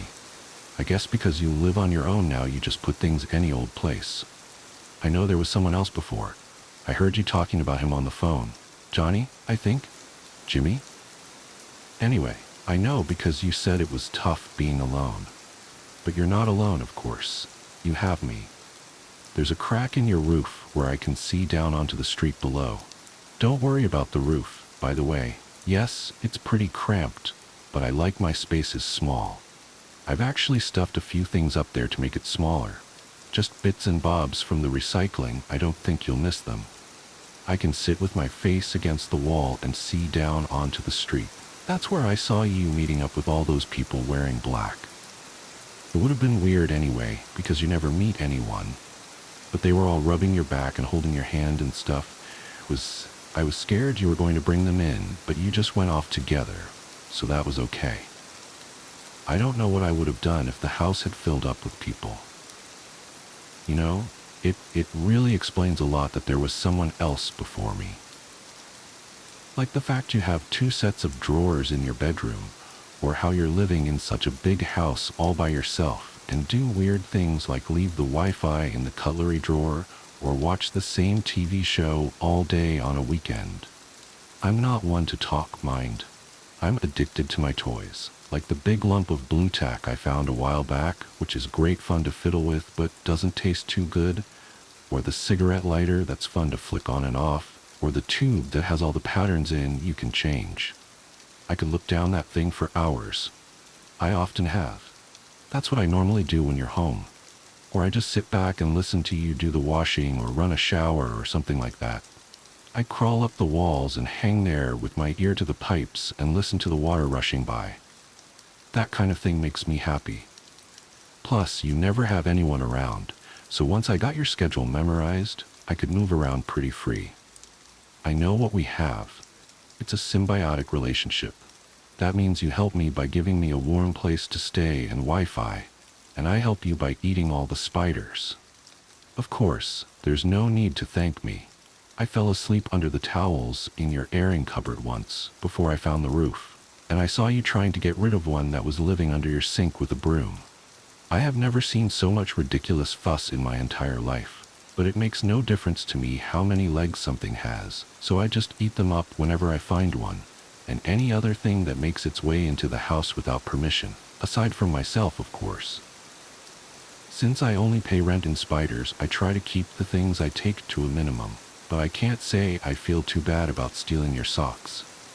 You have so many socks. Why would one girl need so many? I get a lot more out of them than you do. Anyway, I like to take them apart by the threads and then wrap all the threads around my fingers and pull them tight till the tips go purple. I can nibble my own fingertips and not feel a thing. It's pretty great. I try not to take too much food either. I've found I can usually survive off the things you leave out or throw away. Why don't you eat banana skins? Another habit of yours that confuses me a lot. I like to open my mouth all the way and drop them in whole, no chewing. I've never needed too much food to get by. I really like butter though. Not to eat so much as just to play with. You once left a block out by the window in the sun, and it went all melty while you were at work, so I sort of started playing with it. Once I'd stuck my finger in, once it was kind hard to stop. I had it looking like a puddle by the end, but then I realized it was 5 and you'd be home soon, so I had to press it back into a rectangle as best I could. But then I heard you opening the door. Boy, I was so startled. I went into the cupboard under the stairs. You know, the one you never go in as it's full of men's shoes and coats and things, and I watched you come in through the doorway. But then came the weird part. You didn't even notice the butter. All you did was make a cup of tea and then give up halfway through and start crying. Then you ordered a Chinese and barely ate any before throwing it away. You see what I mean about your habits? I'm sorry, but it's just weird. Sometimes if I'm having a bad night, I like to get under your bed while you're asleep. It's nice because I can hear you breathing, and then I can match my breath up with that. I lie there for ages, gasping in and out, and if you get up for the bathroom or anything, I have to go completely still and hold my breath. I don't know why I do it. I guess it's fun. You're the first person whose company I've ever enjoyed. You cooked dinner the other evening? I noticed because you played music, which you never do, and you made something with. Took almost an hour and a half with about 1 million ingredients. I crept down to the top of the staircase and I could see you bouncing around doing moves with the spoon. It was so funny I had to cover my mouth to keep from laughing. Then I saw something that got me really scared. You'd laid 2 places at the table. I thought there was someone else in the house, and climbed all the way up to the ceiling thinking they'd see me. As I was hanging there, I saw you serving 2 plates, and I couldn't move for the panic. Another person. I just knew I wouldn't like them as much as you. That they'd ruin everything and make me go all crazy like I used to be. I didn't know what to do. I was ready to hurt them. Really hurt. That's how scared I was. Then you sat down. You lit the candle on the table and started eating by yourself. Nobody else showed up, and after you were done, you took the other food and threw it away. Even though I was relieved, I felt kind of bad that the other person never showed up. You didn't seem sad, though. It was like you'd expected it to just be you. After you went to bed, I went through the bin and ate some of the food you threw away. It was delicious. I knew something was wrong the next day because you didn't leave for work, and then you ran a bath in the middle of the afternoon. After you'd been in there for ages and ages, I started to get this horrible bad feeling. I crawled down to the landing. The bathroom door was open a crack, so I peeked through. I saw your hand. It was hanging, not in a natural way, and there was this long red line going down it. And then I realized I ran back upstairs. I'm a coward. I know I'm a coward. I hid under my pile of stuff and started to cry. I thought about running away. I thought about the color a pink bath mat goes when it's covered in blood. I thought about how much I wanted to be somewhere else. But most of all, I thought about you, and how little sense you make. What I'm trying to say is that I'm sorry I lit your roof on fire. It was the only way I could think to get people to come. It actually worked better than I expected. That recycling stuff sure did burn. I ran down to the cupboard under the stairs and curled up with my hands over my head until I heard them kick the door down and carry you out. There was a lot of confusion and bad language, but they found you, and I heard one say, "You were still breathing." So my favorite place in the whole world is gone now. Most of my things as well, though I did think to grab the pattern tube. The rest is just a big black wig on top of your house. But I'm not scared. You'll get better, and when you come back, I'll still be here. I don't think it's nice to be alone. I work at a conservatory for a species of black widows that shouldn't exist. I work as a caretaker at a private conservatory. Actually, secret might be a better word to describe it, since you'll never find any public information on it. It doesn't even have an official name, though my boss likes to call it the Silken Solarium, or the Widowmaker when he wants to make a pun. Visits are by invitation only, and I haven't the slightest idea if these guests are actually being charged some exorbitant fee to help maintain the place, or if my employer simply enjoys showing off his collection of exotic specimens now and then. The conservatory itself is a Gothic masterpiece of tinted glass, wrought iron, and dark purple bricks, with an equally ornate ivy-covered brick wall around the perimeter. We're a good way off the closest highway and surrounded by woods, so not many people come here by accident. Some do, of course, but I'm getting ahead of myself. As unsettling as the place is to look at from the outside, it's even more disturbing inside. There are some tropical plants placed around the place for landscaping, rare and expensive but ordinary enough. But the centerpiece of the conservatory are the spiders.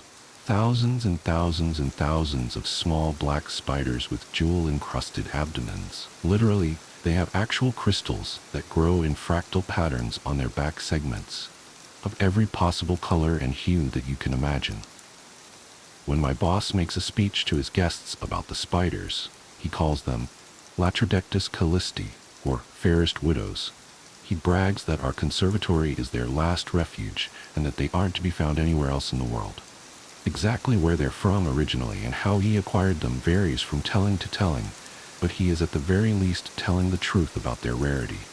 As far as I've been able to determine, they're not even an officially recognized species. The widows aren't just notable for their beauty, however. They're an extremely social species, nearly as eusocial as an anthill or beehive. Stretching across the conservatory, suspended about 12 feet in the air, is a massive silk colony. There's a large central nest dangling from the ceiling, about a dozen smaller nests scattered across the room, and an intricate network of masterfully spun spider webs linking them all together. There are always spiders running along it, performing maintenance or transporting food. There are also guard spiders, who just hang down on a single silk thread to keep watch and send vibrations back along it to communicate to the rest of the colony. Those are my boss's favorite, since they're the easiest to get a good look at. Or rather, perhaps I should say they're his favorite living spiders. The dead ones, however, he prizes above any conventional jewels. They're tens of thousands of times scarcer than diamonds, and he controls their only hatchery. The dead spiders always get thrown from the nest, which I used to find unusual since I had thought species of the black widow genus were cannibals. In fact, the more I thought of it, the more it bugged me, since the spiders obviously don't have the cognitive capacity to have any sort of taboo against cannibalism, which means they have to be acting on instinct. What evolutionary reason could they have for not eating their own dead? Regardless of why they do it, whenever I see a body, I'm to gently sweep it up and turn it in to our entomologist. Depending on their quality, he'll either incinerate them, use them for research, put them on display, sell them for no less than $25,000 a carat, or, in the case of the most perfect specimens, give to our boss. Most crucially, though, I am never, ever, to step on one. That was made abundantly clear to me from my first day. Less clear, though, were the consequences for doing so, since I've never actually done it. The spiders have a habit of tossing the dead where they're clearly visible, a visibility which is aided by their brightly colored, shiny rear ends. This made the whole not eating their dead thing even weirder to me, since it seems like they would attract predators. When I first asked my boss what would happen if I did step on a spider, my only answer was that I'd be finished. I used to think that meant I'd be fired. One of the more dangerous parts of my job is when I have to harvest their webs, since our conservatory also doubles as a silk farm. It's nowhere near as valuable as the spiders themselves. But my boss takes great pride in our facility being the only source of naturally farmed spider silk in the world. On one occasion, when I think he was partially drunk, he went on an odd tirade about how those goats that have been genetically modified to produce spider silk proteins in their milk were abominations. Collecting the silk is pretty much like collecting honey. I even wear a modified beekeeper suit and use a smoke spray to incapacitate them. The only difference is I'm standing on a 10-foot ladder, and I have to be very selective about how much web I take and from where. The spiders don't mind too much if I take a small amount from a non-crucial section of the colony, But if they decide I'm threatening the integrity of the colony itself, they'll swarm, and with enough bites, their venom will cause fatal paralysis. My suit offers a little protection, but it's not airtight.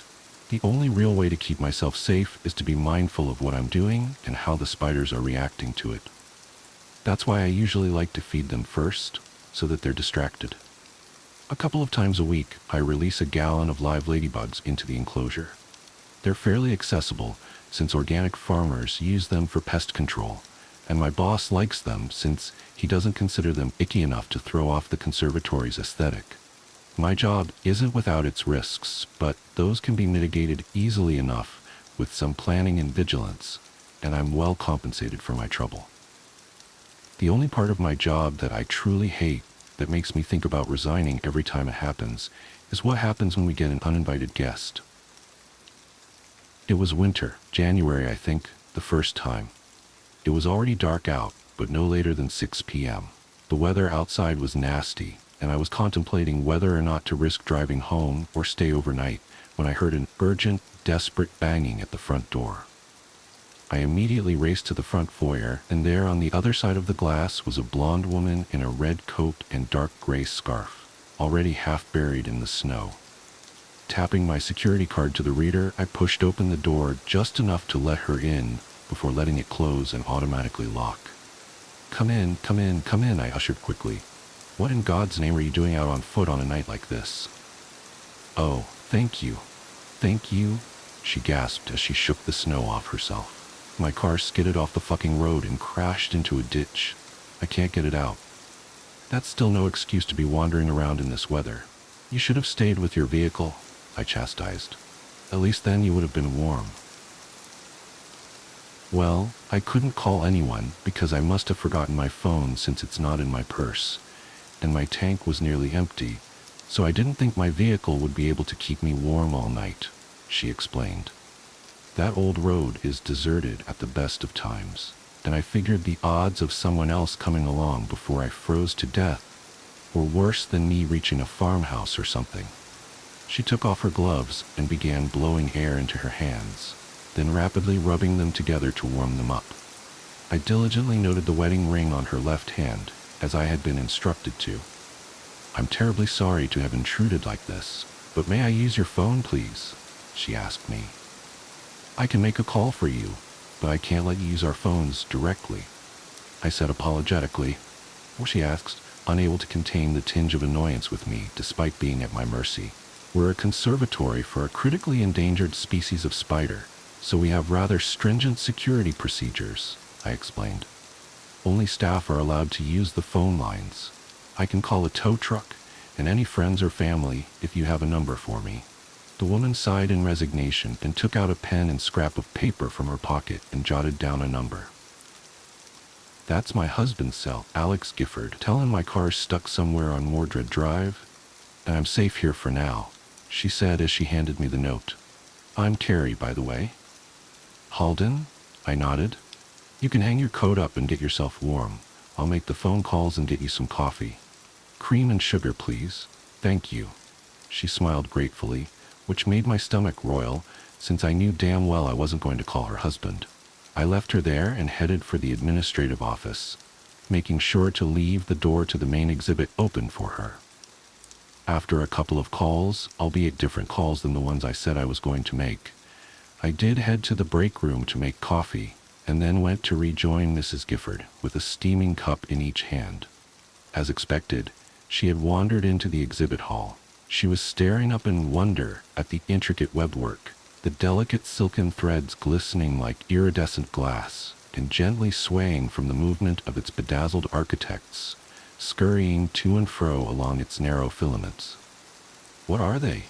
she asked, bewildered, keeping her head pointed up towards the colony as she walked along the cobblestone path, paying no attention to where her feet struck the ground. "They're a rare species of black widows," I said, my eyes fixated on her feet, waiting for the inevitable. She approached one of the guard spiders, dangling just above her like a Christmas tree ornament, slowing spinning around to give her a complete view of itself. "And these crystals, they're a part of their bodies?" she asked, studying it intently, likely unaware that it was studying her as well. They are. They make them with the minerals from their diet, sort of like how oysters make pearls, I humored her. Spider-borne organic gemstones are highly sought after, as you can imagine, which is why they're endangered. As far as I know, they're actually extinct in the wild. I've never even heard of such a thing, Carrie remarked, and I never thought that spiders could be beautiful. The spider let out some more thread to get a little closer to her, and she began reaching out her hand to touch it. I wouldn't do that, ma'am, I advised, despite knowing it wouldn't ultimately make a difference. These are still widows, and they are venomous. Come join me over here, and we can admire them from a safe distance while we wait for your husband. He's coming to get me? In this storm? She asked, her incredulity distracting her from the novelty of the fairest widows. She turned around and began marching towards me. You have to let me use the phone. I can't. Crunch.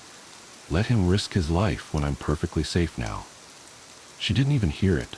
That horrid, sickening, crunching noise when she stepped on the dead spider. I immediately glanced back at the guard spider that had been watching her and saw it thrumming its thread with its rear legs, the vibrations traveling all the way up it and throughout the colony. What's with the face?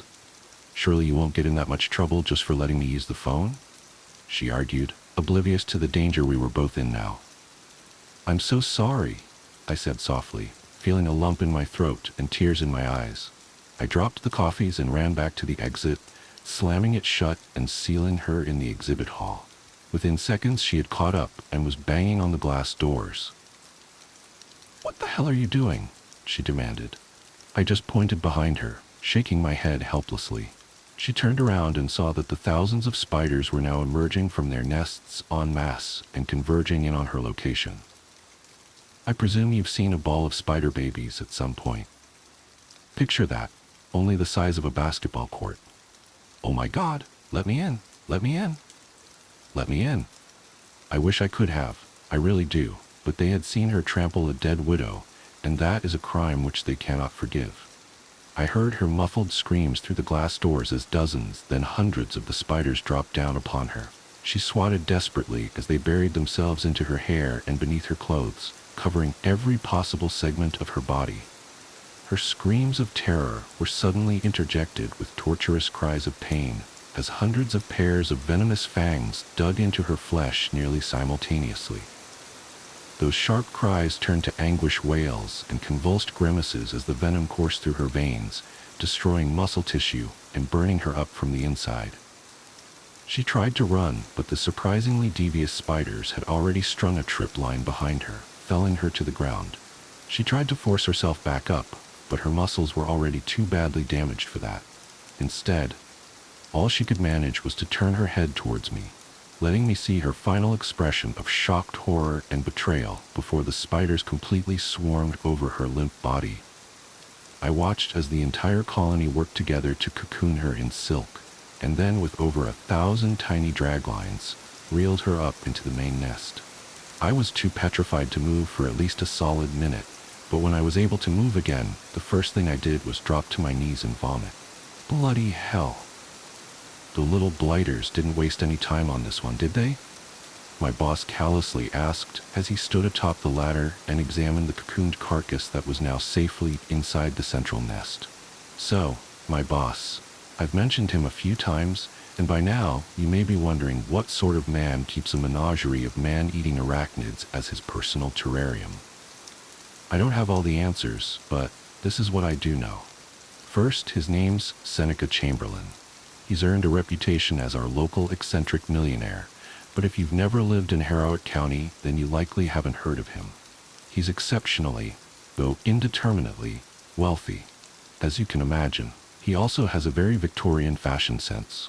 He likes to dress in frock coats and cravats and top hats, velvets and silks, and always in deep reds and golds. A plutocrat with a pretentious and fashionably old-fashioned taste in clothing wouldn't normally be anything to get too worked up about. Except for that, my boss looks far younger than I know him to be, than anyone knows him to be. That too isn't all that unusual. Plenty of rich people look good for their age. But no amount of Botox or stem cells or plastic surgery can explain this. I'm sure of it. He looks no more than 40, and I know he's looked like that for decades at least. The most unsettling thing is that the name Seneca Chamberlain goes back to the earliest surviving county records from nearly 200 years ago. My boss, of course, claims he's merely a descendant of the original Chamberlain, and that it was only poor record-keeping that failed to make that clear. But there are photos and portraits of his father and grandfather, and, look, if it wasn't for the fact I've seen him walking around in broad daylight, I'd swear he was a vampire. No, they didn't, I answered him softly as I sat slumped up against an information placard, my head tilted back towards the ceiling as I tried to process everything that had happened. She stepped on a spider almost as soon as I called you. Well, that would do it all right, he smirked, his eyes darting back and forth as he followed the countless widows going about their business. And you said she was married, correct? She was, I croaked, the stinging of tears starting to fill my eyes once again. To a man? He asked nonchalantly as he started climbing down the ladder. Yes. What does that matter? I asked irritably. It's just that it really tickles my fancy when this place becomes an actual widow-maker, he answered blithely, hopping to the ground. Still, widowers are a subtype of widow, now aren't they? Small victories then, Halden. Small victories. Come on now, stop moping. You did beautifully, and don't worry about any future problems with the law. That's all been taken care of. I turned my head to him then, wearing a poorly restrained glower of disgust and loathing. Sir, with all due respect, is this just a game to you? We leave the front gates open, let curious or desperate passers-by wander on in, and then just let them do as they please until the widows snatch them up, just so that you can get your kicks and make a stupid pun? I demanded. Chamberlain just tossed his head back and chuckled dryly. No. Heavens, no. I have far too much invested in this enterprise to risk bringing it to the authorities' attention over mere frivolities, he assured me. No, Halden, I'm afraid that the occasional incident is quite essential to our operations. Why don't you climb up yourself and take a better look? That should make things a bit clearer. My stomach churned at the prospects at looking at Carrie's silk-encrusted, spider-covered corpse, but I had let her die. If there was actually a good reason for that, I wanted to know. I forced myself to my feet and trudged up the ladder to see what Chamberlain was going on about. I peered down into the nest and saw exactly what I had expected to see, a silk-encrusted, spider-covered corpse. But then, I noticed that the spiders were behaving somewhat unusually. Instead of their usual meticulous, coordinated activity, they were climbing all over each other seemingly at random, their limbs intertwined, unfamiliar globules of material being ejected from their abdomens in a mass orgy of fuck. It is an orgy, they're breeding, I realized. That's right, they only breed when they come across a windfall of food, such as this. Very responsible of them, Chamberlain commended. Sacrifices such as these are necessary to ensure the survival of the colony. But why human sacrifices? Why not a pig or a cow or stray dogs? Why do we have to feed them, people? I demanded. He scrunched his face as he considered his response. Well, Halden, the widows are a result of coevolution with and selective breeding by people, he explained. They evolved the gemstones to attract us, just as flowers evolved their blossoms to attract bees, and they offer us their dead in exchange for food and security. If someone or something steps on a dead spider, that's a threat to that arrangement. They kill them to ensure they don't destroy any more of their offerings and use their body to fuel the next generation of fairest widows to offset the damage. That still doesn't. I'm getting to that, he assured me. In addition to the gems and the silk, they produce a byproduct that's even more valuable. It's a sort of honeydew substance they use to nurse their young. It also happens to have unique biomedical properties that vary depending on the source of their meal. Feeding them cows and pigs and dogs would be all well and good if I was veterinarian. But as it stands, my clientele are of an exclusively human variety, and thus I need dew made from exclusively human stock. I climbed down from the ladder, my outrage subsiding somewhat as what he said to me began to sink in. Unique biomedical properties? I asked curiously, examining his ageless face as closely as I dared. Precisely, he smirked knowingly, turning to take his leave. Once they finish the poor woman off, they'll package the dew in silk satchels and hang some of them out as an offering. I can trust you with their collection, yes? I hesitated briefly, trying to work up the courage to storm out on moral grounds and report him to the police.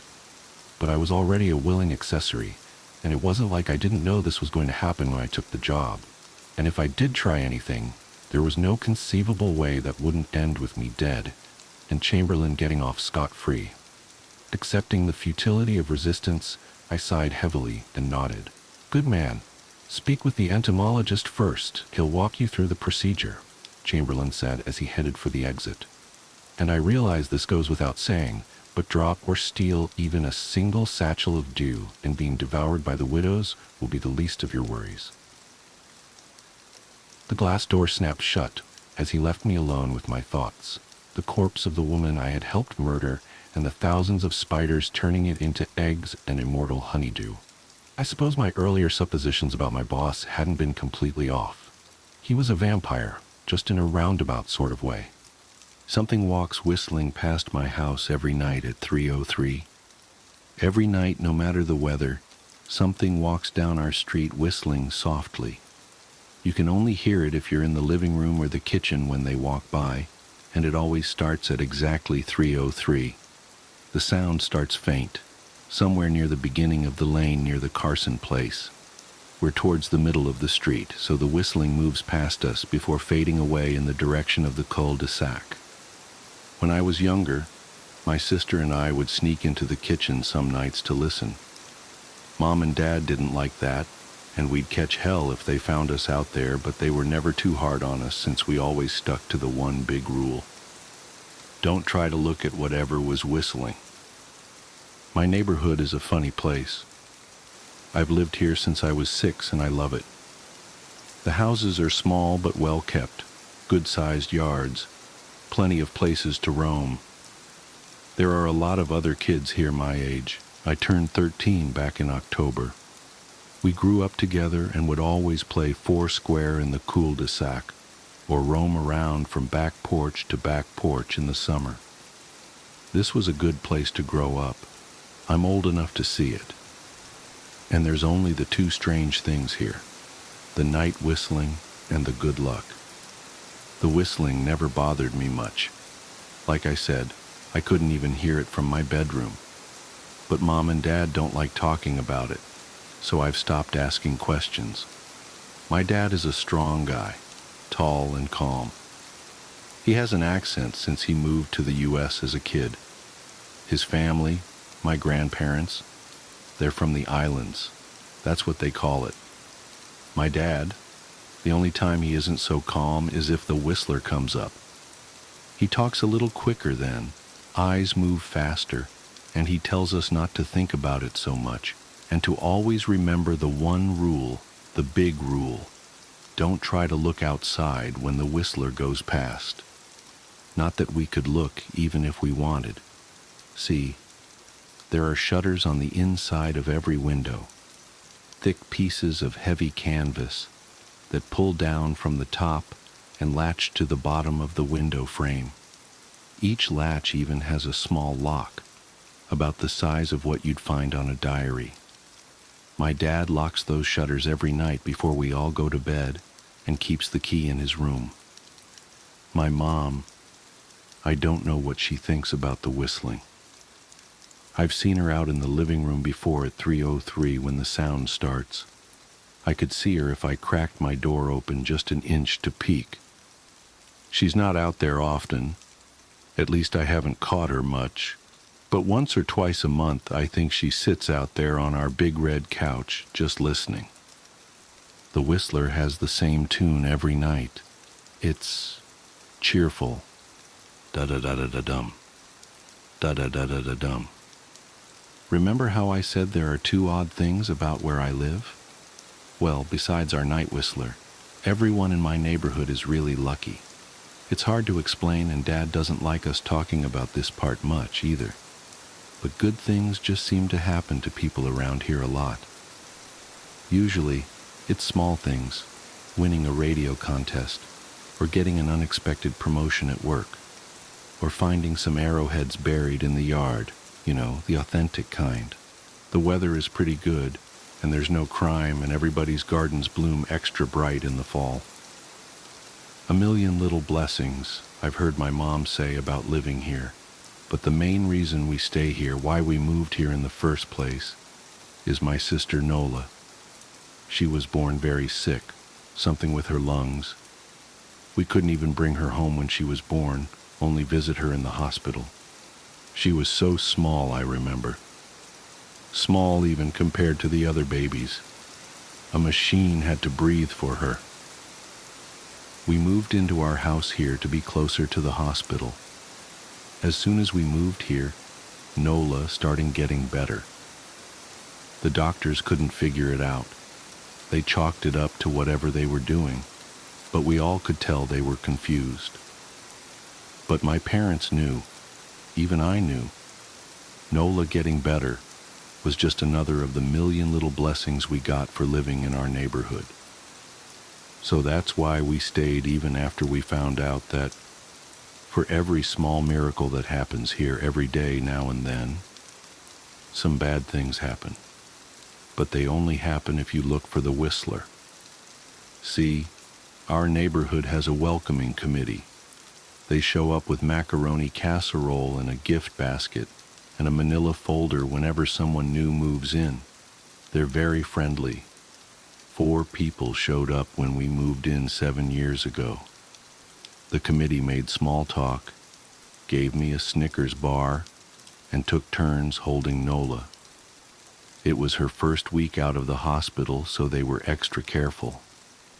Then the committee asked to speak to my parents in private, so I was sent to my room where I still managed to hear nearly every word. The welcoming committee told my parents about how nice the neighborhood was, really exceptionally. Hard to explain, kind of nice. And then they told my parents about the even harder to explain whistling that happened every morning at 3:03 and ended at the tick of 3:05. The group, our new neighbors, warned my parents that the whistling was quiet, would never harm or hurt us, as long as we didn't look for what was making the sound. This part they stressed, and I pushed my ear into the door, straining to hear them. People who went looking for the whistler had their luck change, sometimes tragically. A black cloud would hang over anyone that looked. Anything that could go wrong would. The manila envelope the committee brought over contained newspaper clippings, stories about car crashes and ruined lives, public deaths and freak accidents. Not everyone dies, I heard the head of the committee tell my dad, but the life goes out of them. Even if they live, there's no light in them ever again. No presence. My mom, I could tell she wasn't taking it seriously.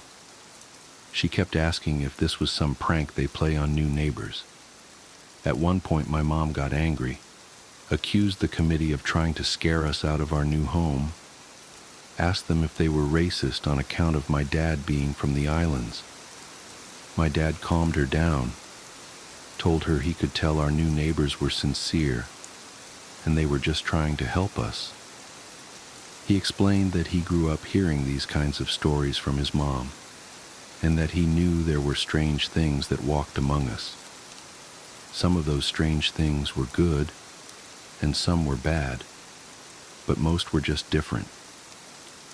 After the committee left, Dad went out to the hardware store, bought the canvas blinds, the latches and the locks, and installed them on every window in the house after dinner.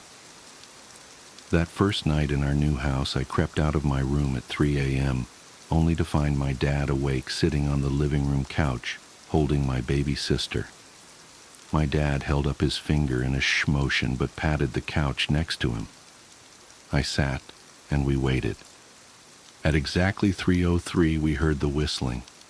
Da-da-da-da-da-dum, da-da-da-da-da-dum. It came and it went, just like our neighbors said. The whistling returns each night, and we never look, and we enjoy our million little blessings every day. Nola breathes on her own, and she's grown into a strong, clever girl. My dad even joined the welcoming committee. We don't get new neighbors often, Why would anyone want to leave? But when a new family moves in, my dad and the committee bring them macaroni casserole, a gift basket, and the manila folder. I can always tell by the look on my dad's face when he comes back if the family took the committee seriously or if we'd be getting new neighbors again very soon. Not long ago, a family moved in directly next to us. The previous owner, Ms. Maddie, passed away at age 105. She'd lived a good, long life.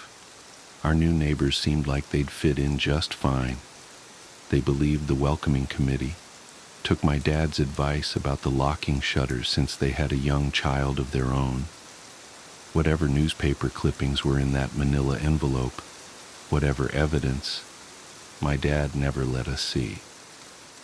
But I imagine it must have been awfully convincing since our neighbors got along with no issues for the first month. One night, when our new neighbors had to leave town, they sent their son, Holden, to stay with us. He was 12, a year under me in school. I didn't know him well before that night, but as soon as his parents dropped him off after dinner, I could tell it was going to be a bad time. "Do you know who is always out there whistling every night?" Holden asked the moment the adults left the room. The three of us were sitting in the den, some Disney movie playing idly on the television. My sister and I exchanged a glance. "We don't talk about that," I said.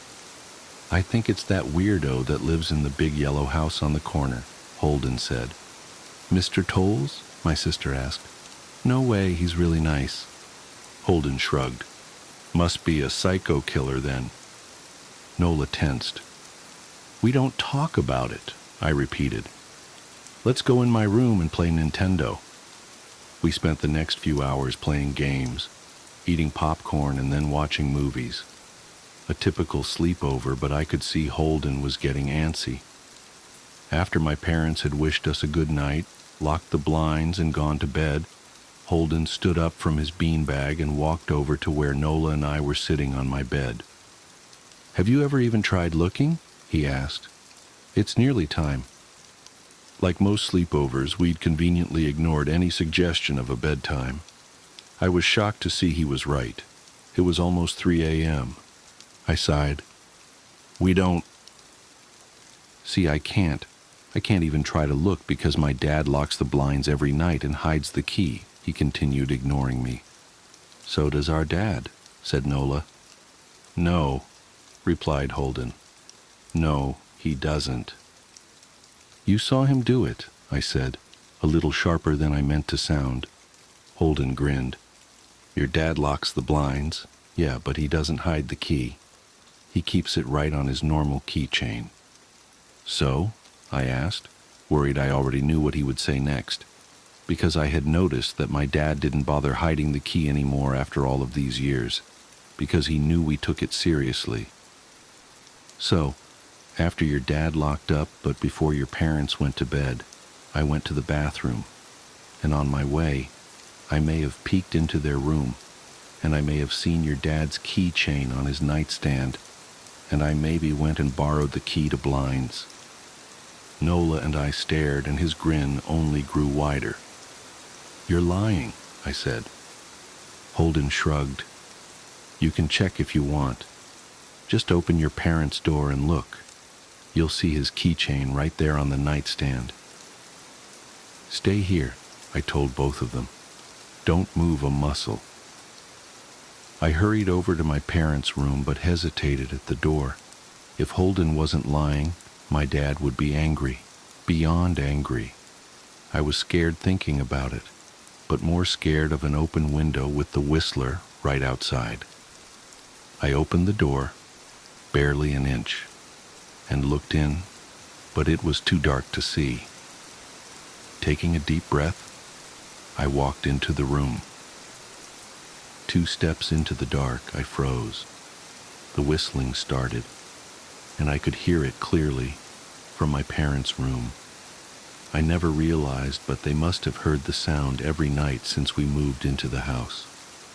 They never told us. I don't think I could have slept through it. I stood there, listening to the whistling come closer, unsure whether I should turn on a light or call out for my dad. Soft sounds from the living room brought me back to reality. "Nola!" I yelled, running out of my parents' room. Holden and Nola were standing near the front door next to a window. Holden wasn't lying. I could see him fumbling with the lock on one of the blinds. I heard a click. He did have the key. Holden let out a quick laugh. Nola stood next to him, hunched up, afraid but maybe curious. The whistling was right outside our house now. I think I made a sound, called out. I can't remember. Time felt frozen, clock hands nailed to the face. But I found myself moving. I'm not fast. I've never been athletic. Somehow, though, I covered the space between myself and Nola in a moment. My eyes were locked on her, but I heard Holden pull the blind all the way down so it could release. I heard the snap of it start to raise, and I heard the whistling just on the other side of the window. But I had my arms around Nola, and I turned us so she was facing away from the window. At the same time, I jammed my eyes shut. The blind whipped open. The whistling stopped.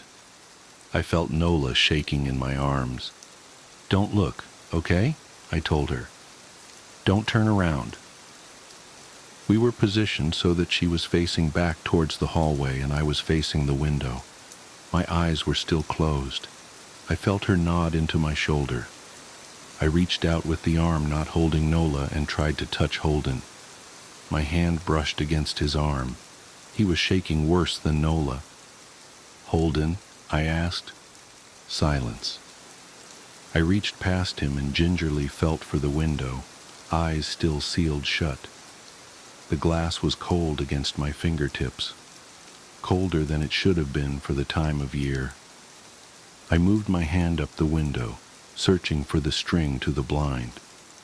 The glass began to get warmer the further I reached, and there was a gentle hum feeding back into my fingertips. I tried not to think about what might be on the other side of the window. Finally, I touched the string and yanked the blinds shut. I opened my eyes.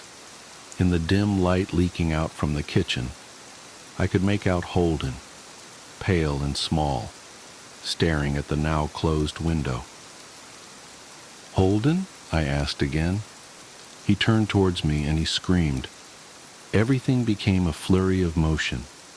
Lights sparked to life in the hall, then the living room. My parents' footsteps thudded across the hardwood floor.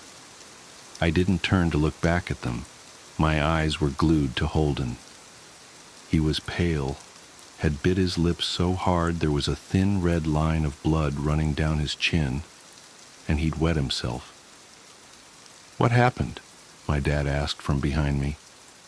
I managed to swivel away from Holden and look back. He looked. I'd never seen my dad scared before, but I saw it that night, in that moment. An old, ugly terror stitched on his face. A parent's fear. "Just Holden?" he mouthed to me. I nodded yes. My dad let out a breath.